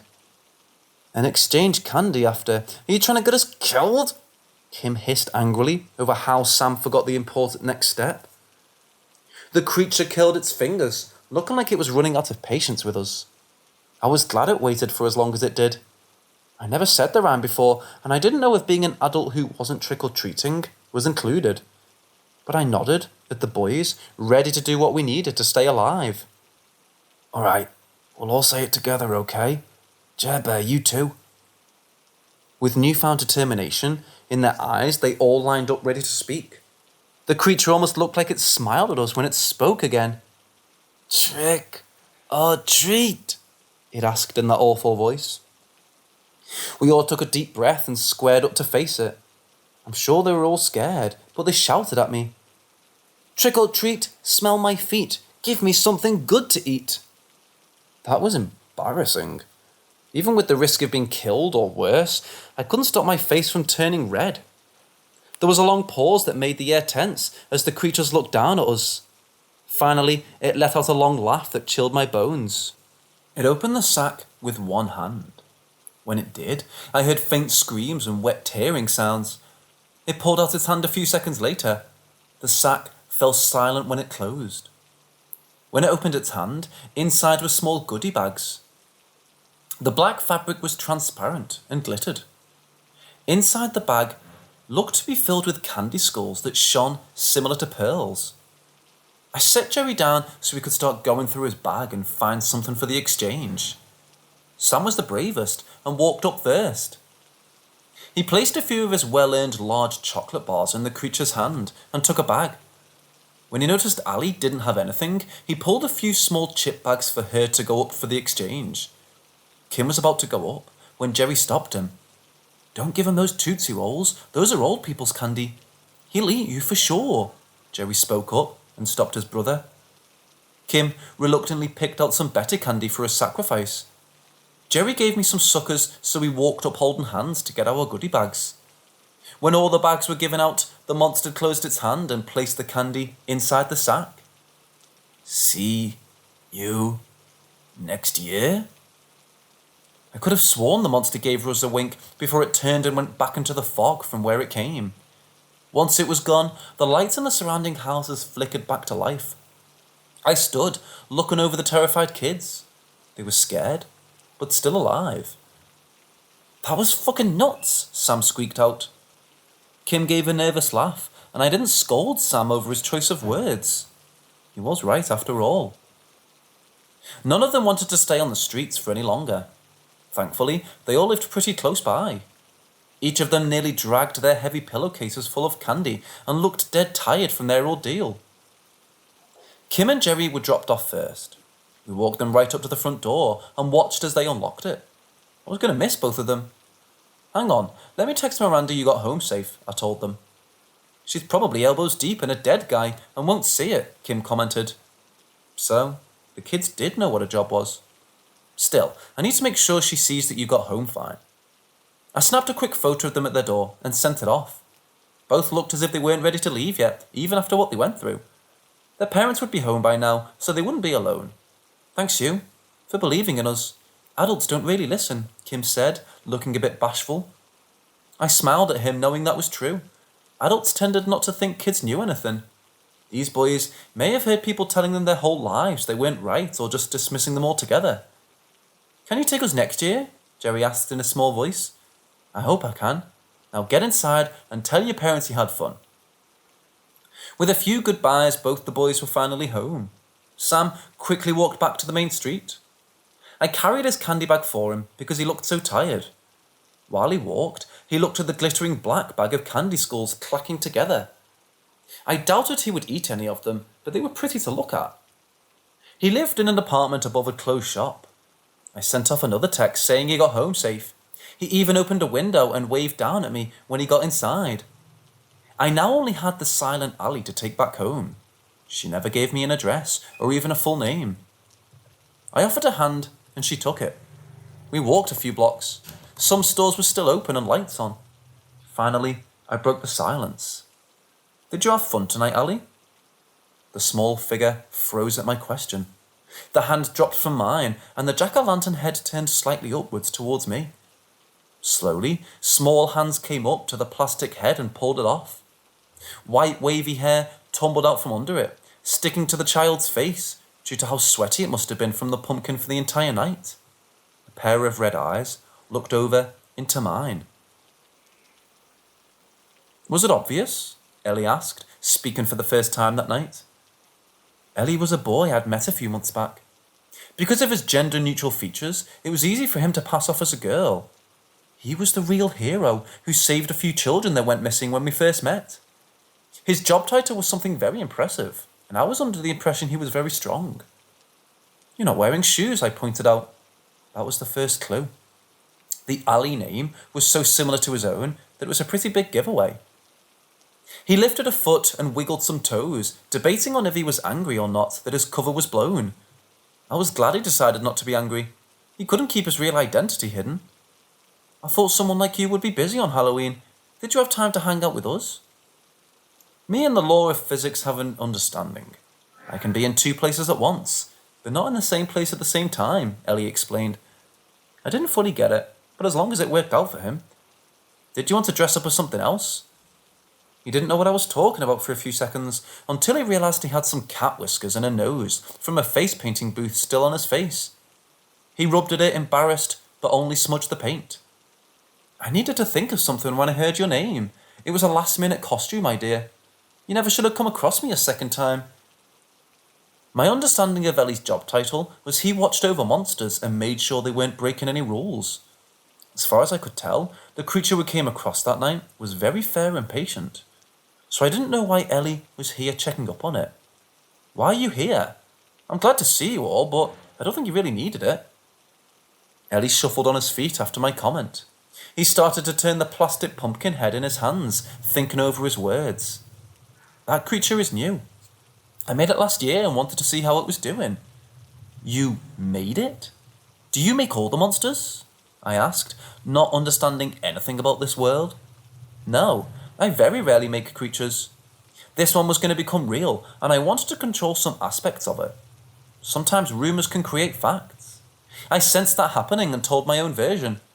I ensured it spread before something else did. Children do not understand consciences. They would have made an impossibly terrifying creature if left to their own devices. I knew what he was getting at. Instead of a creature with rules, they would feel the need to one-up the next person. Whatever monster a bunch of kids would make up in their own would become something impossible to survive. Ellie sensed that and created something kinder. Ellie went on, still spinning the empty pumpkin, but not meeting my eyes. Halloween has become somewhat dull. I felt as if there was a need to make something scary and yet fun. Children should be a little scared, and they should be able to enjoy it as well. I think those three did. He looked up at me with the smallest of smiles on his face, and I agreed with him.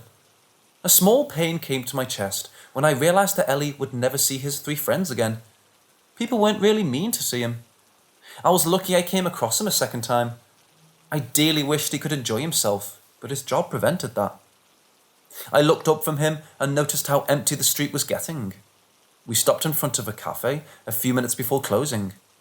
Stay here for a second. He looked a bit confused but nodded. I ducked inside the cafe for a few minutes and brought the last few items I'd seen in the window. When I came back outside, I had my hands full and hidden behind my back. I got down to Ellie's level, hands still hidden. He clued into what was going on and a small flush came across his face. You need to say it. With some hesitation, he held out his empty pumpkin. In a small voice, he answered back, "Trick or treat." With a large smile plastered on my face, I placed 8 candy apples into his bucket. Ellie was also smiling. He looked down at his treats, and I was positive this was the first time he was able to go trick-or-treating. I swear if I knew how, I would have adopted that supernatural child right then and there. "Can I bring you home?" I asked, and he shook his head. "There's a bus stop a few blocks down the road. You should stay away from the stop, though. The bus I'm taking does not like humans." I stood up and held out my hand again. He took it without a second thought. He walked the short distance in silence. When I could see the bus stopper from across the street, I paused and Ellie slipped his hand out of mine. "Take care of yourself, all right?" I told him, unsure of what else to tell him. He gave me a comfortable smile, looking as if he was saying such a thing was a silly thought. He was stronger than any monster out there, but he was still a kid who got excited over candy apples. I stayed to watch him cross the empty road and sit in the lit stop. He sat on the bench, pumpkin in his lap. His feet swaying, he already picked up an apple and started to eat it before I forced myself to leave. He didn't need me around to watch him, even though I wanted to. I thought back to that night, and I know Ellie was right. Sometimes it's fun getting a little scared on Halloween.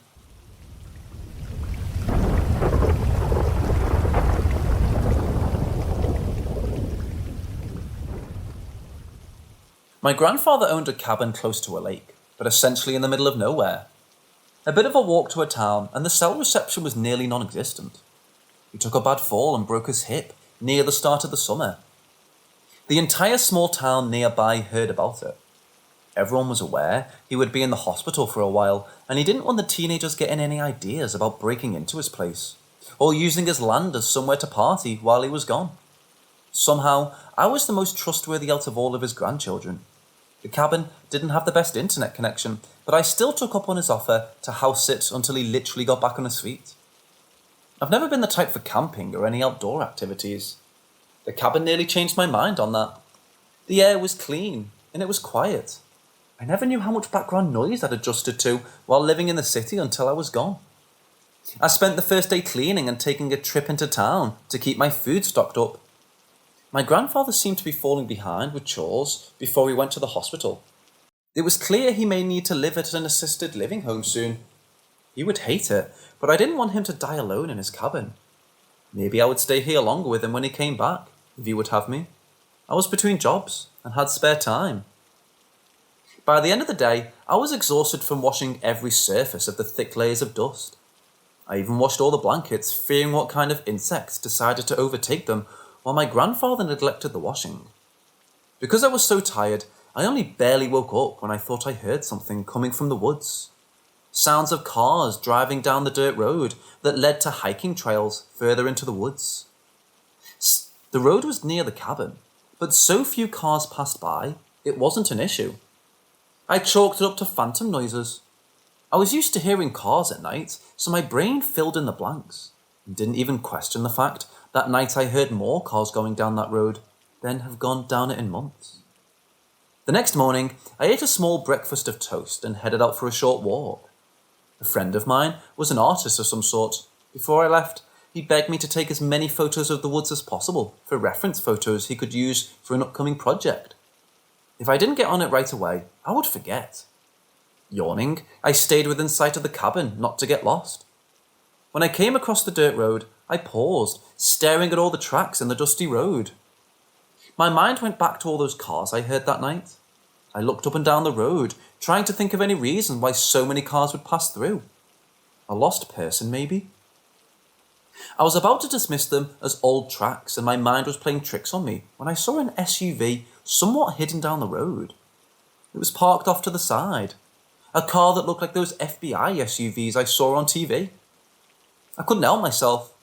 I started to walk towards the SUV, curious.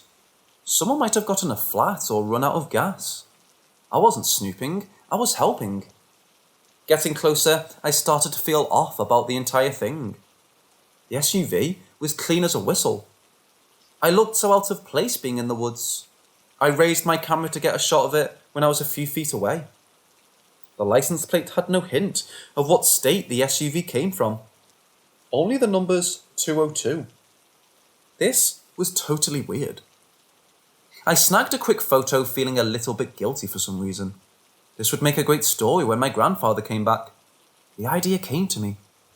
If this was a government-issued vehicle or part of law enforcement, then maybe all those cars last night were cop cars. What if they were hot on the case of bodies scattered around in the woods?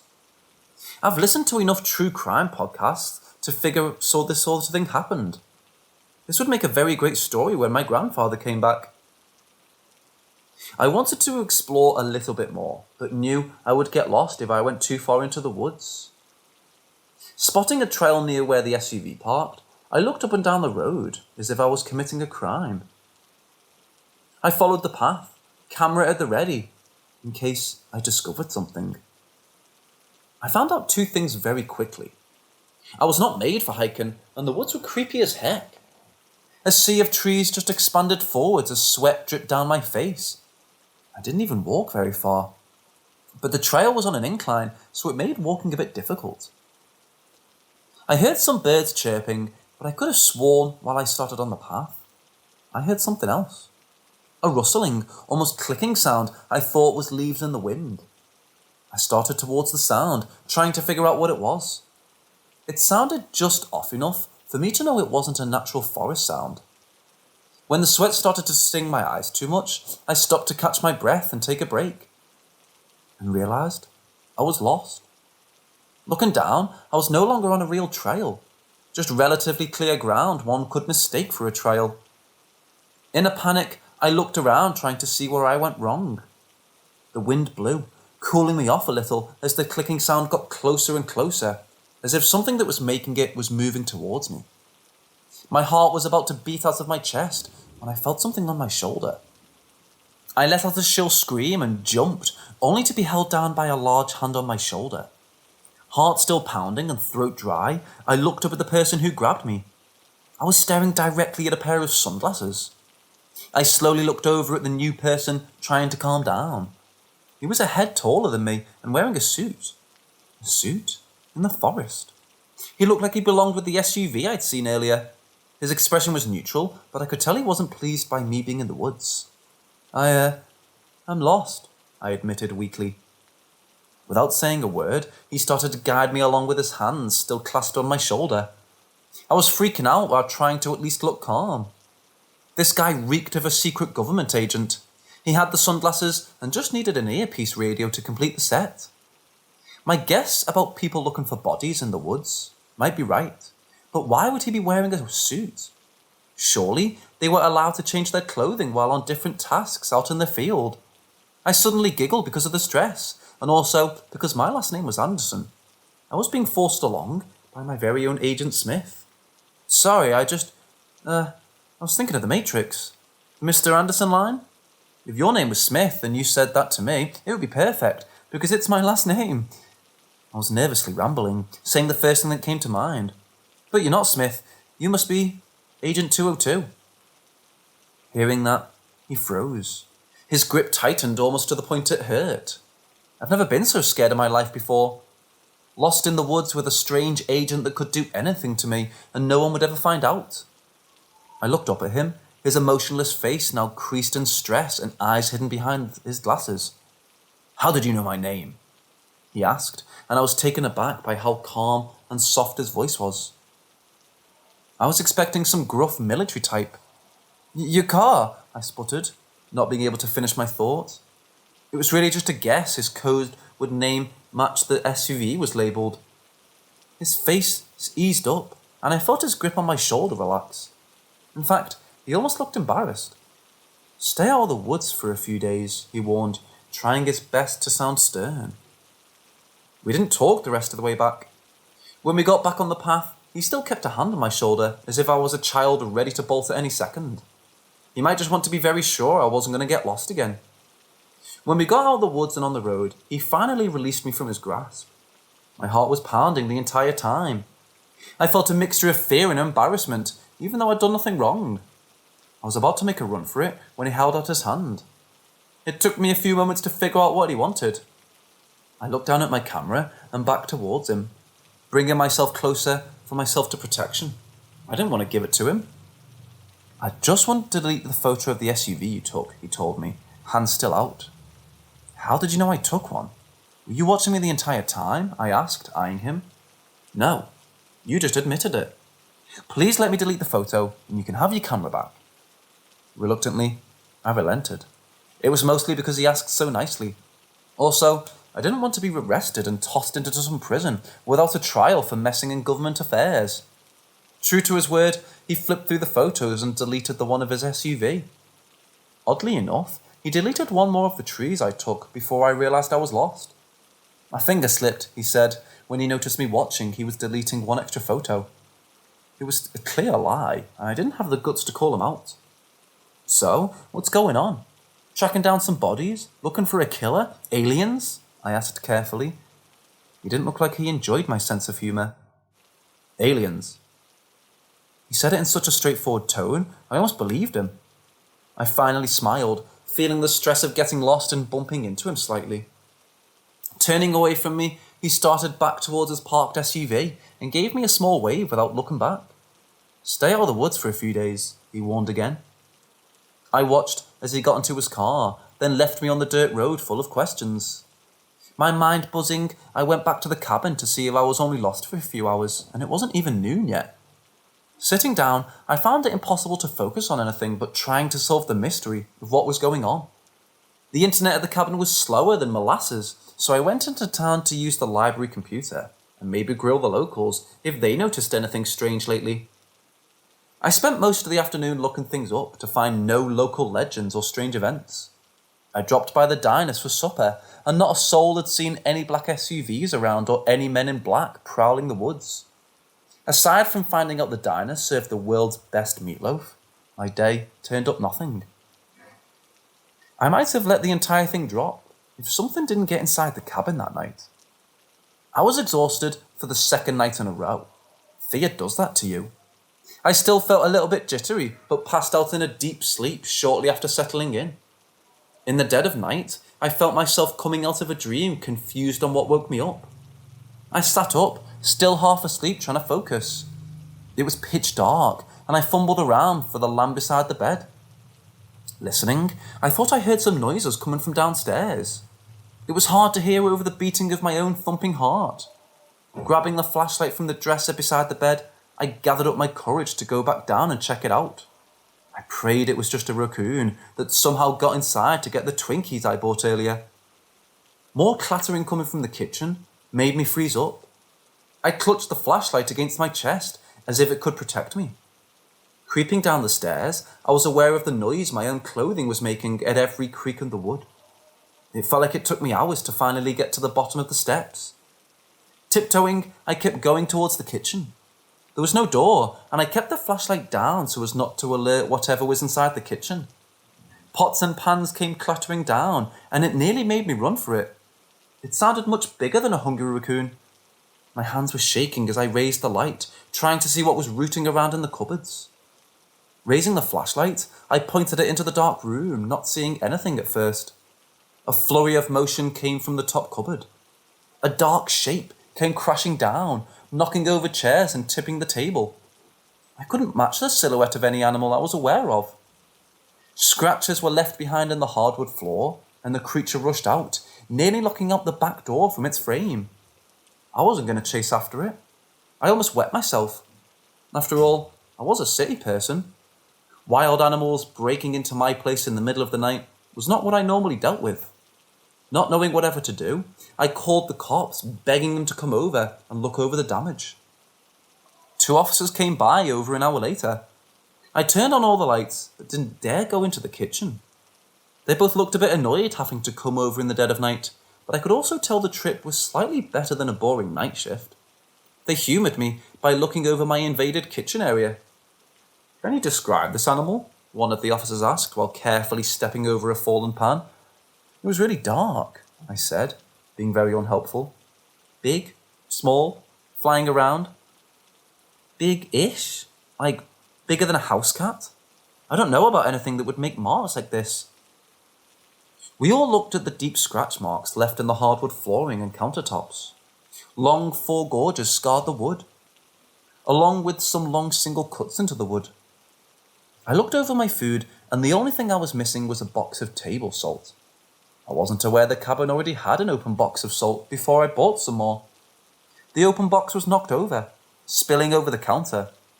The stolen box was punctured by whatever took it and left a trail of salt behind. Aside from minor damage, it didn't look all that serious. I almost felt embarrassed calling them. Almost. How do you think it got inside? I asked, looking at the still open back door. Raccoons have hands, the younger cop commented. We all stood in silence for a while until all three of us burst out laughing.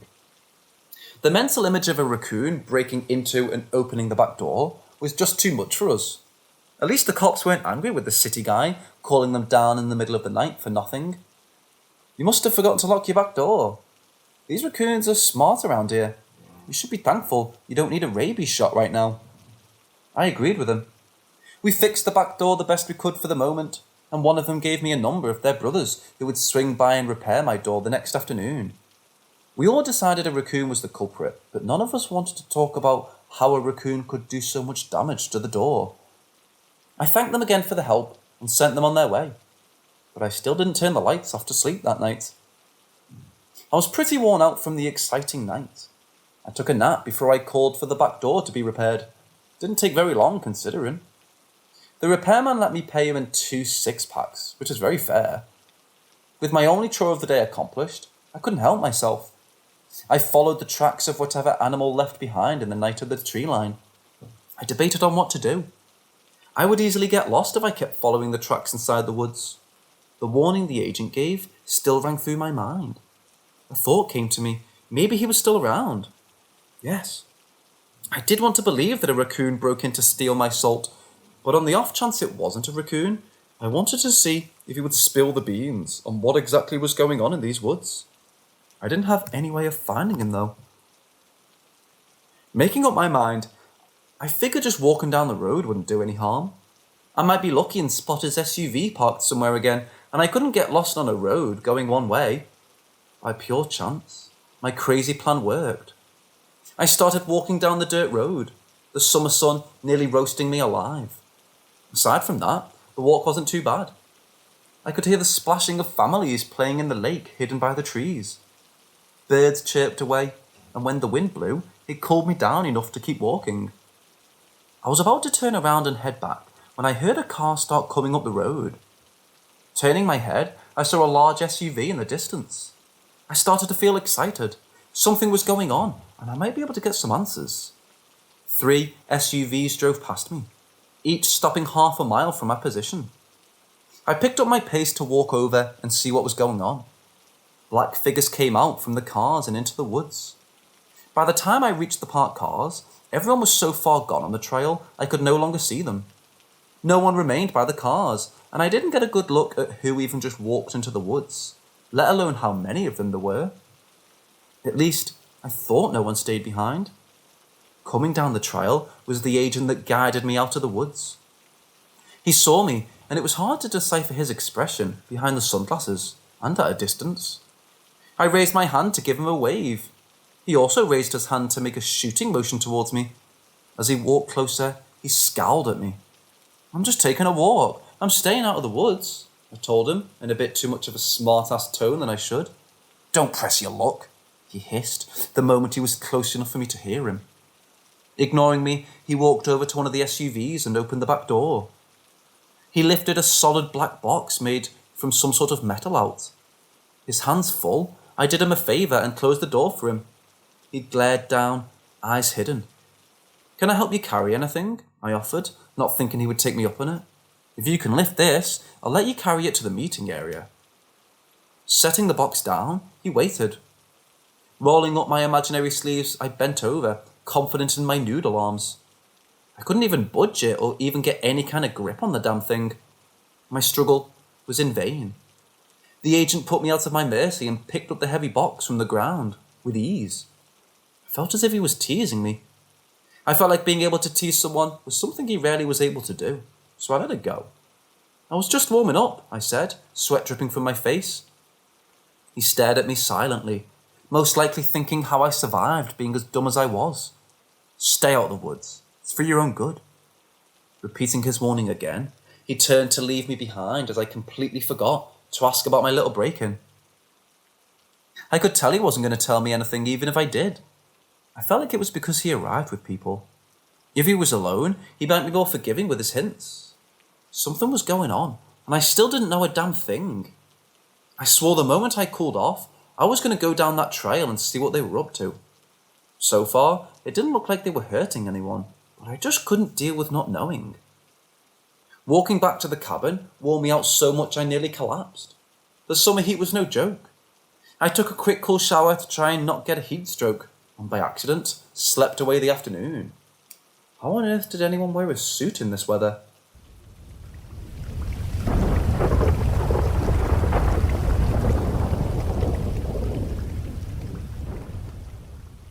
When I woke up, I sat up confused at what time it was. Orange light was streaming in. I drew back the curtains to look outside at the trees swaying in the wind.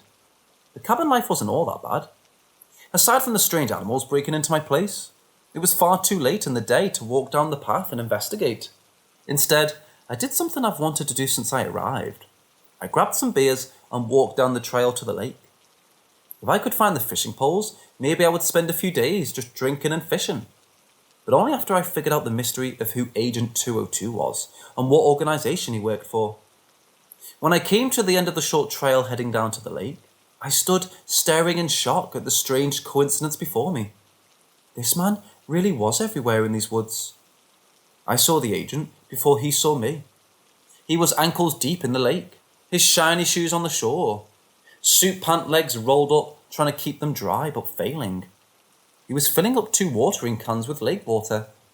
Because he was bent over, he didn't see me walk up. When he did raise his head, it looked like he rolled his eyes behind his sunglasses. Don't look at me like that. I'm staying at my grandfather's cabin. You're the one invading my lakefront. He started towards me, his black hair slightly dishevelled from his work. It was the only spot I could pull up the truck. Looking over, I spotted a brand new truck pulled up as close to the dock as possible without getting stuck on the downward slope towards the lakeshore. In the truck bed was a half-filled water tank. Was he trying to fill that huge tank with just those 2 little watering cans? As if reading my mind, he walked past carrying his full pails towards the truck. The pump is broken and we ran out of water. I'm not needed until later tonight, so this is busy work, he explained. I had nothing else to do. I shoved the beers halfway into the sand and silently stood in front of him, my hand out to take a pail. He gave me a raised eyebrow, but still handed me one so I could help. I kicked off my sandals. We silently figured out a system of me refilling the pails by the time he came back from dumping one into an opening one on the tank.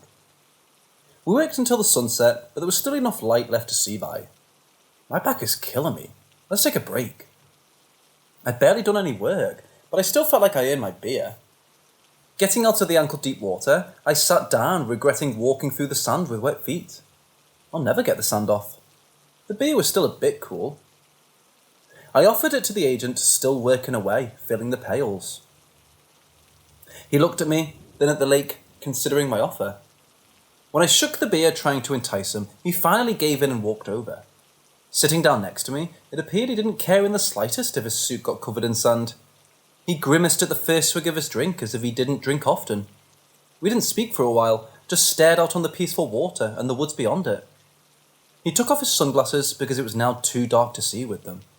I cast a quick glance over at his face, trying not to be suspicious. I hadn't seen his full face yet. He caught my eyes, with his catching me staring. His eyes were blue. Not a normal blue I'd seen before. No. He looked like the eyes of a dead man. I quickly looked away, suddenly frightened of him. I considered his eyes may look so dull because he had some sort of condition that affected his sight, although he didn't seem to have any issues getting around. If he did, I felt a little ashamed of my reaction. "What's your name?" he asked me, dragging me from my thoughts. We never introduced ourselves when we first met. "Adam," I replied. I thought I saw a shadow of a smile on his face. "Adam Anderson?" "My parents named me after my grandfather. They're not very original. Do you have a name?" I was meant as an innocent question anyone would be able to answer. He didn't look over at me. Staring forward with his dead eyes on the lake, he took a sip of his beer, considering the question. The hesitation made me nervous. It meant he might really not have a name besides Agent 202. This was some really deep government level stuff. Being raised without a name to do only one job? A feeling started to creep up my spine, as if I shouldn't know the very small amount of information I already did. From across the lake, lights started to flash in the woods. Bright ones, as if someone was testing out spotlights somewhere from inside the trees. Is something bad going to happen? I asked quietly. No. Sacrifice is going to be made to keep the peace. I felt his cold eyes on me. I felt sweat starting to form at the base of my neck. That one statement carried so much weight. I knew if I asked him to say any more, he would refuse. I already knew far too much. A crackling static sound made him move his intense gaze from me and towards the truck. He walked over to it, and I forced myself to calm down a little. Reaching inside the open window, he pulled out a radio receiver to answer the call. I eavesdropped, not knowing that it was best for me. 202 here. A language I didn't know came through the static. The agent could understand what was being said and scowled. Damn it, of course he arrived early. Hans is such an ass. Alright, I'll be there. Keep him busy. With a small growl, he placed the radio back inside the truck and went around to get inside. I stood up collecting his half-finished beer along with my own. I had enough state of mind not to litter the lakefront. Adam. Hearing him say my name was a little strange. Leaning towards the truck, I gave him my attention. I keep saying this, but stay out of the woods. His odd eyes bore into mine until I could no longer hold his gaze. I looked away, but nodded, showing I understood. I just wished I knew what was going on, that's all. It's human nature to be curious, but what's happening is not meant for you to know, so please. He didn't need to repeat himself. Whatever was happening was well beyond me. He was looking out for me by making sure I was going to stay away from the truth. And I fully planned on letting it drop. As far as I could tell at that moment, there was nothing I could do. I watched as he pulled the truck out and away down the road, feeling a little bitter. I might not ever fully know what he was warning me away from. Looking over, I saw more lights flickering in the woods and sounds of music drifting along the lake. Bugs were making my exposed skin into a meal, so I headed back to the cabin, head swimming with questions. The next day, I found myself bored and pacing the cabin. I'd seen more cars travelling down the dirt road and through the trees the entire morning. I was going stir crazy. Unless I left, I would go charging into those woods trying to see what was going on. I went into town instead. Unsure of how long I was going to be around for, I decided on signing up for a library card. Taking out books and movies should keep away my boredom long enough to keep me out of trouble. I went through the process and was looking through their meager movie selection when I heard a voice call my name. Adam, is that you? I turned towards the voice to see a man around my grandfather's age. He looked confused for a moment before his face cleared. You must be his grandson. Christ, you look just like him when he was your age. I thought I was losing my marbles. I smiled at him, realising he was a friend of my grandfather's. I abandoned the movie search and went over to him to introduce myself, even though it wasn't needed. I'd always known I was named after my grandfather, but I'd never once heard someone call him Adam before. He went by his middle name of John, and that was what I knew him by. We shook hands, and I followed the man to a sitting area. My grandfather broke his hip, so I'm sitting in the cabin. I get pretty bored up there, I explained. It does get boring there. Nothing much happens in this town at all. I suppose that's why some people like living here so much. Well, I started debating on if I wanted to bring up the topic of the strangers in the woods. I've been seeing men in suits around. Is there like an FBI training camp around or something? A dark emotion flickered over the older man's face. I started to think I might have stepped on a landmine. He shook his head, trying to clear his thoughts and decide on his words. You and your grandfather are alike. Years ago, he talked about the same thing. Men in the woods around his cabin. And? I leaned forward, heart beating, waiting for the man to finish. I was excited I might get some answers and wondered why my grandfather never mentioned any of this before. He did the smart thing. He settled down with your grandmother and stopped looking into it.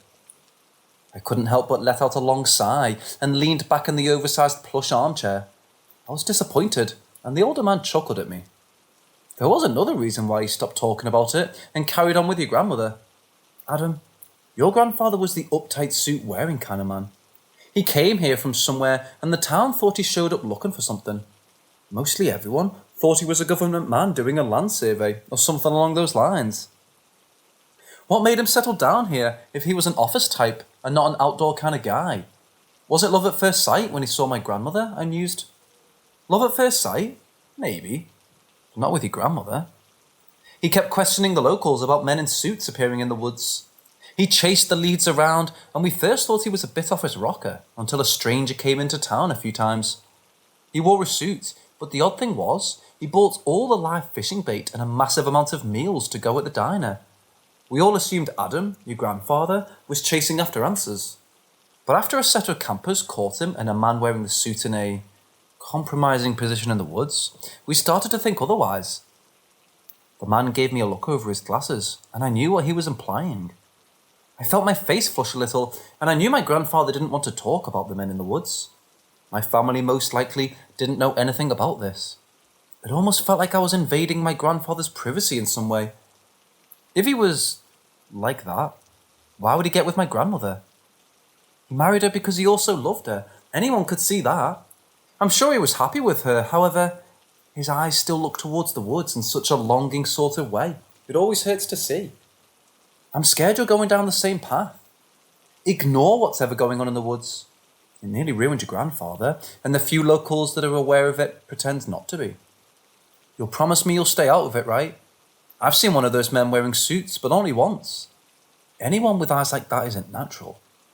He stopped speaking, drifting off deep in thought about a distant memory that still haunted him. I nodded once again, being warned off for my own good. All these warnings might keep me from going inside the woods, but I still wanted to go around asking questions. Now hearing that the locals tend to pretend as if nothing was going on, I doubted I would get answers. Still, it might be worth a shot to start sleuthing a little. What else did I have to do all day? My grandfather's friend didn't look convinced that I would behave. He did his duty and couldn't do much more if I decided to keep meddling. I kept telling myself I would drop the matter, then little bits of information came up, luring me back in. We spoke for a little bit longer before he needed to excuse himself and be on his way. I picked out some books I deep down knew I wasn't going to read.